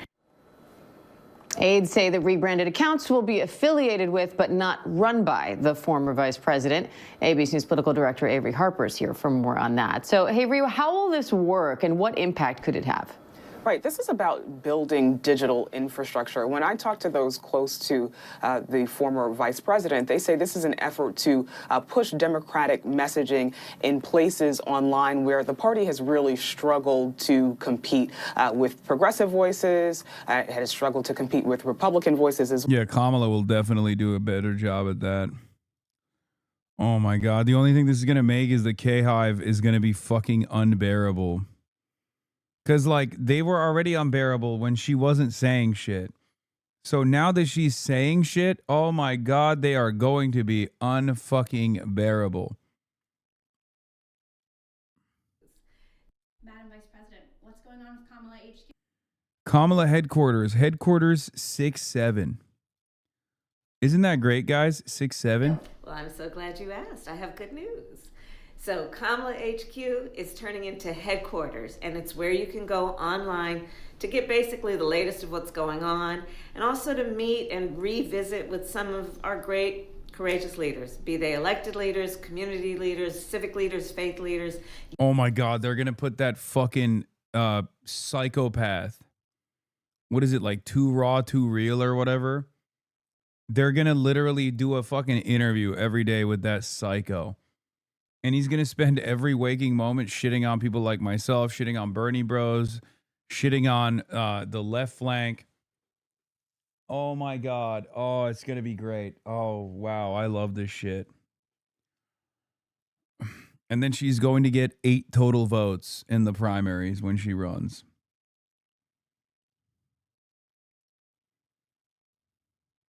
Young leaders.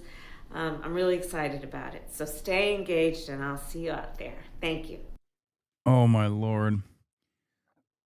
Liberal Dems co-opting the label of progressive because it's popular association without adopting the policies that made the term popular is so mind-numbing. It's not just genocide. If you can't support Medicare for all with a full chest, but can support fracking, you are not a progressive. Great take.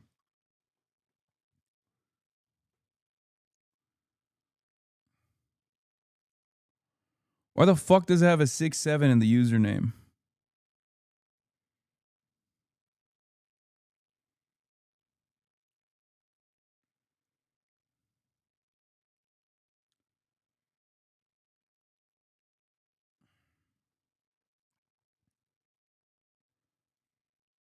Why did you have to say his name? Dear K-Hive, get excited. Oh, this is from April 30th.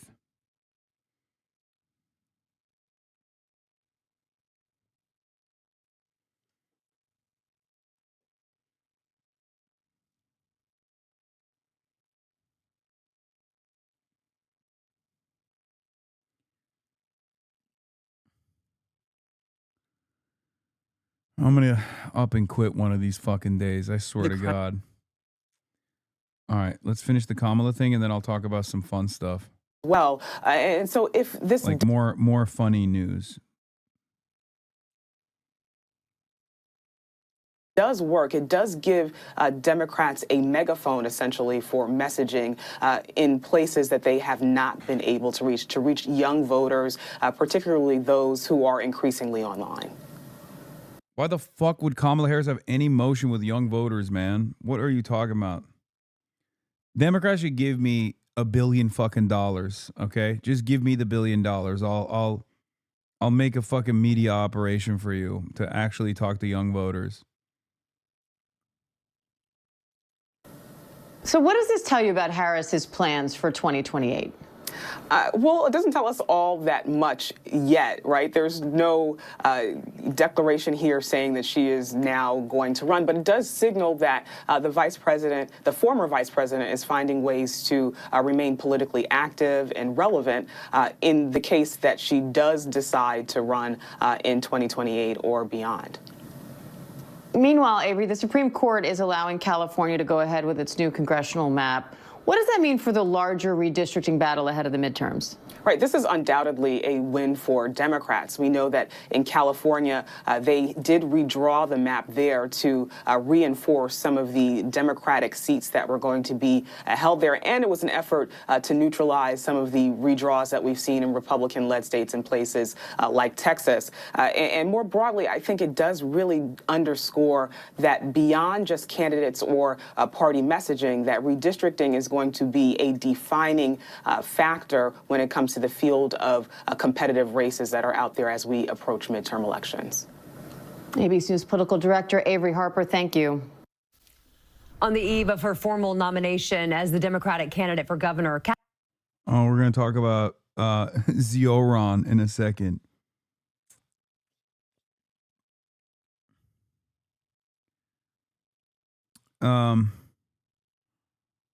Where was it? What was I going to show you? Oh, yeah.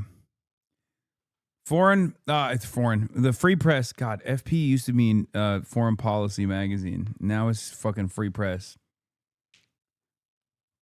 The Free Press's Nellie Bowles was outed in the Epstein files. Nellie Bowles is the wife of Bovine Barry Weiss. Zumdani, as my local troll calls him, Zumdani.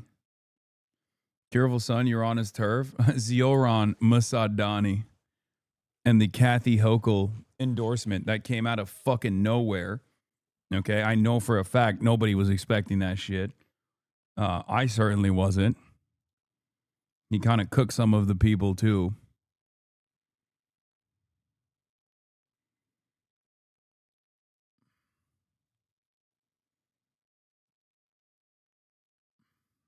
Anyway, Bovine Barry's partner. Bovine Barry's partner was in the Epstein files. So while the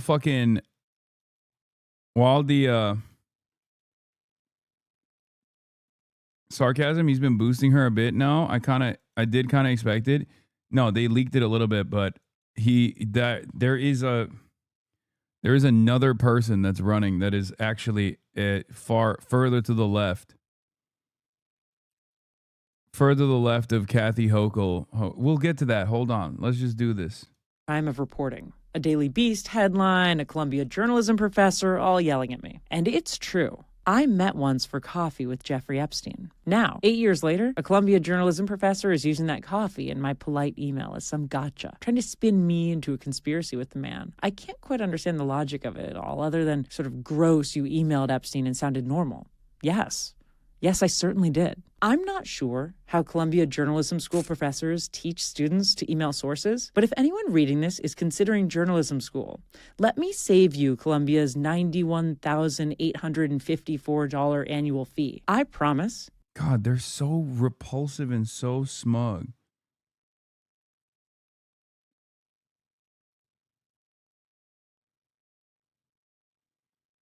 It's unfucking bearable.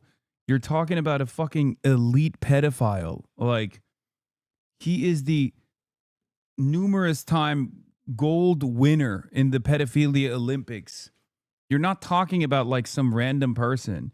Oh, I was like just looking for a source. Get the fuck out of here.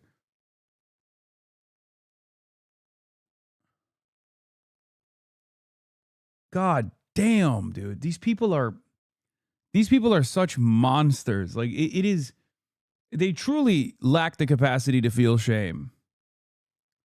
Like, yeah, I went to the fucking diddler's lair, okay, where numerous rapes were taking place. So what? Fuck you. How dare you bring this up? Incredible.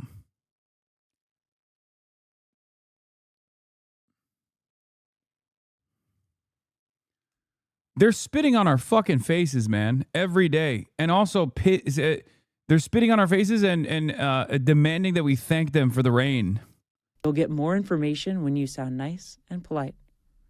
And you sometimes should interact with criminals. It's important to sit with and tell the stories of kind, good, and decent people. But as a reporter, you also might want to sit with bad people. Given that our profession is about exposing the powerful and the corrupt. And yeah, what kind of expose did you do on Zohran Mamdani? There's at least one article on the Free Press that just came out that actually deflected away from the expose on Zohran Mamdani, talking about how fucking boring it is that people are even covering the Zohran Mamdani situation at all. You haven't done an expose. Where's your fucking article, dumbass? Truly evil. Oh, the article never came because it's boring. It's essential. Now, it's definitely cleaner to do that work from the outside. Little social media investigations and Freedom of Information Act requests and just FOIA requests. You know, a basic component of like actual journalism. Something that you choose not to do. Did I say Zohran? Oh, fuck. Sorry. I meant Epstein. I'm coming off of a... Are you confusing Zohran with Epstein? My bad. I'm coming off of a fucking long flight. Suck my dick, okay? I'm on my... Oh, God. The time zone that I'm on, I don't even know anymore.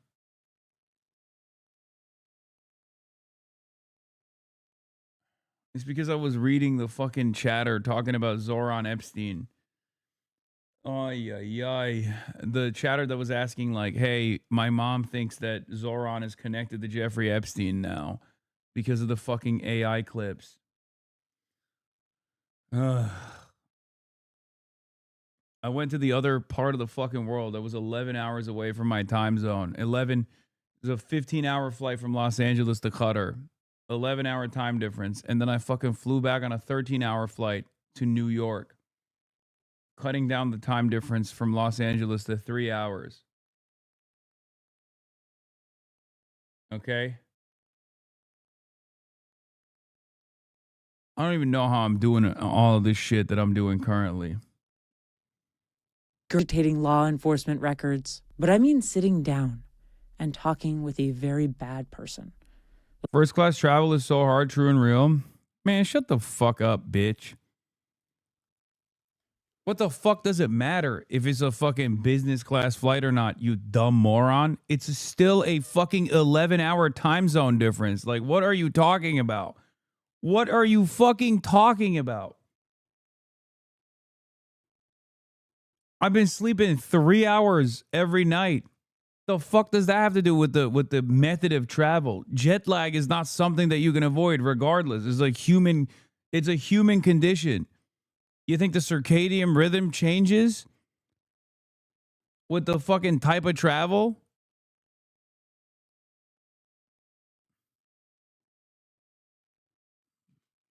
My bad, bro. I didn't realize I could have just bought my way out of that.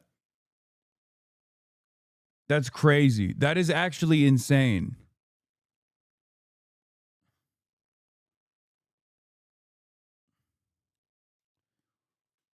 Bro thinks when you get to a certain level of money that your biological functions change.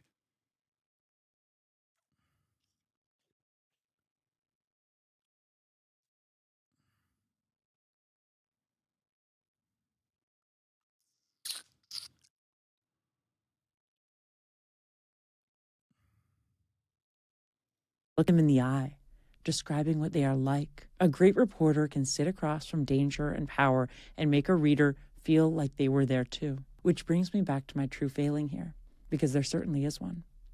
My regret is that I had the chance to profile one of the darkest, most interesting characters of that moment, and I didn't. I had the chance to start a long conversation that could have been the biggest story of my life, and I chickened out after a single coffee gave me the heebie-jeebies. The fact that there's only one exchange with me in the Epstein files shows my weakness as a reporter. There should have been more. I can't, unbelievable, dude. I can't believe this. I like how her defense is, I'm not good at my jobs. Yeah, if you aren't even in the Epstein files, are you even networking?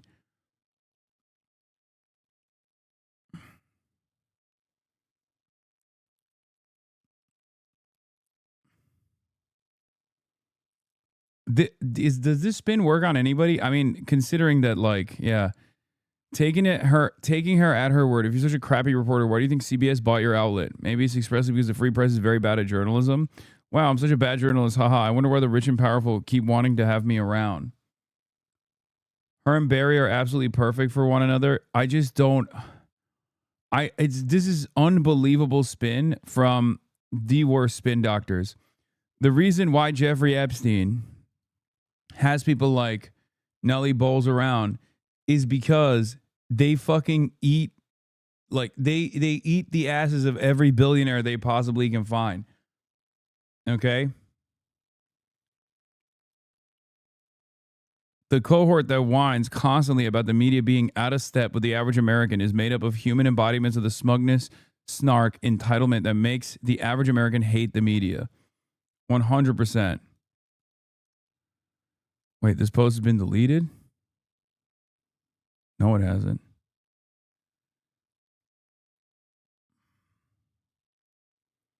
I'm going to talk about Jake Lang getting arrested in a second.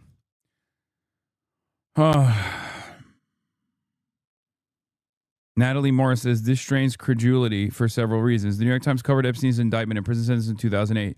She's asking for us to believe that nearly a decade later, the paper regularly uses him as a source despite knowing he's been convicted of soliciting minors for prostitution. Is that true?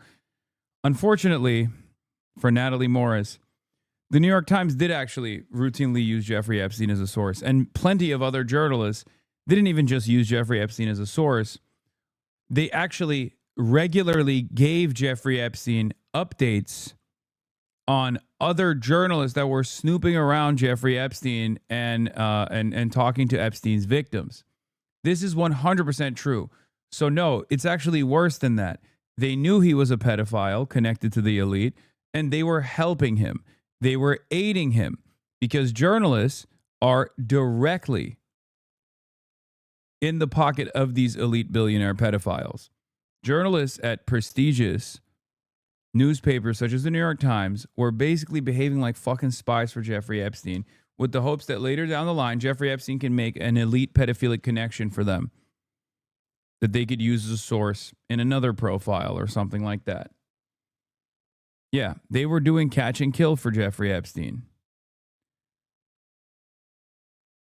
It's even worse than you think. She claims her colleagues give her a thumbs up on going alone to the house of a sexual predator. Feels like HR might have had something to say about that. No. I think the spin here was bullshit regardless. I think that she just went to meet up with Jeffrey Epstein because, as Chapo puts it, the Barry Weiss outlet, the Free Press, is basically Operation Paperclip for everyone on the Epstein files. And he's right. They're right for saying that.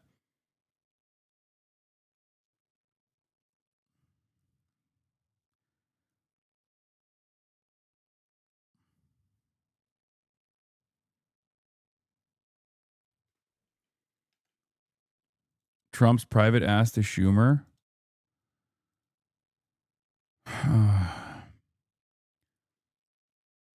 Adam Friedland. Oh, yeah, I saw this. Film buffs will know perfectly well who the little glasses Jew is. Adam Friedland says Brace Belden. Brace responds with Adolf Hitler. Take care of this one for me.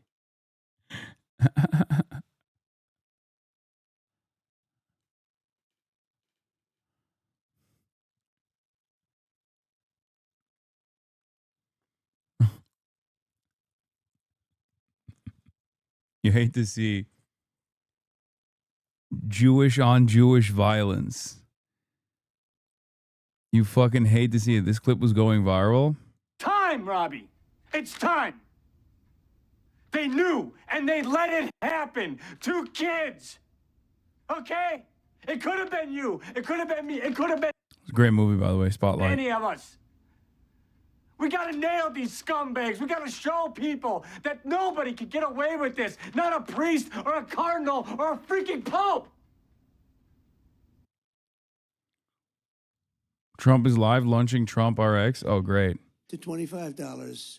AstraZeneca is slashing the price of a common inhaler from $458 to $51, a difference of nearly 800%.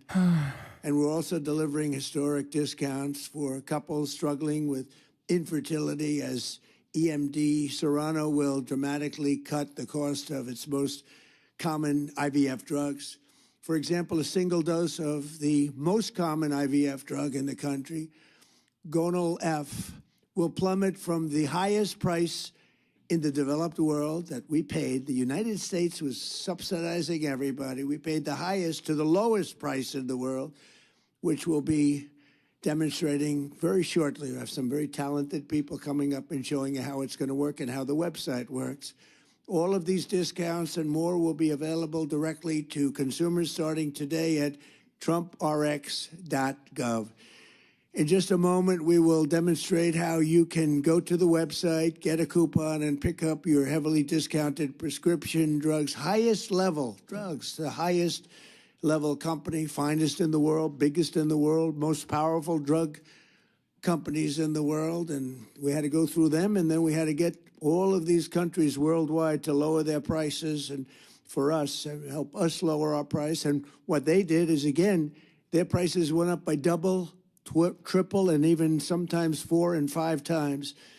But the dozens of commonly used drugs available today are just the beginning. 16 of the 17 largest pharmaceutical companies have signed agreements, and the other one is coming. Believe me, they're coming, committing that going forward, all new medicines they bring to the market in the United States will be available at most favored nation prices. For those that don't know, that means in the entire world, most favored, we get the most favored, the lowest price. So if somebody gets a great price, that's great for us because we get it. So this is the exact opposite of what's been happening for the last 30-plus years. If I'm Mark Cuban, I'm fucking pissed that the administration basically just took his thing and slapped the name Trump on it.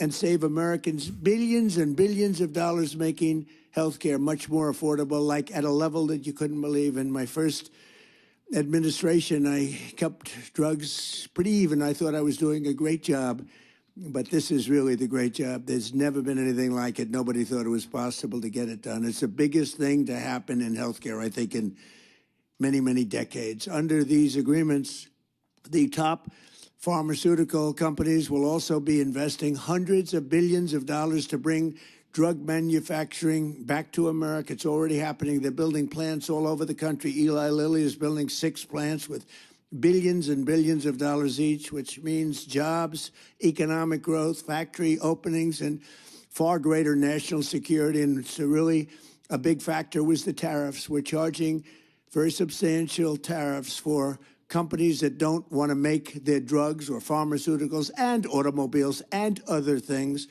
If they don't want to make them in the United States, they have to pay very big penalties in the form of tariffs. And what that means is they're all coming here. Every industry is coming here. We're taking in more than $18 trillion into the United States because of tariffs. The companies, the only way they can avoid them is to build here. They avoid paying the tariff. Now, they've been doing that, countries, to us for 30 years. That's how we lost so much business. They were drying up our country. We were losing factories. We were losing jobs like nobody's ever seen for many, many years. And now it's all been reversed, and we've never had a period. This is the wealthiest our country has ever been. We have hundreds of billions of dollars a year pouring in, and we're taking advantage of it. I want to give a special thanks to Airbnb co-founder and now Dude, I can't be the only one that gets annoyed by this like additional hashtag ad for all these like mega corporations that offer a couple dollars to these initiatives that the federal government is launching, right? Yet another indication that we are fucking falling apart as a nation state. He's fucking lying about Trump RX is just seeing the product, selling the product directly to consumers at price rather than via insurance. The real win is the recent FTC win against PBMs. Trump RX is literally the Inflation Reduction Act.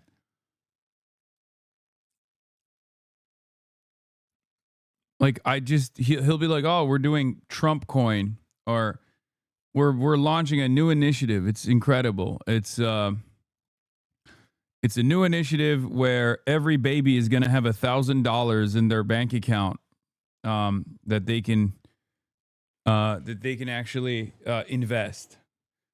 And it's launched by IBM. And it's like, oh, now we're doing Trump RX. Sponsored by Airbnb. It's like, what the fuck are we doing, man? You're the American government. I can't even watch this shit. I don't give a fuck. Ugh. Trump branded socialism is still socialism. You think this is socialism? What are you, fucking crazy? He's not actually doing socialism. It's not socialized medicine. Italian mom exclusively watches you on YouTube, dual streams.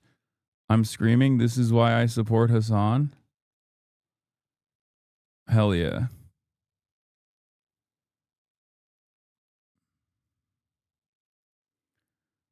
Anyway, let's get to the other stories that I wanted to get to here. Also, yeah, I was going to talk about this as well. Ruben Gallego cooked Scott Besson here. This earlier, in addition to being... This is back to Donald Trump suing the fucking IRS. we kind of touched on this earlier. In addition to being Treasury Secretary, you are serving as acting director of the IRS. So following up on Senator Kim's questioning, so you are fully aware that the president is suing your agency for $10 billion. Yeah. We would agree. Would you agree that $10 billion is a good sum of money? Yes, sir. Where would that be cut from? Let's say for some reason he actually wins that lawsuit. Where would that $10 billion come from? Again, it would come from... process-wise. I'm not asking like your opinion whether it's right or wrong. It would come from Treasury. It comes from Treasury, which comes from the general fund? The Treasury general account. So taxpayers? Yes. Thank you. Part of the 440,000 taxpayers whose returns were leaked. If the president, they're not suing, but if the president, we kind of touched on this earlier. Yes. What's going on is Trump is literally suing his own fucking government so he can pay himself off with taxpayer money. It's incredible stuff. And basically what he'll do is get himself a fat little $10 billion tax credit.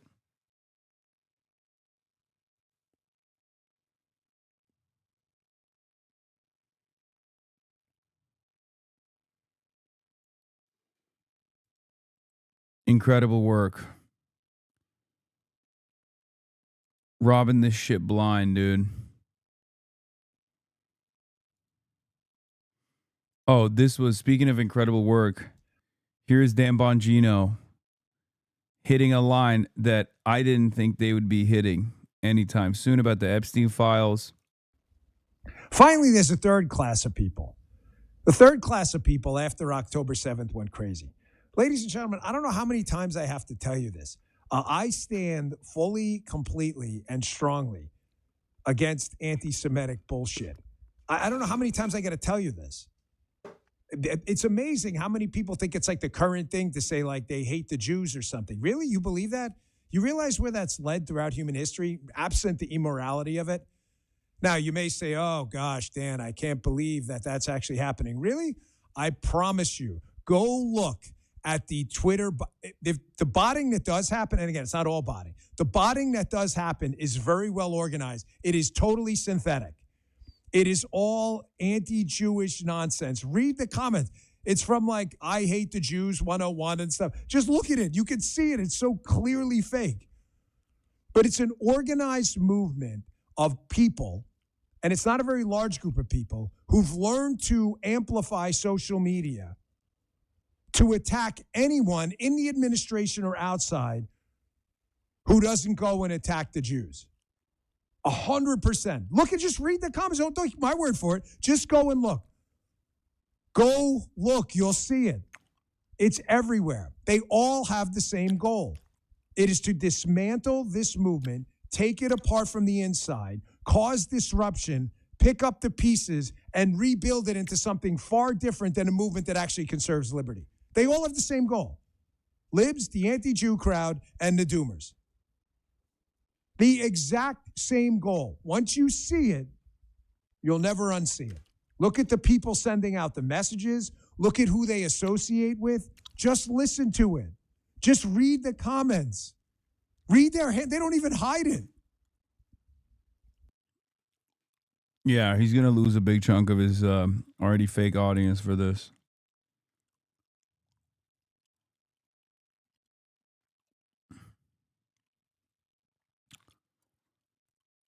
We talked about Epstein and Russiagate. I was going to talk about this. Robert Kraft, notorious sex criminal who was not prosecuted for his illicit activities. Owner of the New England Patriots. Go Seahawks, by the way. That Robert Kraft. Robert Rub-and-Tug Kraft is coming out with a whopper of an ad to combat anti-Semitism.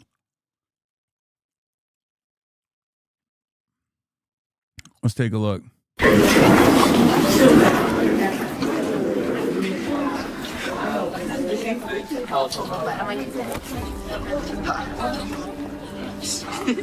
Loser. Dude. Did you see that? Should we tell him? So bad. Oh, bro, look at him. Oh my gosh. It's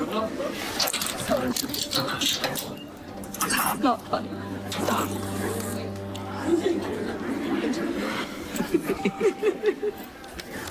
Do not listen to that.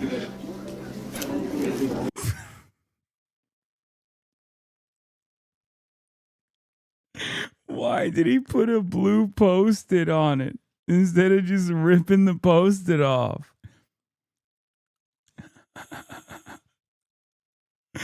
Hey, yo. Do not listen to them. Just take the Post-it off.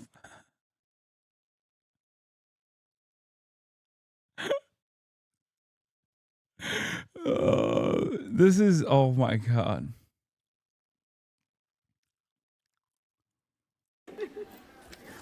Do not listen to that. Thank you, man. I know how it feels. No. No. No. No.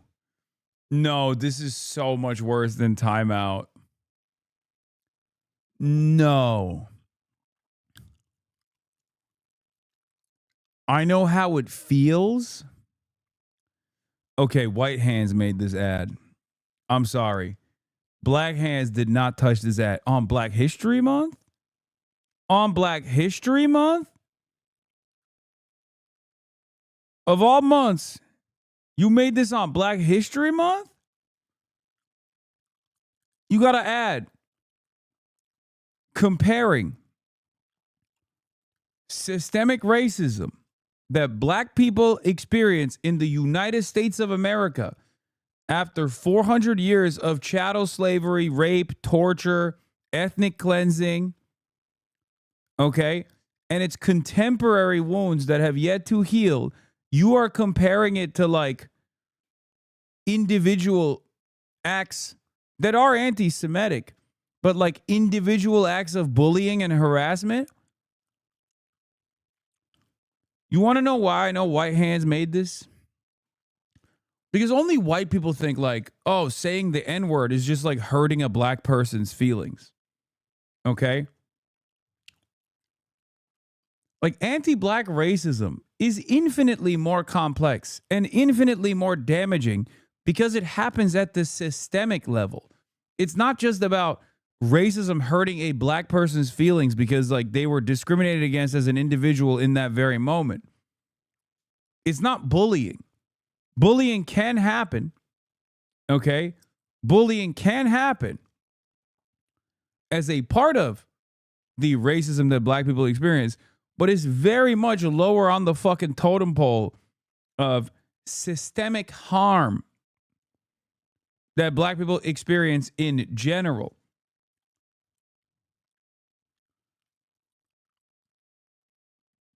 That is crazy.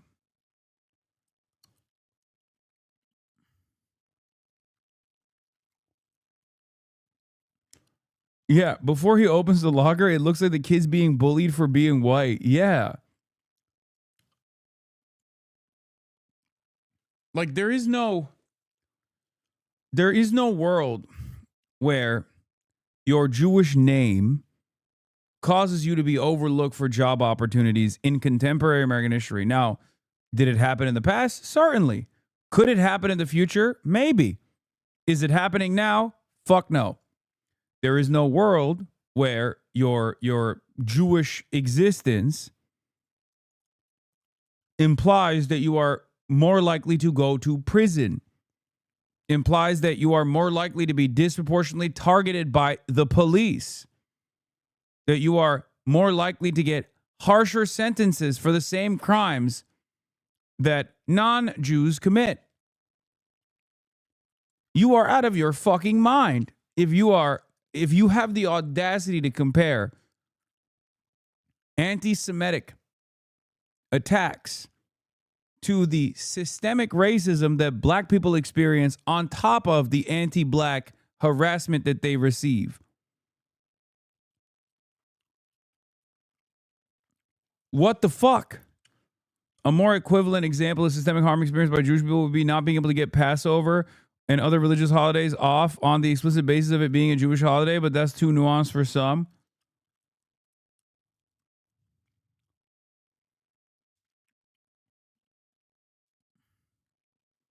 I like how they're acknowledging America's racist past in this one circumstance only. No, I don't even think this is an acknowledgement of America's racist past.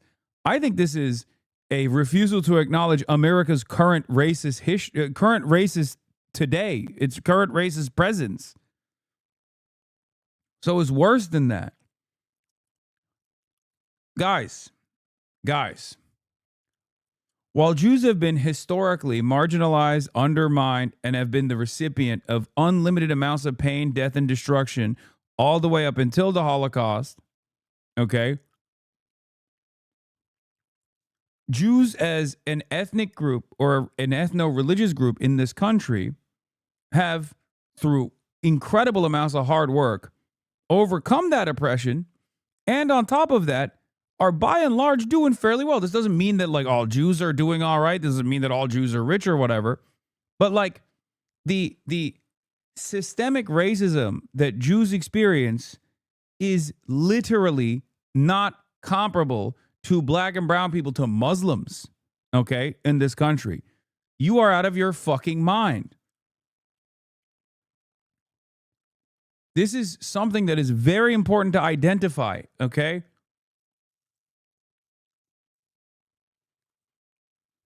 Like, that's crazy. This is embarrassing. This is fucking embarrassing. This is an embarrassment. I'm sorry. You are crying like a baby. What the fuck, dude? What are we doing? What are we fucking doing here? Anti-Semitism is still the only institutionally stigmatized form of bigotry in this country that remains, okay? I'm not going to say that's a bad thing necessarily, because all bigotry is bad and wrong. But to say that, like, come on, dude. Even the Jewish Daily Forward thinks this ad sucks. Robert Kraft's new Super Bowl ad about anti-Semitism already feels dated. If it was meant for the kids, they will laugh at how alien and out of touch it seems, writes PJ Grizzar. Okay, give me the actual Give me the actual article. Even the tablet magazine's editor at large hated this ad, but it's because he's even more unhinged.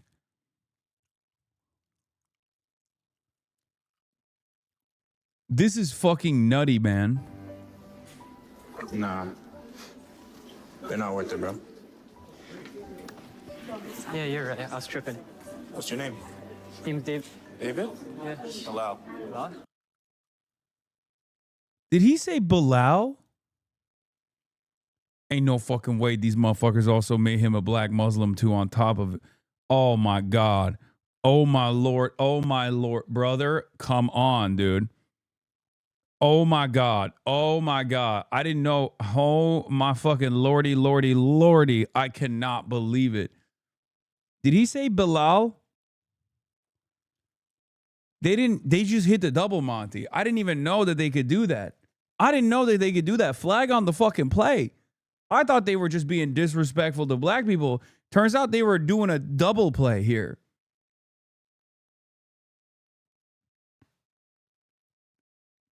God damn. Dave. David? Yeah. Allow. Oh my God. Oh my God.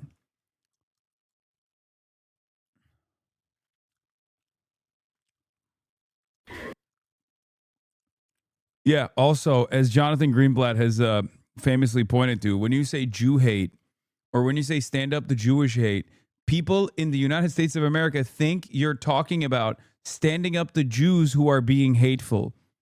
Okay? Which makes this even funnier.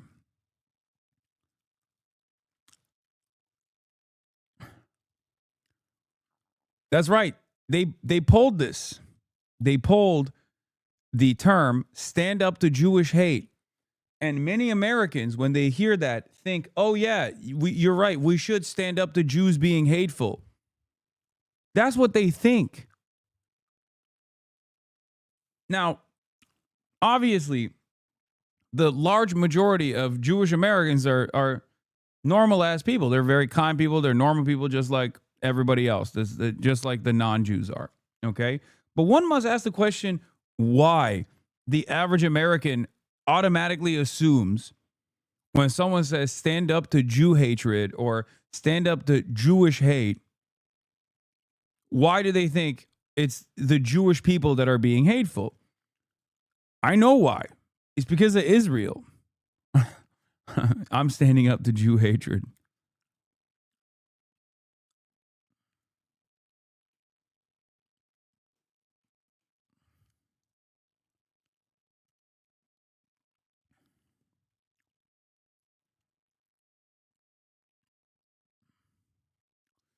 Not the average American. Stop. No. The reason why they think that is because, let's be real, okay?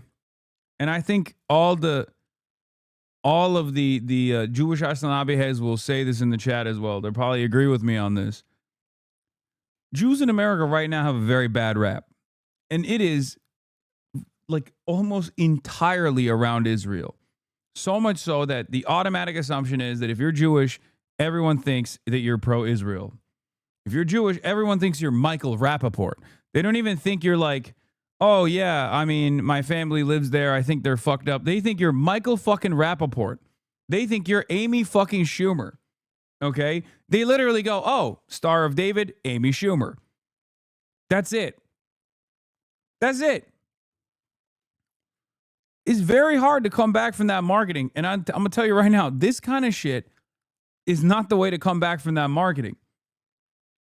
The best way to come back from that marketing is to, you know, hype up groups like Jewish Voice for Peace, which Robert Kraft is never going to do because Robert Kraft hates those Jews.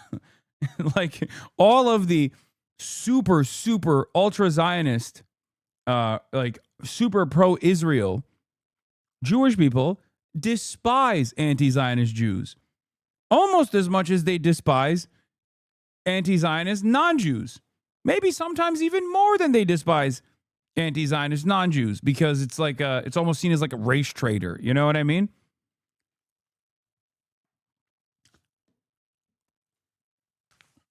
That's it.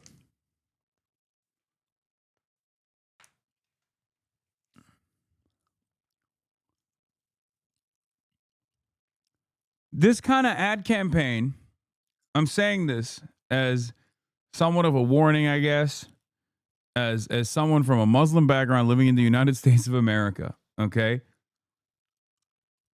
Heed my warning. This kind of ad campaign makes you look like you are whining, okay? The average person does not think about the anti-Semitism numbers increasing and exploding exponentially. The average American thinks about Jews in positions of power, okay? And for the longest time, a lot of the Americans that thought about Jews in powerful places did not consider that to be like a negative thing. Sure, it was strange for them, I guess, but for the most part, they were like, oh, Hollywood's run by Jews. It's awesome. They make great TV shows, right? Like that was the attitude, okay? The dramatic attitude shift around Israel has caused a lot of people to second guess the notion of Jews in powerful places, okay? This is why I always said, for the longest time, there was like this nascent, somewhat anti-Semitic notion, even though it's not an anti-Semitic notion if you have no problem with it, at the end of the day, that, Jews are overrepresented in Hollywood and all these other places, right? Yes, I said second guess. Shut the fuck up. Suck my dick. The thing is, when you pair this up with Israel, when you pair this up with like all of the pro-Israel sentiment, okay, the endless amounts of most U.S. Jews do not identify as Zionists even when they support Israel, JFNA finds. The survey also found that 7% of American Jews identify as anti-Zionists, rising to 14% among young adults. Only 1/3 of American Jews say they identify as Zionists, even as nearly 9 in 10 say they support Israel's right to exist as a Jewish and democratic state. According to a new survey, 9 out of 10. Ay, ay, ay. Devastating. I always say, if the ADL is worried about Israel's reputation, don't censor the Palestinian movement, censor Israelis. Would do wonders for Israel's reputation. Oh, yeah, 100%.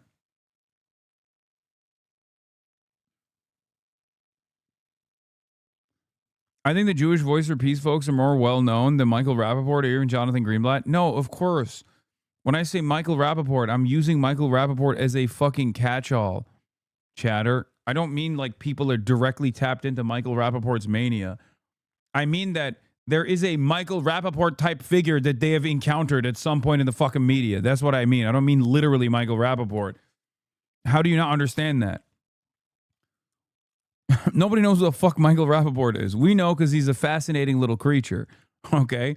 I'm talking about a Michael Rappaport style unwell individual that has gotten in their fucking faces and is like, that's why I also said Amy Schumer, right?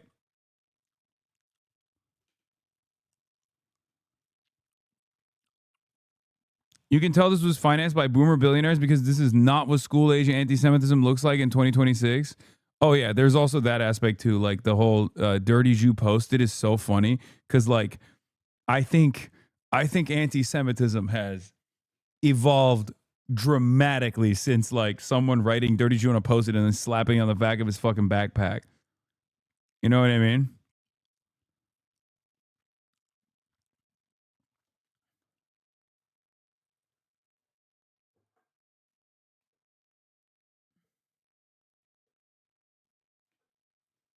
That is not a thing, Hasan. It is mostly online.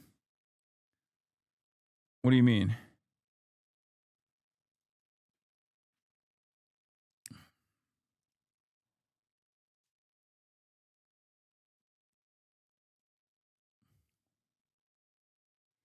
That's literally exactly how I was bullied in school. What the fuck do you mean? You're in a bubble, my guy. Most Americans do not think it's Jews being hateful. They just don't really care for Jews enough to take a stand up to Jewish hate seriously anyway. But yeah, they don't like Israel. My whole childhood, I was told people run Hollywood in the world, mostly by dumbass kids I went to school with. People thought of Jewish oligarchs and media giants as a bad thing. No, I'm saying that there are people like that. But by and large, most Americans weren't like you're talking about the anti-Semitic conspiracies that you encountered, okay? I'm saying the average person for like the last decade or so thought, oh yeah, there's a lot of Jews in Hollywood. Oh yeah, there's a lot of Jews in finance. But like it wasn't a major consequence. Nowadays, because of the attitude shift on Israel and because of the tying, the false conflation between Israel and Judaism, now they think it is a bad thing. You know what I mean? Now they think, oh, I'm being censored on TikTok, or TikTok's being fucking sold because Jews. That's the way they operate. That's the way that they think. Does that make sense?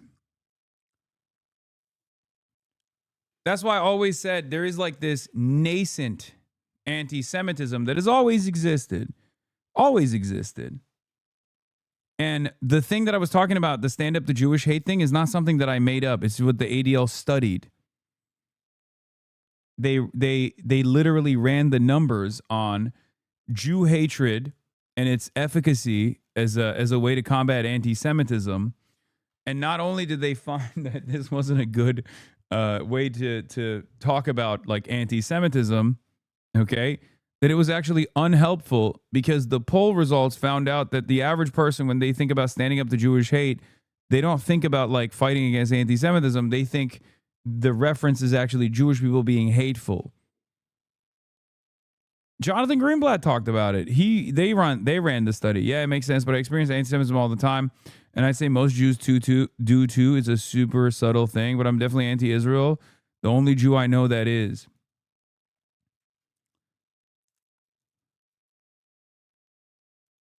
What is this? At least from my own experience, that there is very rampant anti-Semitism in the United States, at least. That's your experience? That has been my experience. Are you Jewish? I'm half Jewish, but it's not necessarily that it's directed at me, but people growing up, slurs against other races aren't tolerated, but slurs against Jews I would hear pretty regularly, or lots of Jew jokes. Let me tell you something, okay? Norm's about to be like, I say slurs all the time towards all the races. You are wrong.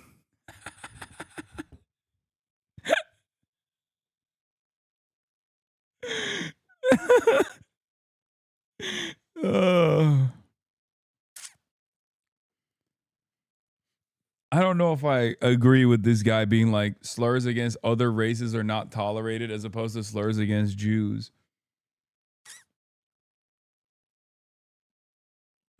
I don't agree with that at all. First of all, there was an era in which one calculated anti-Semitism not by a person's thoughts, because you can't control a person's thoughts. And even you can't control your thoughts. And even you probably can't figure out what's your quote-unquote real motive for whatever you do. Are you interviewing me now because of a sincere inquiry into the life of the mind?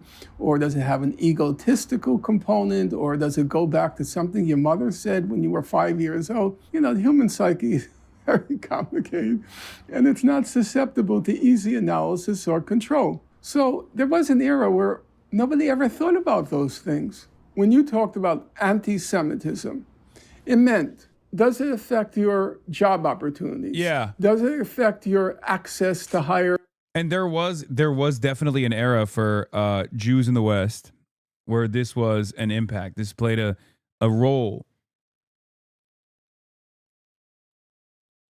Like this played a role in Jews getting jobs. Like there was material harm at the systemic level. When you erode the systemic aspect of discrimination, and this comes along with like Jews being perceived as white, okay? Because that's what it is at the end of the day. And there are obviously non-white Jews as well, but they receive discrimination, or at least historically in the last like, I don't know, last like 20, 30, 40 years or so, they have received discrimination on the basis of their other identity and I'm talking about systemic discrimination, by the way, not on the basis of them being Jewish. certain institutions of higher education? Does it affect where you're going to live? Does it affect negatively your interactions with the law? That's what anti-Semitism meant. Yeah. They were quantifiable, palpable, lucid expressions of this phobia, whatever you want to call anti-Semitism, okay? By that reckoning, can you name me a place in the United States where a Jew would have trouble purchasing a home or renting an apartment? Name me one place. I'd be curious. Can you name me one university, one college, one in the whole United States where a Jew would have trouble getting in because he or she was Jewish? One. Could you name me one profession? Does the medical... Like, the same could even be said for the Irish. Like, the same could be said for Italians. Like, there was a historic period of time when Irish and Italian people were discriminated against on the basis of their ethnic background or the basis of their nationality. And then they were basically bracketed under the white category, right? And the same goes for Jews in general. There's still more discrimination towards Jews as a historically marginalized identity than like Italians and the Irish.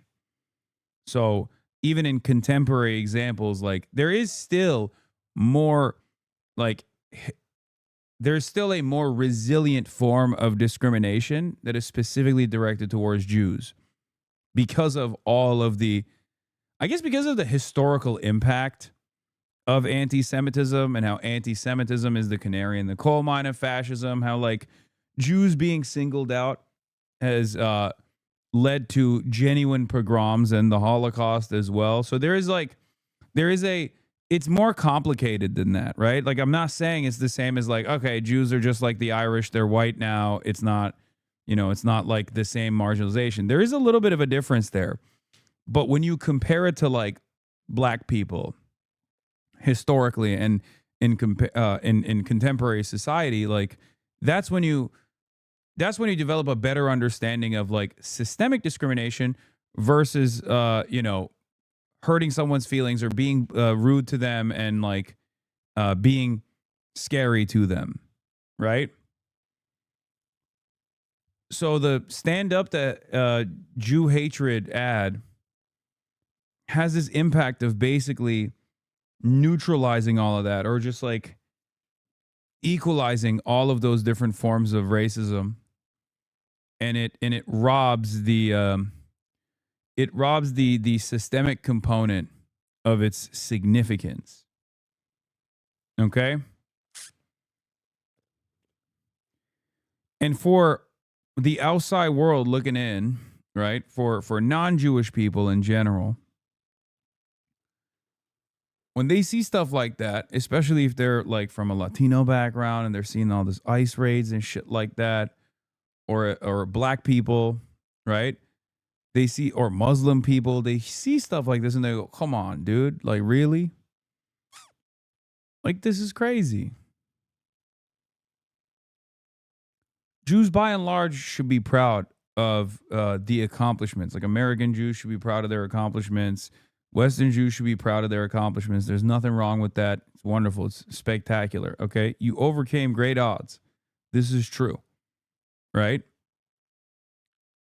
But part of the reason why, like after all of those accomplishments, part of the reason why like these words ring hollow is because it comes across like it comes across like the only form of discrimination that impacts people is the personal, like person-to-person bullying and hatred and harassment that you receive, when clearly the more consequential aspect of racism, the more impactful aspect of racism is one that pertains to the material at the systematic level.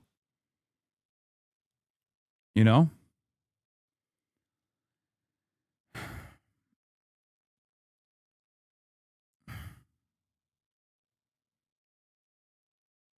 What is this? But yeah, most Americans think the height of racism is just saying a slur word and not denying housing applications or loans. That's why they equate so much of the types of oppression. Exactly. That's why I said white hands touch this. Jews are more privileged than WASPs in American society. Okay, brother, you are fucking insane if you think that. That's borderline white supremacy.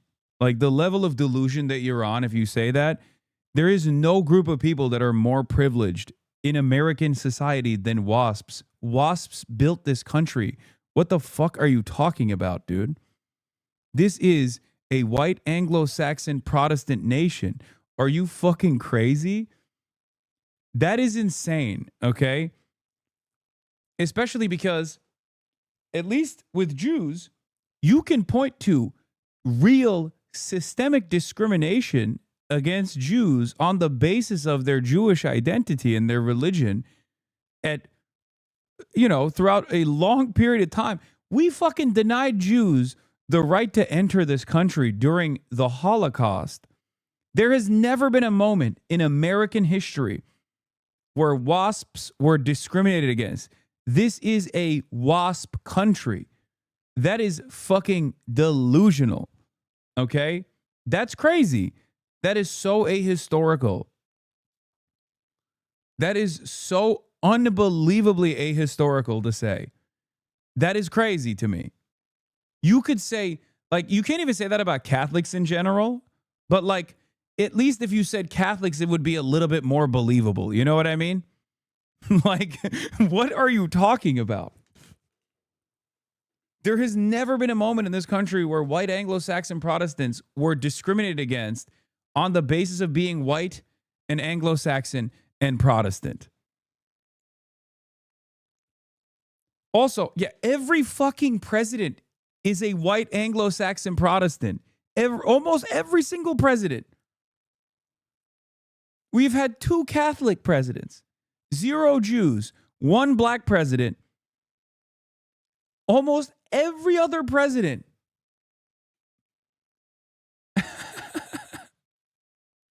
What the fuck?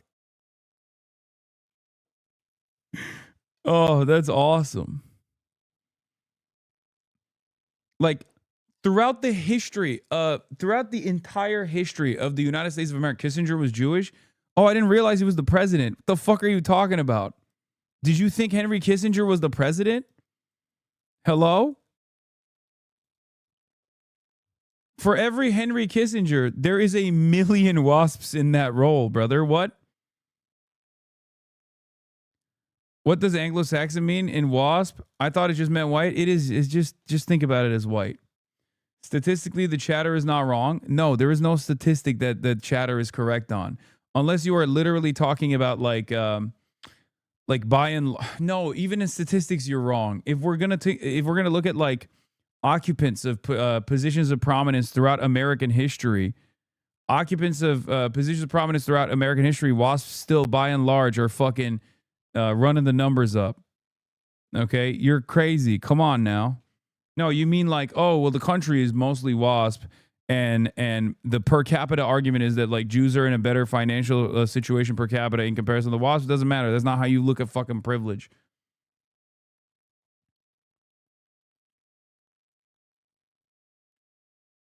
Like you can find one metric to game it out, but it doesn't fucking it doesn't change anything. You know what I mean?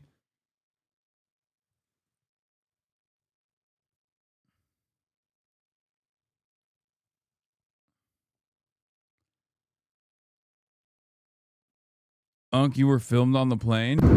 I don't know which one of you motherfuckers keep farting in front of me, folk, but that shit blowing the fuck out of me, G. Man, go to the fuck. Okay, first of all, you know that ain't me because I'm sitting in business, all right? My pretty ass is sitting in business class.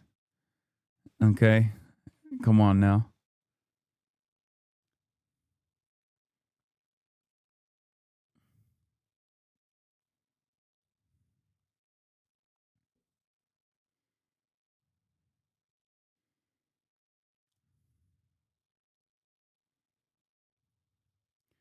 We do use the same metric for pollution per capita for Chinese people.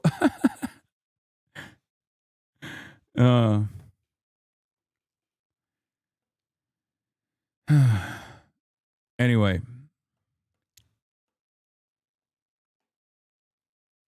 I feel the same way as an Indian American. You deal with racism often, but it's hard to feel truly subjugated when your race is the highest socioeconomic class. I mean, I go so far as to say that like Indian Americans are still denied job opportunities at a fucking higher rate on the basis of being Indian and therefore brown than Jewish Americans do. But I see the point that you're making. Okay? Like that's more valid for Indian Americans than it is for Jewish Americans if we're talking about systemic racism. Systemic racism impacts Indian Americans because of on the basis of just not being seen as like fully American. Jews, by and large, in the United States of America are white. They're a part of they're a subcategory of white. That's just the reality. This is precisely the reason why they don't experience the same level of systemic racism that other people do. Okay? That's it. It's that simple. Sometimes it's that simple. American racism is not super complex, okay? That's why I separate American racism from European racism or American anti-Semitism from European anti-Semitism. European anti-Semitism requires a tremendous amount of reading, for example. Americans are illiterate. They're too illiterate to be Euro-style anti-Semites, okay?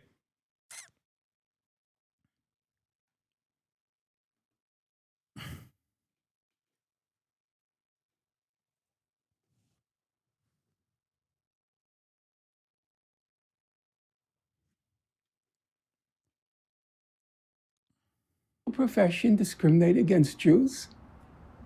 There's a legal profession. I mean, that was once a problem.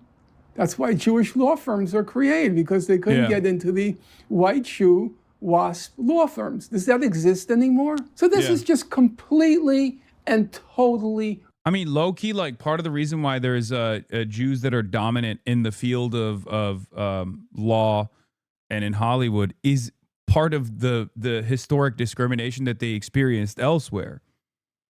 Like, that's half the fucking story. Now it doesn't exist. You know what I mean? Like, that's literally it. That's the whole point. They were excluded, so they chose alternative sectors where they could like create their own products, create their own goods and services. You know?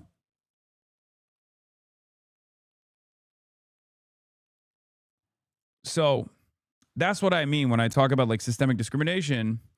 And because the overall like domineering attitude is that Jews are doing all right in general, you know what I mean? Like that's what Americans think. They're doing all right in general. When this kind of conversation takes place, most Americans think any kind of instance of reminding people that racism exists is frustrating for them.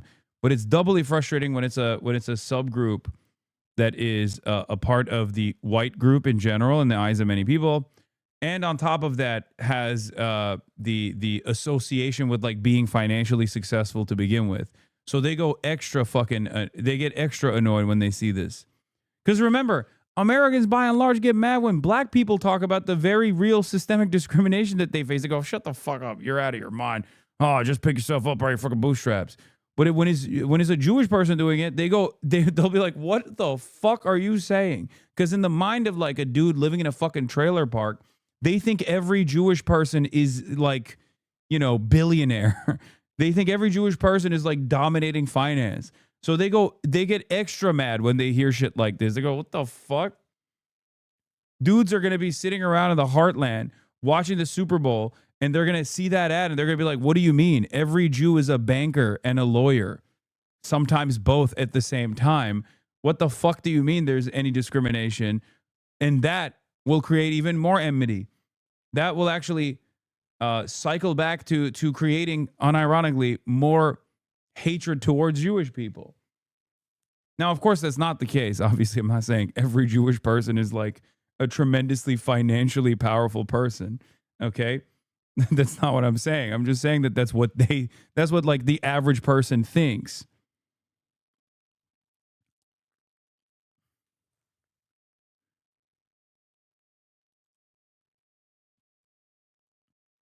I had a motherfucker tell me Rupert Murdoch is Jewish because he legit believes Jews own literally every media company. That's so funny. I know. Or like, I used to joke about this, but now I can't even fucking joke about it. But I used to say, people treat Bill Gates like he's Jewish. because of the association of like being a billionaire and being Jewish. People will be like, oh, Bill Gates trying to microchip people. Like they it's the 4chan technique of being like Jews in powerful places, like the Excel spreadsheet that they love posting that Kanye West had printed out. And it's like, I remember looking through that spreadsheet and like half of the people on the spreadsheet weren't even Jewish. So they decided suspected Jew. They put like, they slapped on suspected of being Jewish next to like people who aren't Jewish.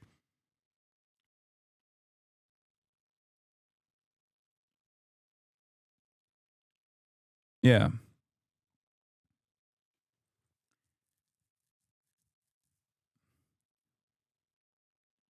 It's ridiculous. But yeah, at the end of the day, it's the ad rings hollow for the reasons that I just mentioned. The more Jewish supremacist state slaughters Palestinians, the more Jewish supremacist billionaires will be funding condescending, self-victimizing ads like this.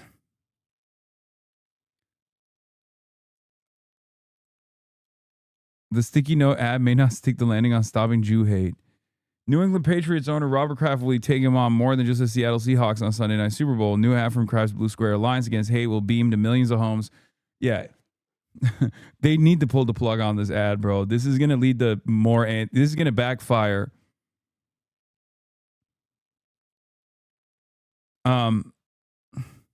So much love and respect for Robert Kraft, but it's almost impossible to imagine a more R-worded ad than this from editor-at-large at Tablet Magazine. First off, let's do the same thing we did last year to make sure you understand we have no creativity left. Second of all, let's make the call to action posting a BLM-like bullshit square because that's what serious people do. Third of all, let's make sure the story we tell is of a dweeby Jew getting gallantly rescued by a cool black dude. If I had $10 million to spend on a Super Bowl ad, I'd just show a bunch of exploding beepers, dead Hamas and Hezbollah leaders, hot Israeli girls with guns. Oh my God. The first 2 points, I was like, okay, where is he going? And then he hit the dweeby Jew. And I was like, oh, this guy is Israel poisoned. This is the most Israeli tweet you can actually fucking find, okay? I don't know if Leah Leibowitz is living in the United States of America, but spiritually, his mind is in Israel. Because this notion that like, oh, in order to make Jews look cool, you gotta show how fucking militant we are, you know, militant Jews. Like, that is the most spiritually and mentally Israeli. The muscular Jew narrative is the most spiritually and mentally fucking Israeli thing you can do. I would go so far as to say, if you wanted to like promote Jews in America, just show Jewish contributions to the field of arts, academia, sciences.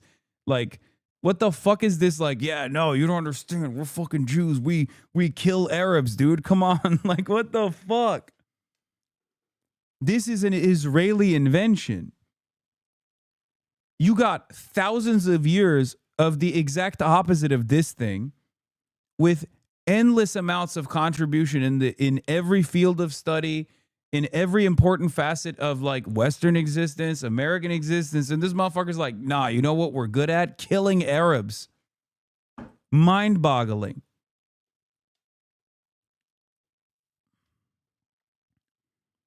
Caption, fuck around and find out. But hey, why go with Jewish power and pride when quivering victimhood mixed with the worst of social media clicktivism is exactly what some committee of overpaid PR pros and professional Jewish org types thought would work wonders. I'm telling you, this is the Israeli mindset.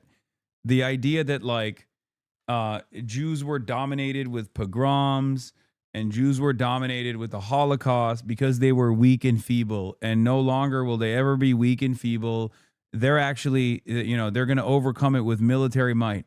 Okay. That's literally the Israeli mindset. Yeah, that would be great. Spend $10 million to remind people that American Jews are actually Israeli at a time when there is an unprecedented amount of hatred towards Israel, which is fucking warranted, mind you. Okay. Yeah, remind them of all of the weapons that we paid for so that they think that our tax dollars went into paying for this commercial as well. That is definitely going to make Americans go, oh, hell yeah, man. I love the muscular Jew. Like, that's crazy. Yeah, he's like, let's pump Kahan. Meyer Kahan instead of Einstein, dude. It's so funny. It's just so stupid. Yeah, fuck around and find out. The message should be a $10 million Super Bowl ad that says, do not cross the Jews or we will do terrorism. That will certainly make the dumb potato-headed wasps living in the heartland go, wow, I certainly love the Jews now. Incredible stuff. This is what I mean. It's the Israeli mindset, okay? That is literally the Israeli mindset. The notion that, like, you know, Jews have to be strong, muscular, and we kill people. We kill people all the time. Remind people that we kill people all the time.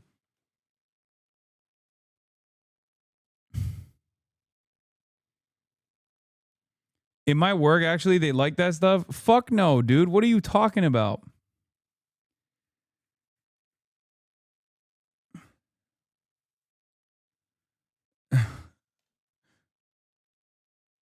Just remember, football fans, we can blow up your cell phones whenever and wherever we want. Hashtag stop anti-Semitism.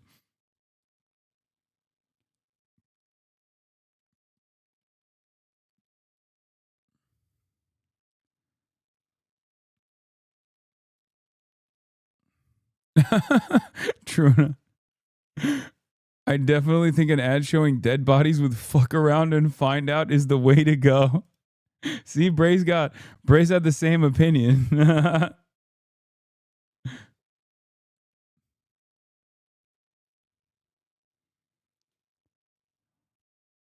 Yeah, this guy is fucking delusional, okay?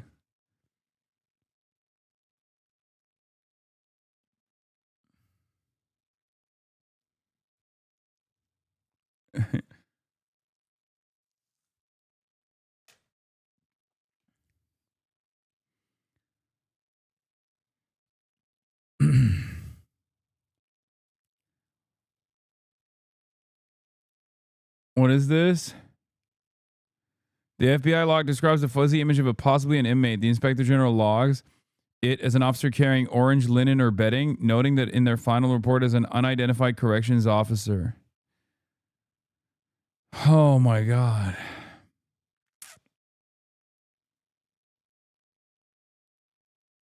I agree with Liel. A much better and more appealing Super Bowl ad would definitely feature real war footage of dead bodies blown apart by bombs. I swear to God, dude, Israeli mindset is so... I mean, I don't know. Look, there are a lot of Jewish people in academia, revolutionaries that have guided my worldview, okay? But I'm not Jewish, so maybe I'm speaking out of turn when I say this. But I truly feel like Israeli mindset is just an entirely separate mentality. Like Zionism is an entirely separate mentality than thousands of years of Jewish culture. It's like antithetical to everything I have learned of the revolutionary history of Jews in general. It's crazy. It's always shocking to see it in real time.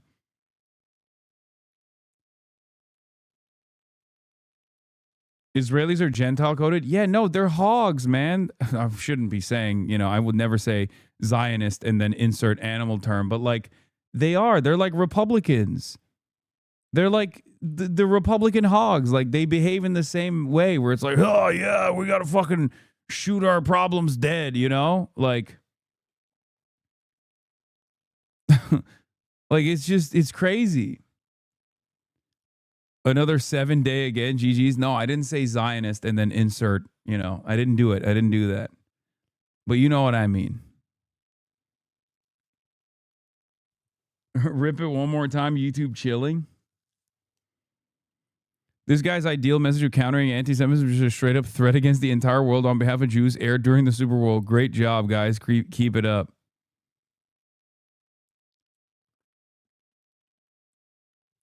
It's just the universality of fascism, which I jokingly talk about when I say the universality of hog mindset, right?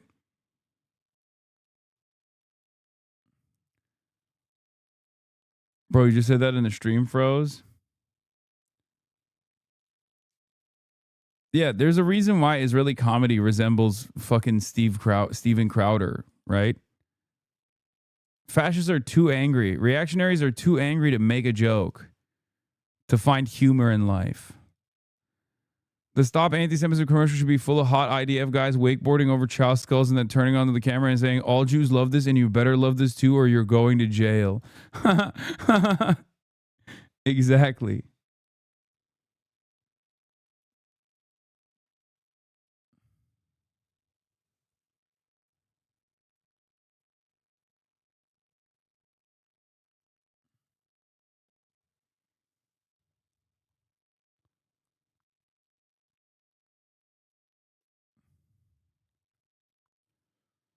As a Jew, Israel is a fucking freaky man. I went on birthright, step off the plane after 13 hours. They just sit us down on the floor of the airport and basically explain that we should marry Jewish and have many children to fix the demographic concerns of the Israeli government. Wild stuff. I mean, it's fascism.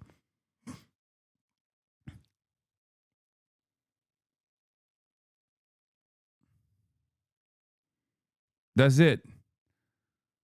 Anybody that dude, anybody that fucking comes up and tries telling you about the demographic concerns of the in-group should raise alarm bells, right? Like that's it. Like when a white guy says that, you know exactly what it is. Oh, we got demographic concerns in our country that is supposed to be an ethno state. Okay, that seems a lot like you're a Nazi because you are. You're a fucking Nazi. What the fuck do you mean demographic concerns? Like, what are we talking about? Yeah, there's this part too. Beirut today. Lebanese authorities say Israeli aircraft sprayed glyphosate herbicide over farmland near the Blue Line at levels far above normal use. The spraying damaged crops and raised health and environmental concerns, drawing condemnation from officials and UNIFIL. Israel's objective here is to turn the entirety of southern Lebanon into a barren wasteland in order to thin out the population. In the short term, that will allow Israel to turn southern Lebanon into a buffer zone. In the long term, we'll start seeing Israeli settlements.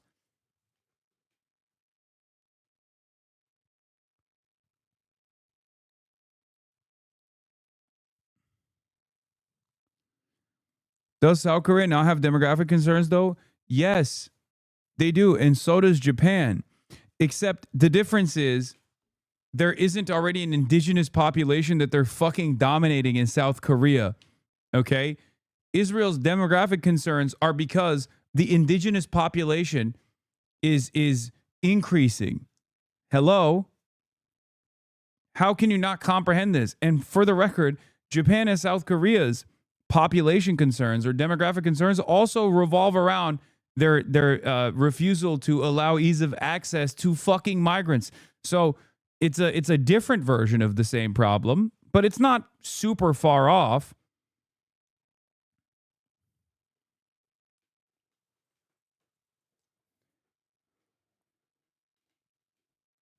What, you think I'm going to fucking defend the South Korean government? No.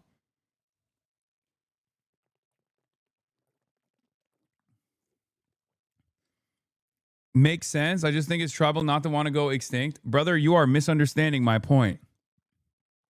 Okay? You are misunderstanding my point. That's why they're the safest countries. Oh, yeah? You think that's the reason why they're the safest countries? You think that's the appropriate thing to do? Okay. How about we take advantage of, how about we copy some of their laws, for example? No more guns. Do you like that? I like that. Would you go along with that? Because I think that probably plays a much larger role than whatever dumb fucking Nazi opinion you have about a homogenous society. Okay? I just explained to you how the interest in maintaining a homogenous society is unironically suicidal. It's killing. It's making the Japanese go extinct. Okay? That is quite literally the reason why they're going extinct. The reason why they're safe is not because it is a homogenous society. The reason why they're safe is because, well, they have a more collectivist mindset, if you want to think about like cultural attitudes. But outside of that, they also have no fucking guns.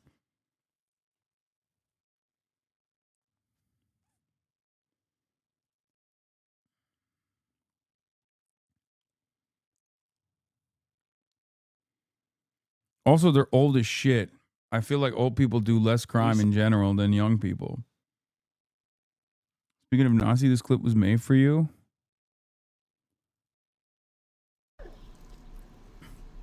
Bro forgot he's LARPing as a Muslim.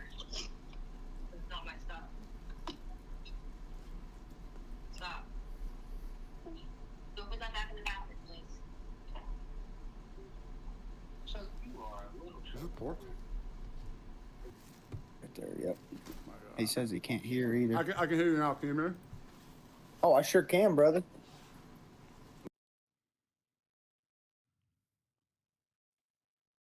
I'm low-key kind of surprised. I don't think Sneeko is LARPing, dude. He literally fucking I mean, this is surprising. Saying old people do less crime than young people is hilarious. Soon after the latest Epstein files release. I mean, that's crazy. You think Epstein is how old people commit crimes? We're talking about, when we're talking about like violent crimes, we're talking about like fucking robbing a store with a gun. When you're 80, it significantly diminishes the likelihood that you're going to rob a store with a gun. Twitch chat does nothing but sidetrack. Kind of sucks. You're right, chatter. YouTube chatter is on top.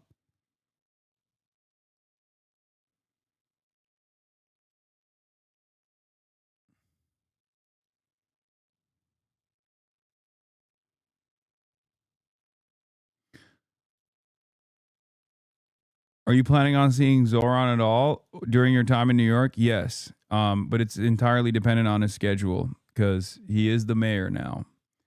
So that makes it a lot more difficult to carve out time. I don't think he forgot and thought he could get away with eating pork. I generally think it was stupid because he's stupid. I mean, maybe. All right, let's watch Jake Lang. Support you. We support ICE. Our country. Outside the Minnesota State Capitol, conservative activist Jake Lang was arrested after defacing an ICE protest ICE sculpture, changing prosecute ICE to pro-ICE. Authorities say he caused about $6,000 in damage and booked him in the Ramsey County Jail. Want to debate policy? Great. Want to vandalize and get arrested for it? That comes with consequences, dumbass. Made for Americans, not for Somalis. You up this late, bro? Bro, it's 5 p.m. It's 8 p.m. here in New York. The New York of America.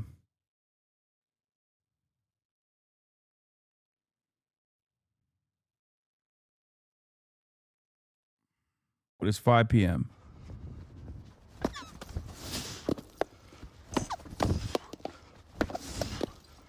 Wait, did they add a sound or does it just... Did they add a sound in post or does it just unironically sound like he's letting off like a little poot? Like a little pooty poo fart.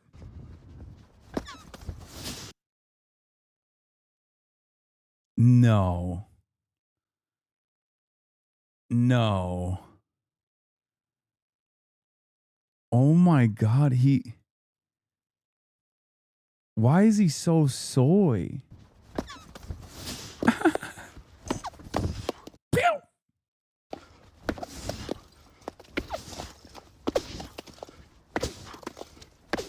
Pro-ICE, baby. America first, America only. We'll see you here February 7th, Saturday, 12 noon, outside the Minnesota State Capitol. God, he's so ugly. What? Statement from Jacob Thomas with Common Defense. I gave 8 years of my life in service of this country in the military for a January 6th insurrection to destroy our displays and attack on the First Amendment. Veterans like me fought to defend. Like the ICE agents who murdered Alex Peretti and Rebecca Good, these criminals need to be prosecuted.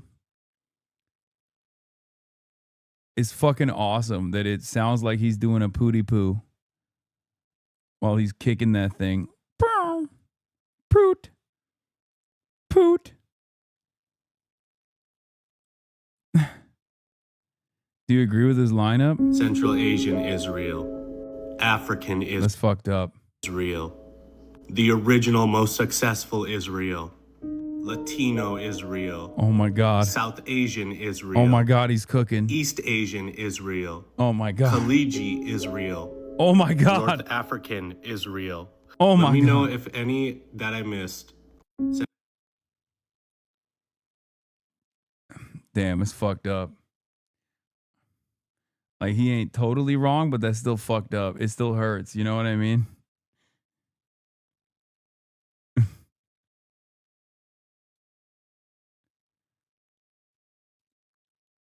England was the Israel of the world for a good 350 years.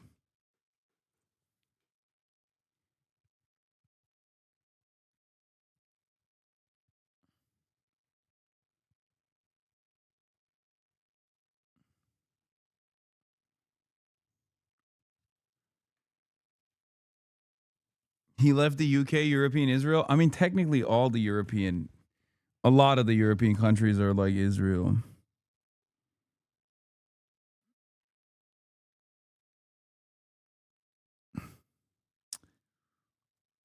But definitely at least got to hit England there. Ironically enough, England is responsible for Israel. Like, it's kind of crazy because of how much America dick rides Israel into oblivion that we fucking forgot about Lord Balfour. Okay? How the fuck did Israel form to begin with? Truly, like, everything that you can point to in present history that sucks dick, you can go back to America and blame America. And everything in the past, you can kind of blame on England. Including America. England is so responsible for every evil thing that has taken place that you could blame America on England as well. Like, low key, they did that shit.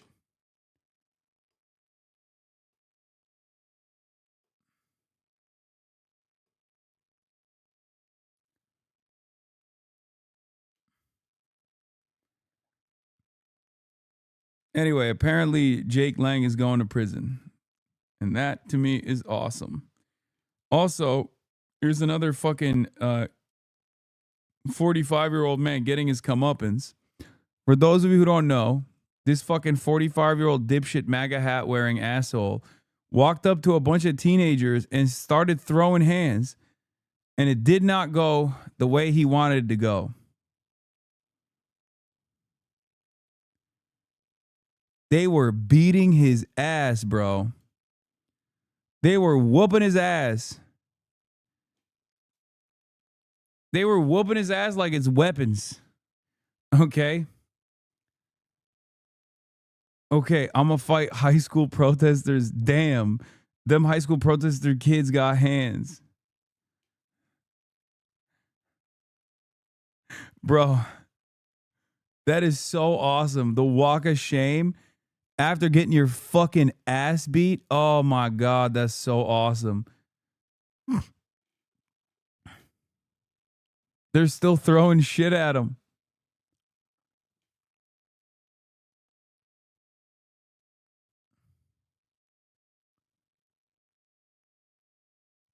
Oh, that's so sick. Oh, that's so sick.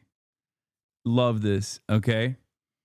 Now, initially, the MAGA Twitter was trying to make it seem like this guy's a victim because the video here starts with him getting his ass beat. Okay. Does anyone have the longer video?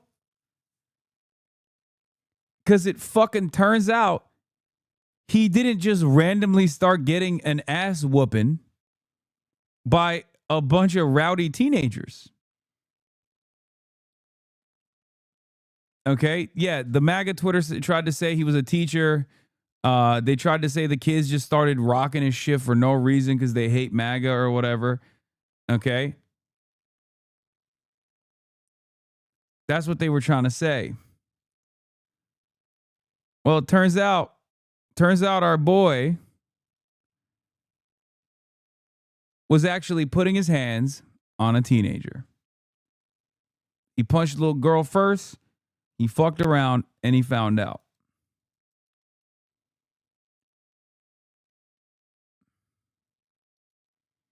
Another hog showed up? Wait, what?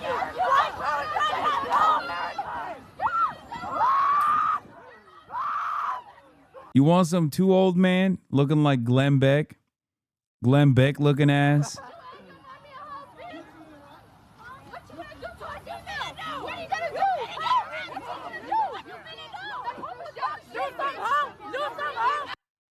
Do some, ho.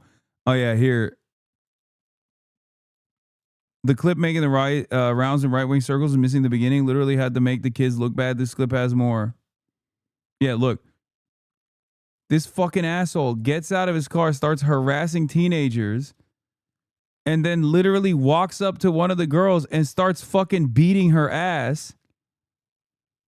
And then the rest of the video.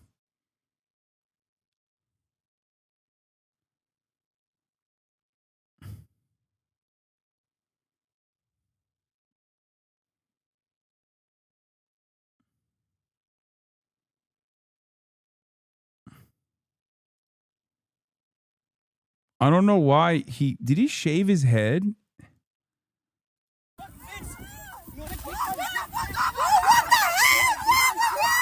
What the fuck? Why does he have hair in the video?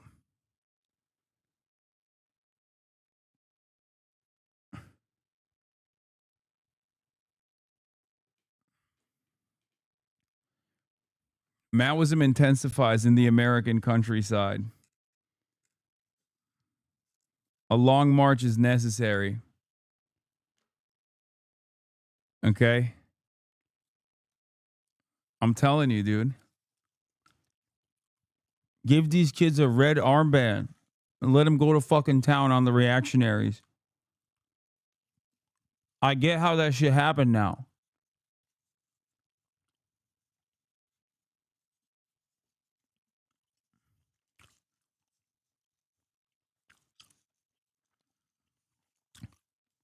Give him copies of the fucking...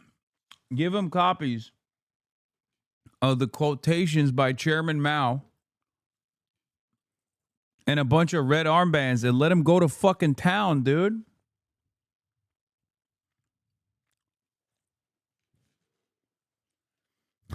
Respect.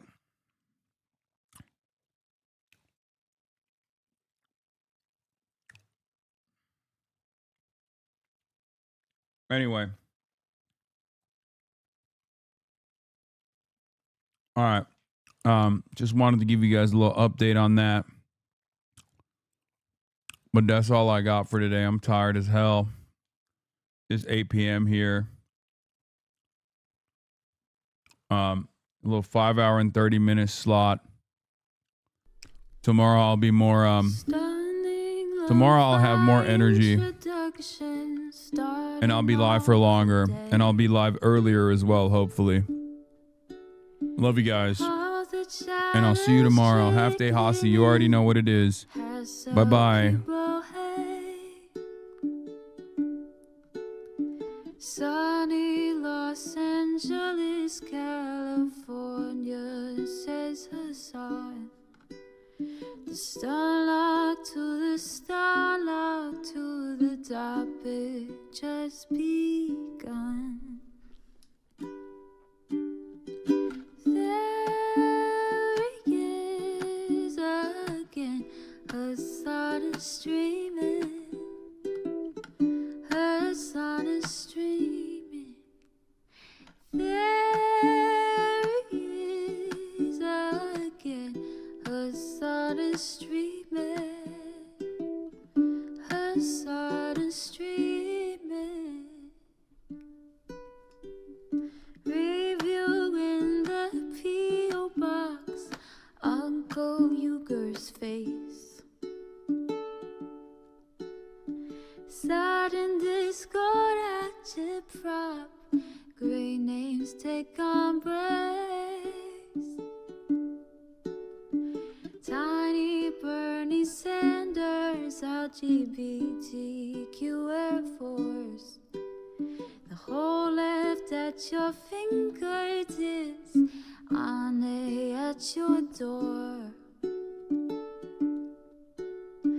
H3 crowded debate, the Young Turks online show. 3 full fucking years of this, plenty more to go. 90-day fiance talks of champagne bourgeoisie. A Trump rally live reaction, a mass riot at DC. There he is again, Hasan is streaming. Hasan is streaming. There he is again, Hasan is streaming. Hasan is streaming. Reading live stream fair comments, Austin show chat advice. And all the ways the right-wing pipeline can suck you in online. JCS react, Lord frame gets broken, cover blown. A full-blown mass pandemic, monster streaming at your home. Total radicalization coming out to find. The system you were taught to trust in was broken the whole time. All these daily streams, whether big or whether small, have helped me and so many find the meaning through it all. There he is again, Hasan is streaming. Hasan is streaming. There he is again, Hasan is streaming.